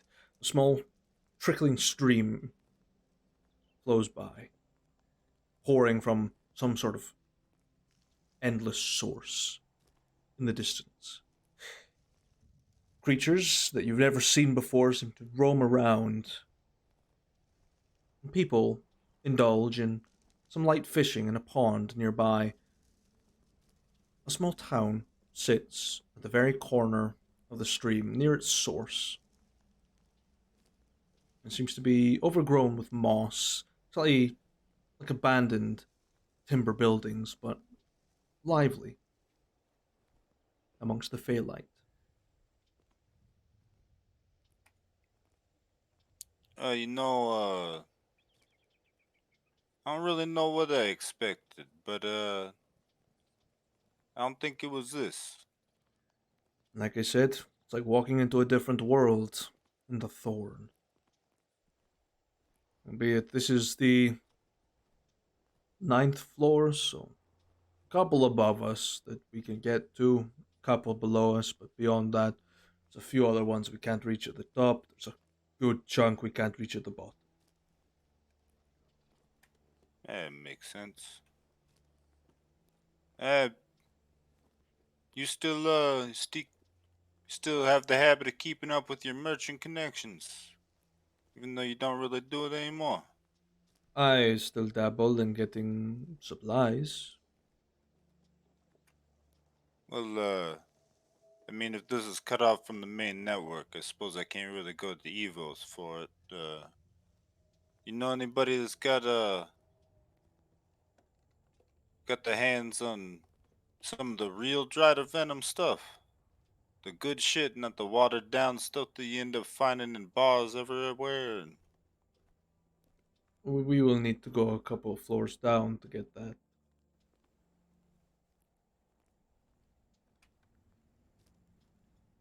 I mean, I'm down if you are. Very well. Let's go. And just walks you down further away from the source of the stream, and it seems to dip off, almost like just a plain drop that goes down.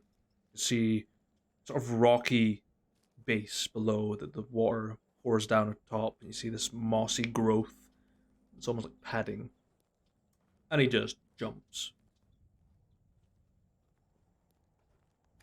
Gives you a shrug. Well, I don't think you'd kill me. Fuck it. And they'll jump off after him. Here, make a dex save, please.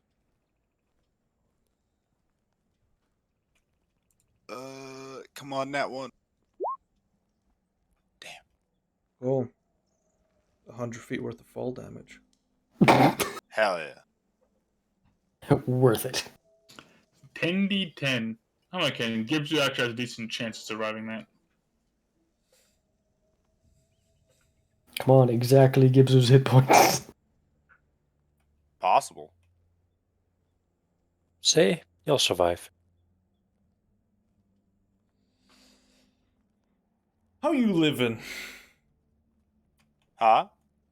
How's your hit points? 75, but I imagine, if I remember right, you can only fall 60 feet in one turn, right? Kind of. You're in free fall beyond that point.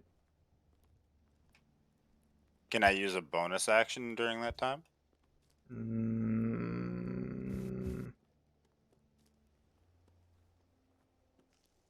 I'd allow it. Okay. I want a bonus action wild shape into a piety owl and try to pull up from the free fall.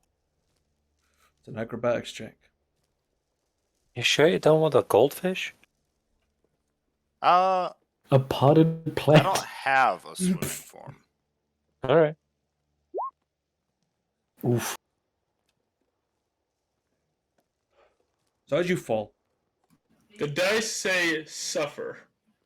however, are you wearing your new armor? No, I haven't put it on yet. You haven't put it on yet. I was going to say because of the effect it has, you could have rolled to see if you stayed in your form. You basically get about 40 feet above the ground. You change shape, start flapping aggressively, but it's just not enough, and you just crash into the moss and take no damage because it's safe. God damn it. Hell yeah. Well, I did yeah, roll it's got- though. I did roll to see how much you would take, and it was 76 points of falling damage. Yo, actually one more than my HP max. It was We that gotta dice wanted to add- kill gives you. We could add gives us a crumbled heap on the ground. Just dead. Now, I didn't think I would pull up from a free fall, turning into an owl 40 feet above the ground. Yeah. But I did know that even if I took 200 damage, if I managed to get a wild shape off of any sort, I was immune to death. Yeah, but it's a thick, spongy moss, so you take no fall damage. You sort of Hell yeah. all the water sort of splurges out and squishes as you get up in your owl form. Is it dark down here? It's relatively dark. Do I see Raz ahead? Yeah, you can see his eyes like cat's eyes in the darkness. I'll undo my wild shape. I'll like stretch out a little bit. Hey,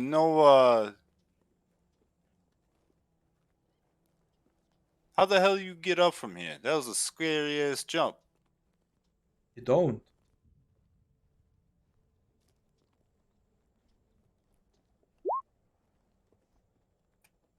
What do you mean you don't? There's no other way back up.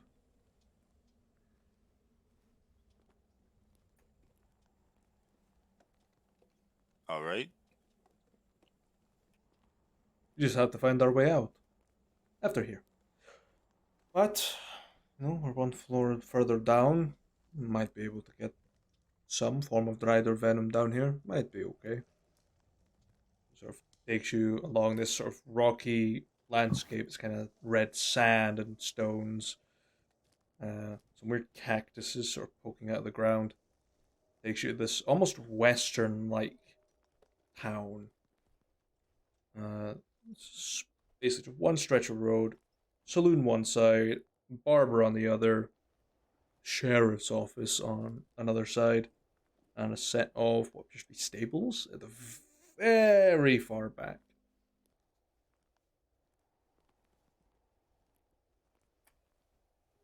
Are those stables? Yes? What's I mean, is there a point to stables down there? Of course.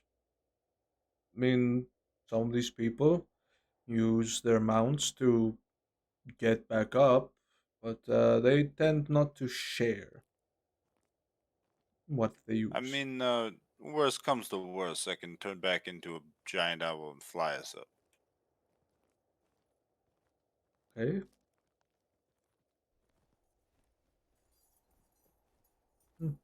Fair enough.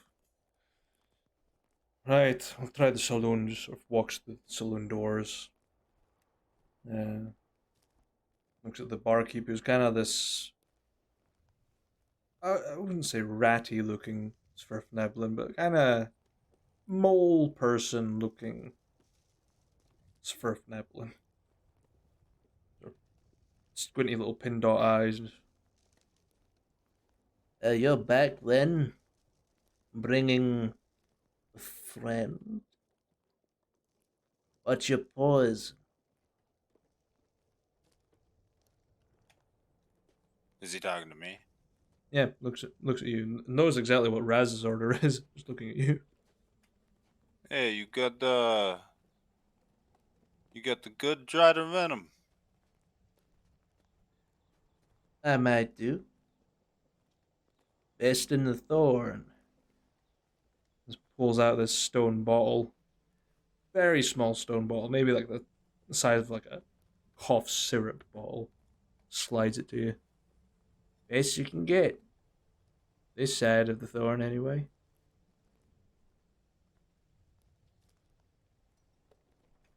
Oh, you know of a place where they sell better down here? I wouldn't go that far down.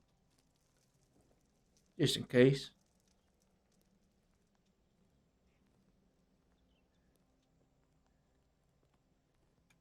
Was it Drider colony or something? Oh, definitely not. More like, they'll suck your brain out of your skull colony. Eh, fair enough. Yeah. We stay away from those people. Enjoy your drink. I'm sure Raz will cover your tab.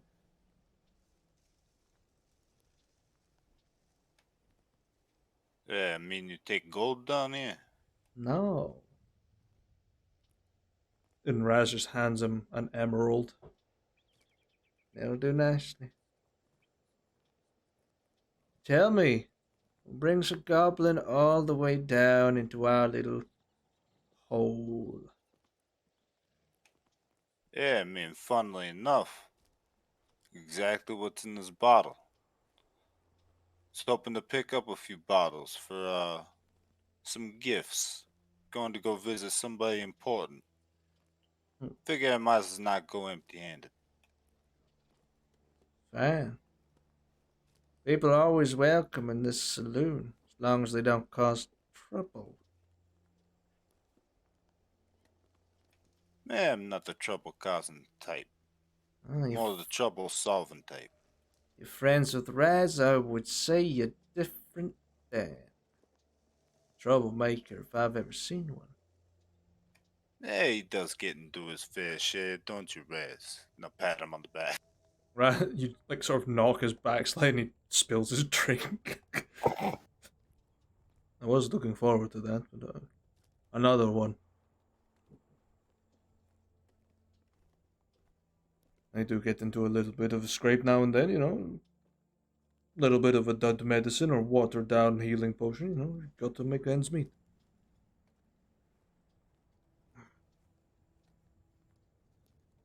Right. Anything else you gentlemen want? Or I leave you to your devices. Yeah, I think it'll be good for now. And I'll pop open the bottle, take a swig to test it out. Sure, I imagine. make a con save. Hell yeah. Hell yeah. And out like a light.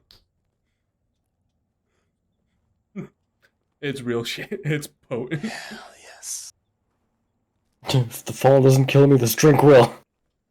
Look, That's the shit that he's after, so it's good.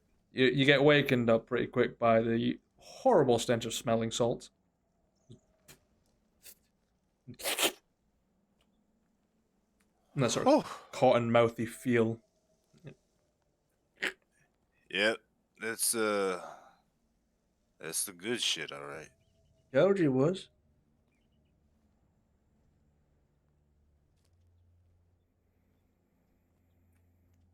I'll look at the bottle. I'll look at him. Out of curiosity, how many bottles of this you got? Only one I got, so when you're holding. Kind of hard to make that stuff that strong. Gotta water it down, or people like you could say will die.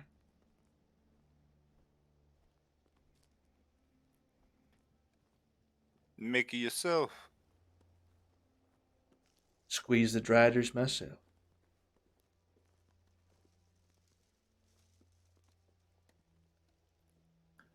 Wait, if he squeezed the dryers, where does the venom come from then? He's taking the piss. Squeeze it fresh myself every morning. He's got a giant, Go like, out lemon back, milk juicer. and dry this. Like a fucking like cow milker. I'm just saying, if it worked that way, I imagine more people would be in that profession. We wouldn't be having Underdark bourbon shortages. Yeah, right. Who's got the balls to walk up to one of the most dangerous Underdark creatures and be like, "All right, I'm gonna milk you now." You would be surprised. All you gotta just call upon the horny dudes on the internet. Yeah, but then they gotta live afterwards. Get the bard bros, get them. Yeah, No, he- Spitfire, milk that rider. No, he's got one of those Minecraft mob grinders. Just in the basement.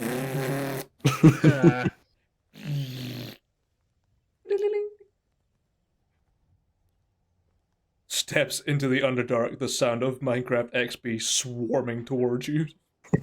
I mean, Spitz has to have a career when he's done fighting people. Milk and dryers. Step into a shop, all of a sudden you get 10 levels up. Milk and Driders sounds like a really shit smut novel.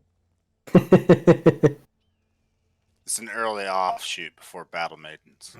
It was his worst First his worst- attempt. Yeah, it's like, yeah, maybe this doesn't appeal to the right people. Bestseller in the Underdark. Overlight? Nah, maybe not. Yeah. You are left to your devices in this part of the Underdark in level 10. If I had to take a guess at the bottle after the sip that I took, like how much is actually in this bottle? Pretty much full. You took it just from the neck and rounded off the bottle. Okay. I'll look over to Raz. I'll put the cork back on it. So, gem trading down there. Pretty much. Don't really have a economy down here, so gems typically work. Depends on who you're trading with. This little swine bag of a barkeep is the gem type.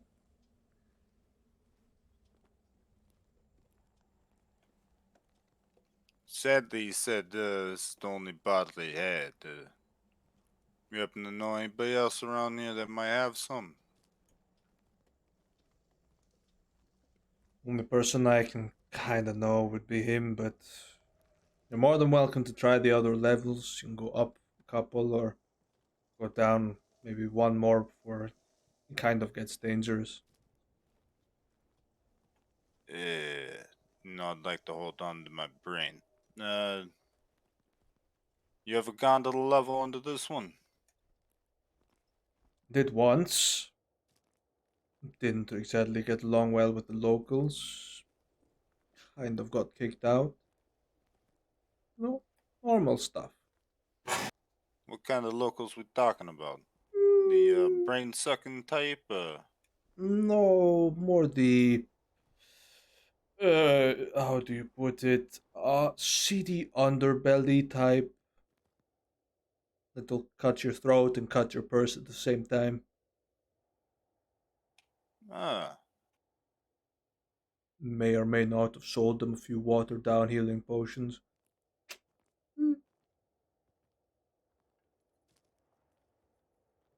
they're the type to also trade in gems. They'll trade in anything. They manage to make their way out to the surface every now and then. Some of them are a bit shadier than others, but sure you could speak to a couple that might help you out. You might want to talk to the Black Hand. I hear she's got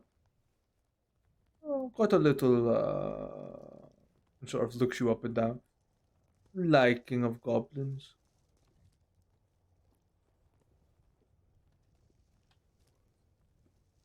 And now you got me a little bit worried. There ain't many people that prefer goblins. Welcome to the Underdark, Gibzu. But Well, I'll in a sense, anyways. I'll let you go down below if you want to. I am not welcome down there. But if you need me, I will try and meet you back on the surface. All right. I guess I should ask now. Did that emerald cover the bottle, a drink of it? No, it covered the bottle. Damn hope so. It cost probably worth about 200 gold. I mean, you want me to pay you back? No, I had a bar tab. Paid it off. Consider that a parting gift for now, until you need me again. All right. Well, suppose I might as Black Hand, huh? All Yeah, right. It's worth a shot. I was hoping to pick up a few bottles of this stuff, so might as well try. good How do luck. I get down to the lower level? Walk out behind the stables. There is a sort of incline that will slide you down and drop you off to the next spot below. It might be a little bit cold for your liking, but you are wearing pretty thick clothing, so you should be okay. It's not gonna be like the last jump, is it? Oh, don't worry, I wouldn't send you to your death. I mean, I didn't think you would, but like 70 feet down, you start getting second guesses. I'm sure a watered down healing potion will pick you right up. Right, I will let you get on with your day, Gibzu. I will see you up on the surface.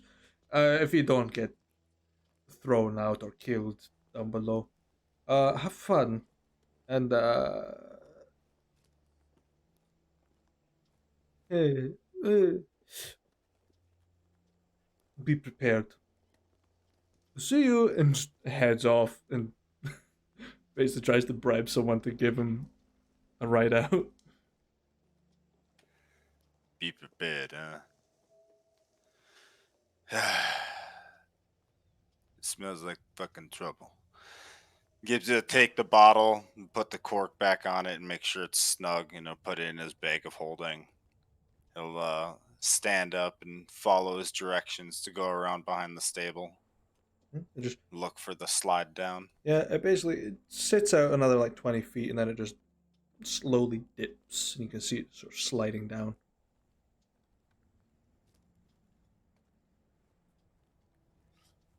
All right, this must be where it's at. He said it was gonna be cold. Gives you a rummage through his bag for a second and pull out his nice big Yeti fucking like big ass like blanket and wrap up and just start sliding down it. You slide down, and your fucking Cruella de Vil ass fucking coat Yes. protects you against the grit and the sand as you just drop and fall about 30 feet into a pool of freezing cold water. Yeah, he could have told me this goddamn fucking pool down there. I like Swim out. Swim out. There's a small ledge and climb up, and all the stones around you are sort of almost crystal-esque, kind of icy. And you see these stalactites are poking down almost maybe 10 feet above most people. You can see what appears to be this sort of what's the right term? Like a not like a slum or like a criminal's hideout sort of situation. Lots of shady looking buildings that seem to line the interior of this space. Lots of hooded individuals, a lot of knives carried about. Not a lot of interest to the people basically dying on the corner or bleeding out in the middle of the street. No one pays any attention to you either. They just get on with their day. Makes sense. Is there any type of building that would resemble, I guess, a bar or tavern-esque? Relatively. There's a couple of larger buildings that people seem to frequent in and out of. You can spot. I'll head down the street towards them, see if there's any like signs or anything.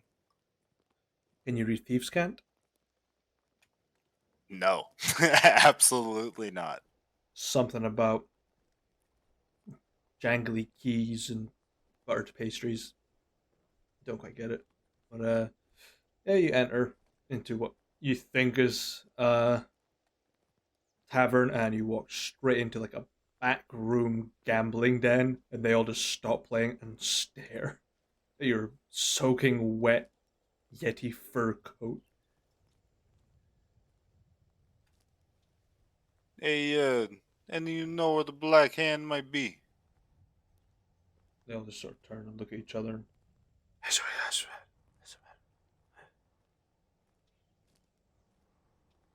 no, Jay ain't here. Raise. Meh. Gibbs just turn around at that and walk out and go over to like another one of the buildings. Sure. What's in this building? You walk into an actual tavern. Pretty grimy looking place. The bar is slightly crooked. You can see like splinters broken off midpoint as it's sunk into the ground. Some tables have overturned. There's a dead guy pinned to the wall with daggers. Or someone drinking a obviously poisoned drink held at crossbow point. Yeah, this place ain't pretty, but the barkeep looks relatively suspiciously normal. Let's see. He's the worst one. It always is. It's the most normal looking guy that's the most fucked.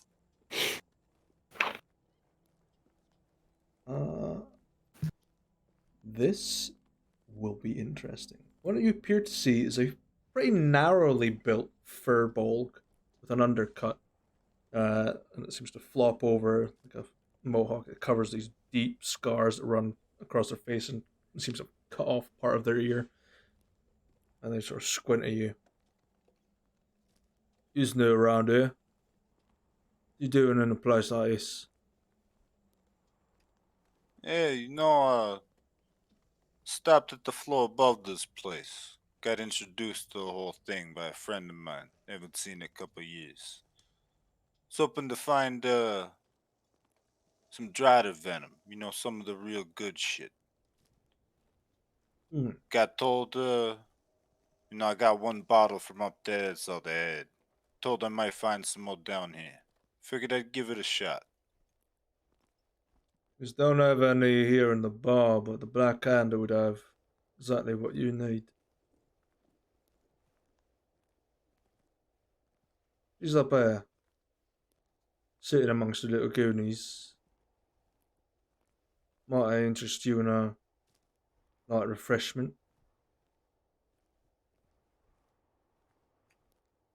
Yeah, sure, why not? You take gold down here? Stares for a minute.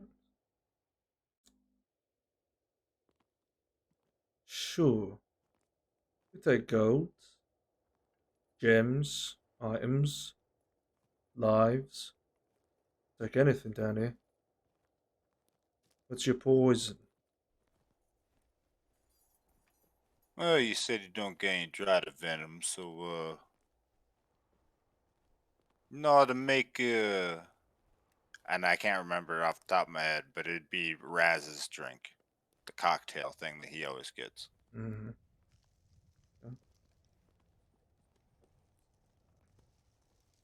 I think it was called it was called Silent something. I can't remember though, off my head. I don't think I wrote it down like a fool. Called Sweet Silence. There you go. Word of it. See what I can make up. Gets to working. Throws together some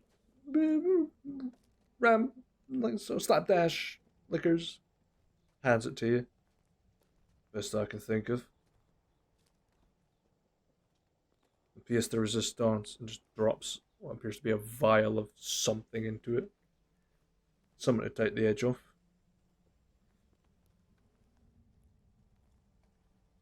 Alright. How much for it? Just silence, I guess.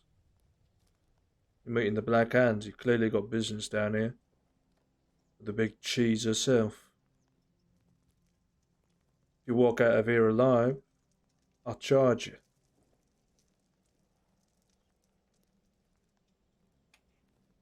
Gives it a shrug. Well, I mean, that's the plan anyways. No. He'll look him in the eye and just drink it. It is fucking gross. It is foul. What you have basically been given is a cocktail of like whiskey, vodka, gin, midori. It's fucking everything. It's just slapped together. The guy didn't know what the fuck to do. Just made a random drink. Gives you like cough for a second. Be like, hey, well, you weren't lying. Definitely take the edge off. Good luck.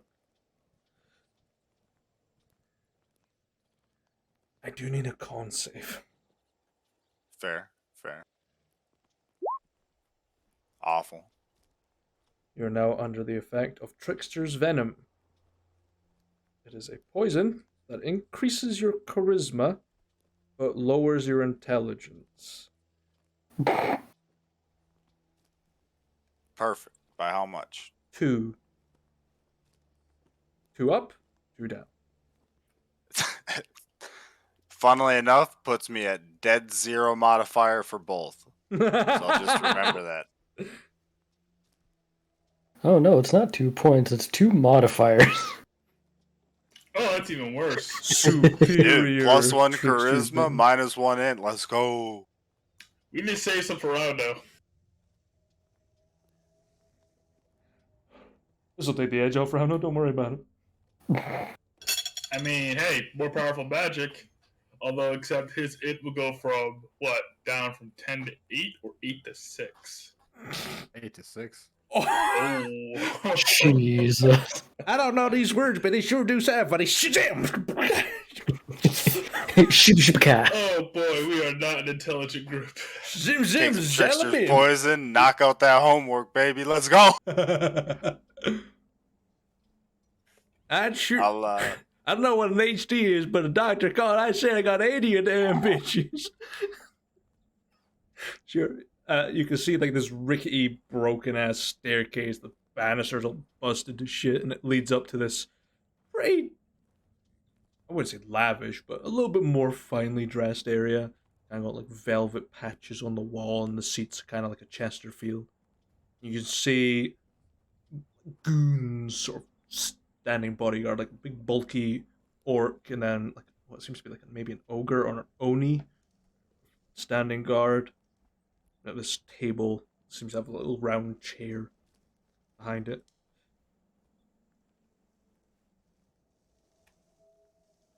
I'll get up from the bar and I'll make my way up to the stairs. I guess stopping before the guards at the top. I'd imagine they wouldn't let me just jaunt past anyways. Nope. Who will approach you first? Who is? Will be the Oni that approaches you first, and are they aggressive? Let's see, a D8.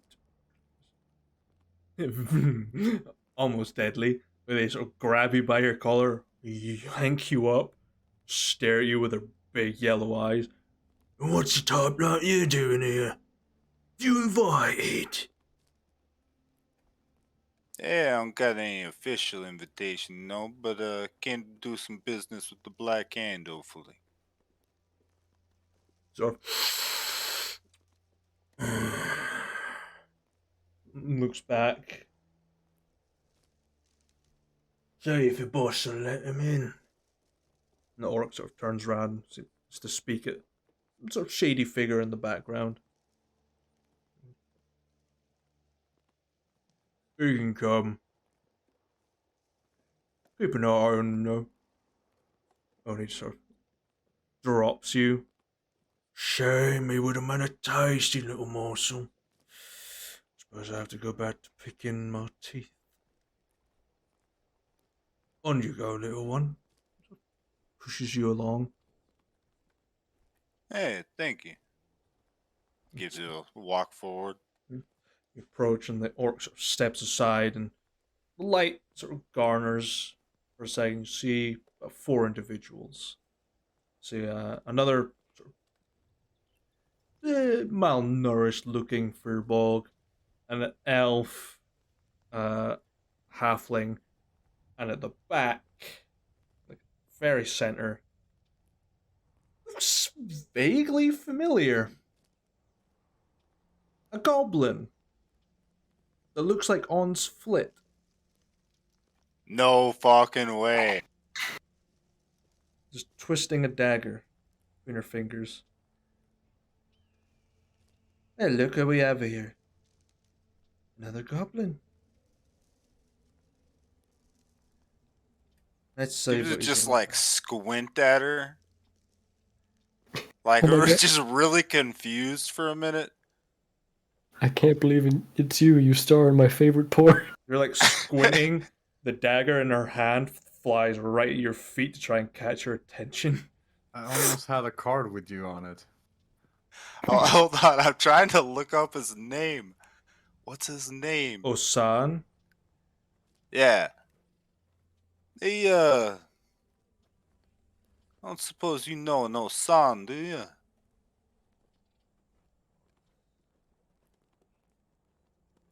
Certain of a Veronil Jassar came down here. Wants to know a little bit about me. What's it about? Hey, just, kinda remind me. Character in a book named Mons Flit. Well, I'm definitely real. I'm not some fictional story. So tell me, little goblin, why's you here? Not here to sing praises. And you keep squinting at me like that, I'm gonna think you've got something in your eye. And if you keep it up, there will be. Yeah, fair enough. I was asking around about some dried venom. Looking, not for the cheap shit. The watered down nonsense that bars be selling. Mm, I hear that, pretty much the only place aside the one bottle I got on the floor above this, I'd be able to get through you. So I was hoping we could do some business. And she looks around the other, probably higher ranking criminals in this small town, this hideout, this cove. That's a better term. Uh, you hear that he wants the good shit. Let's give it to him. see how he goes with it. But he's going to want something in return, Goblin.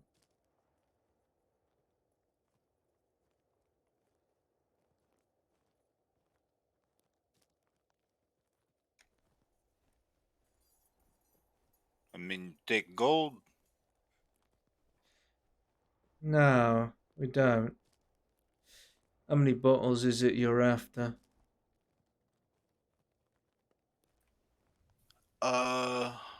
Let's see. I got one, and I came down. Hold on.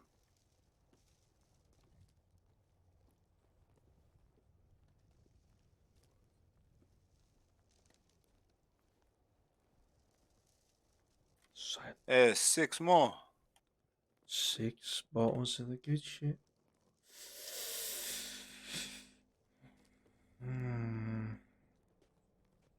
I'll tell you what.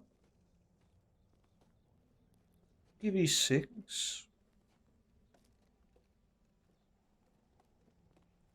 In exchange, he wants you to do something for us.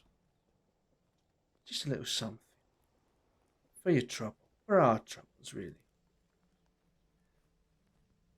See, we've been having a little trouble with an individual that's sort of traipsing around here. Selling us some pretty shit merchandise. Bring their head to my table, or dead or alive. We'll let you off. Scot-free, so to speak.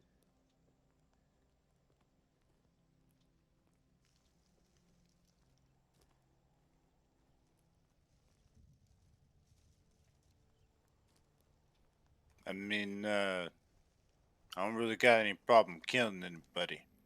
Added to the many lists I've already killed. I got a couple of friends that are around here, so as long as the name isn't one of theirs, I don't mind.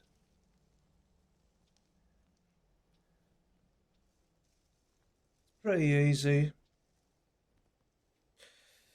An individual that passes by here every now and then goes by the name of Ethan. Comes down here, sells us some faulty shit in exchange for information.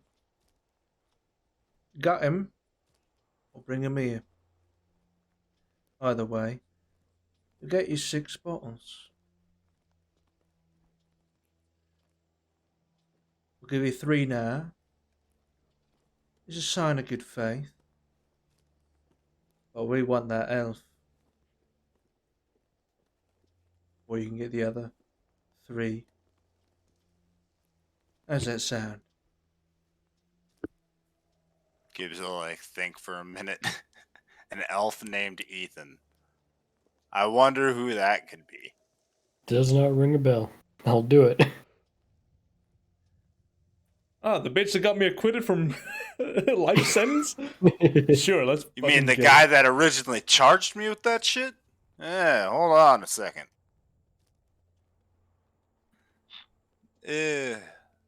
Elf named Ethan.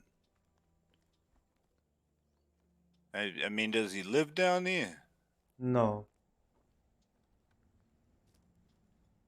He lives up above. In the city of Dragon's Crest, and it's been causing us a bit of problems. Especially infiltrating our ranks. Especially that individual you see pinned to the wall downstairs. A spy. He's sort of implanted in our organisation. Had to get rid of him. Can't have little rats running around in our cosy little home. You see him? Tell him Ons is looking for him.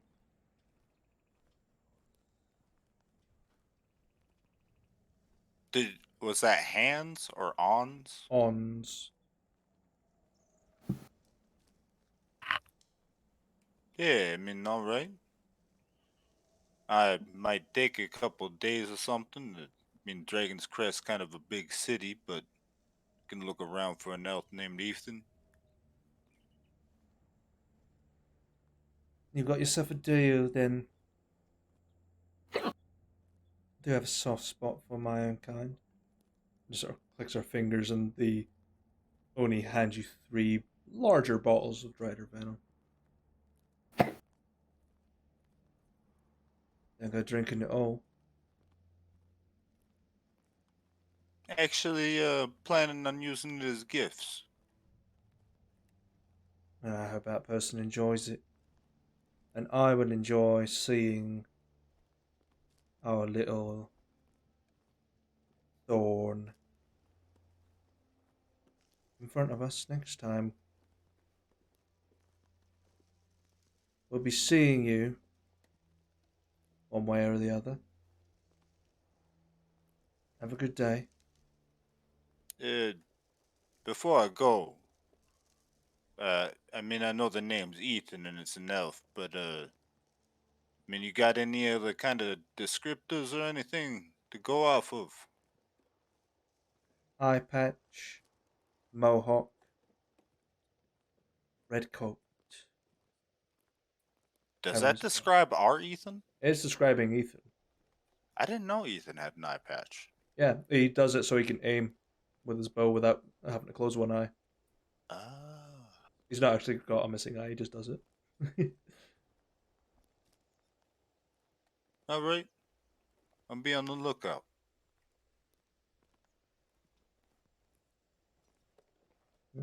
You're sort of giving your 3 bottles and ushered out of the tavern. You're stopped by the barkeep. He's holding out his hand. You say you'd have to pay me if you make it out alive. That's a gold, please.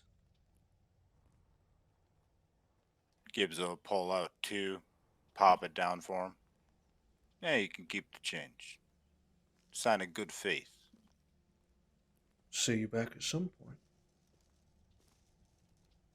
Stay safe. Thank you, you too. Gibbs will pack the 3 bottles away and head out. Sure.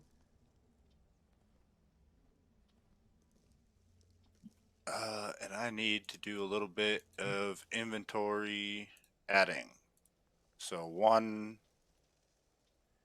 I don't know, what would you say, small bottle of Drider Venom, I guess, and 3 large, or 3 regular and 1 small, okay. I would say. No, that feeling it's been a long day and a long session with not much happening when your players are almost unconscious and their seats. Yeah, I'm flagging a bit, I admit. Yeah, dude, I'm fucking shit. I'm tired too. That's why it's a bit slow today. I'm fucking exhausted. I'm on a 53-hour shift pattern. I'm fucked. Sleeps for the I week. should have made some coffee today, but I didn't, so I'm just like, No way. Hey, here's a Gibbs who's selling up the party. Yeah. Again. Whoa. I said I'd keep an eye out for Ethan. Yeah. Like, hey, the Black Hand's looking for you, Ethan. Great. Wonderful. Yeah. Ethan's our spy master. We got, what? Damn near 3,000 infamy at this point. I'm sure he can send some assassins to wipe out that fucking floor. Ethan's probably like, oh, I know they're looking for me. That's why I went on vacation. It is actually why he went on vacation. Hell yeah. Good timing, Ethan. Yeah. Also, I hope that spy didn't hope that I was going to save him, because I don't give a fuck. Oh no, he was dead I before you don't got know there. half the goddamn spies. Yeah, that's the point. You're not meant to. Yeah.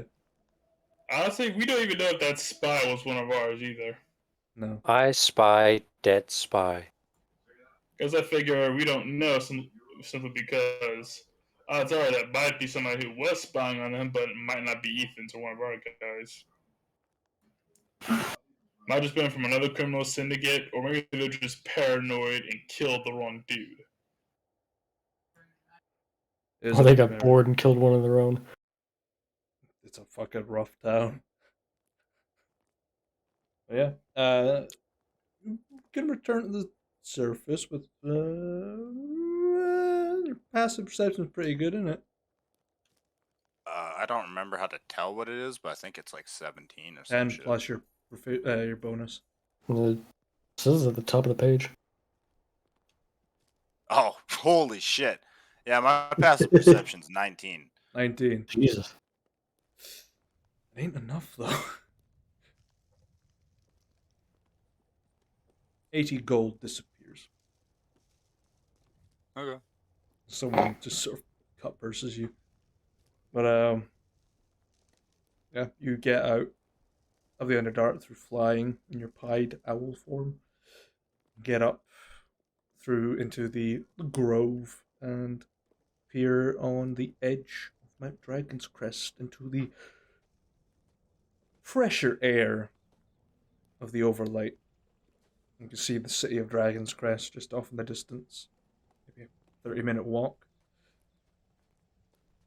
But you have almost entirely what you came for.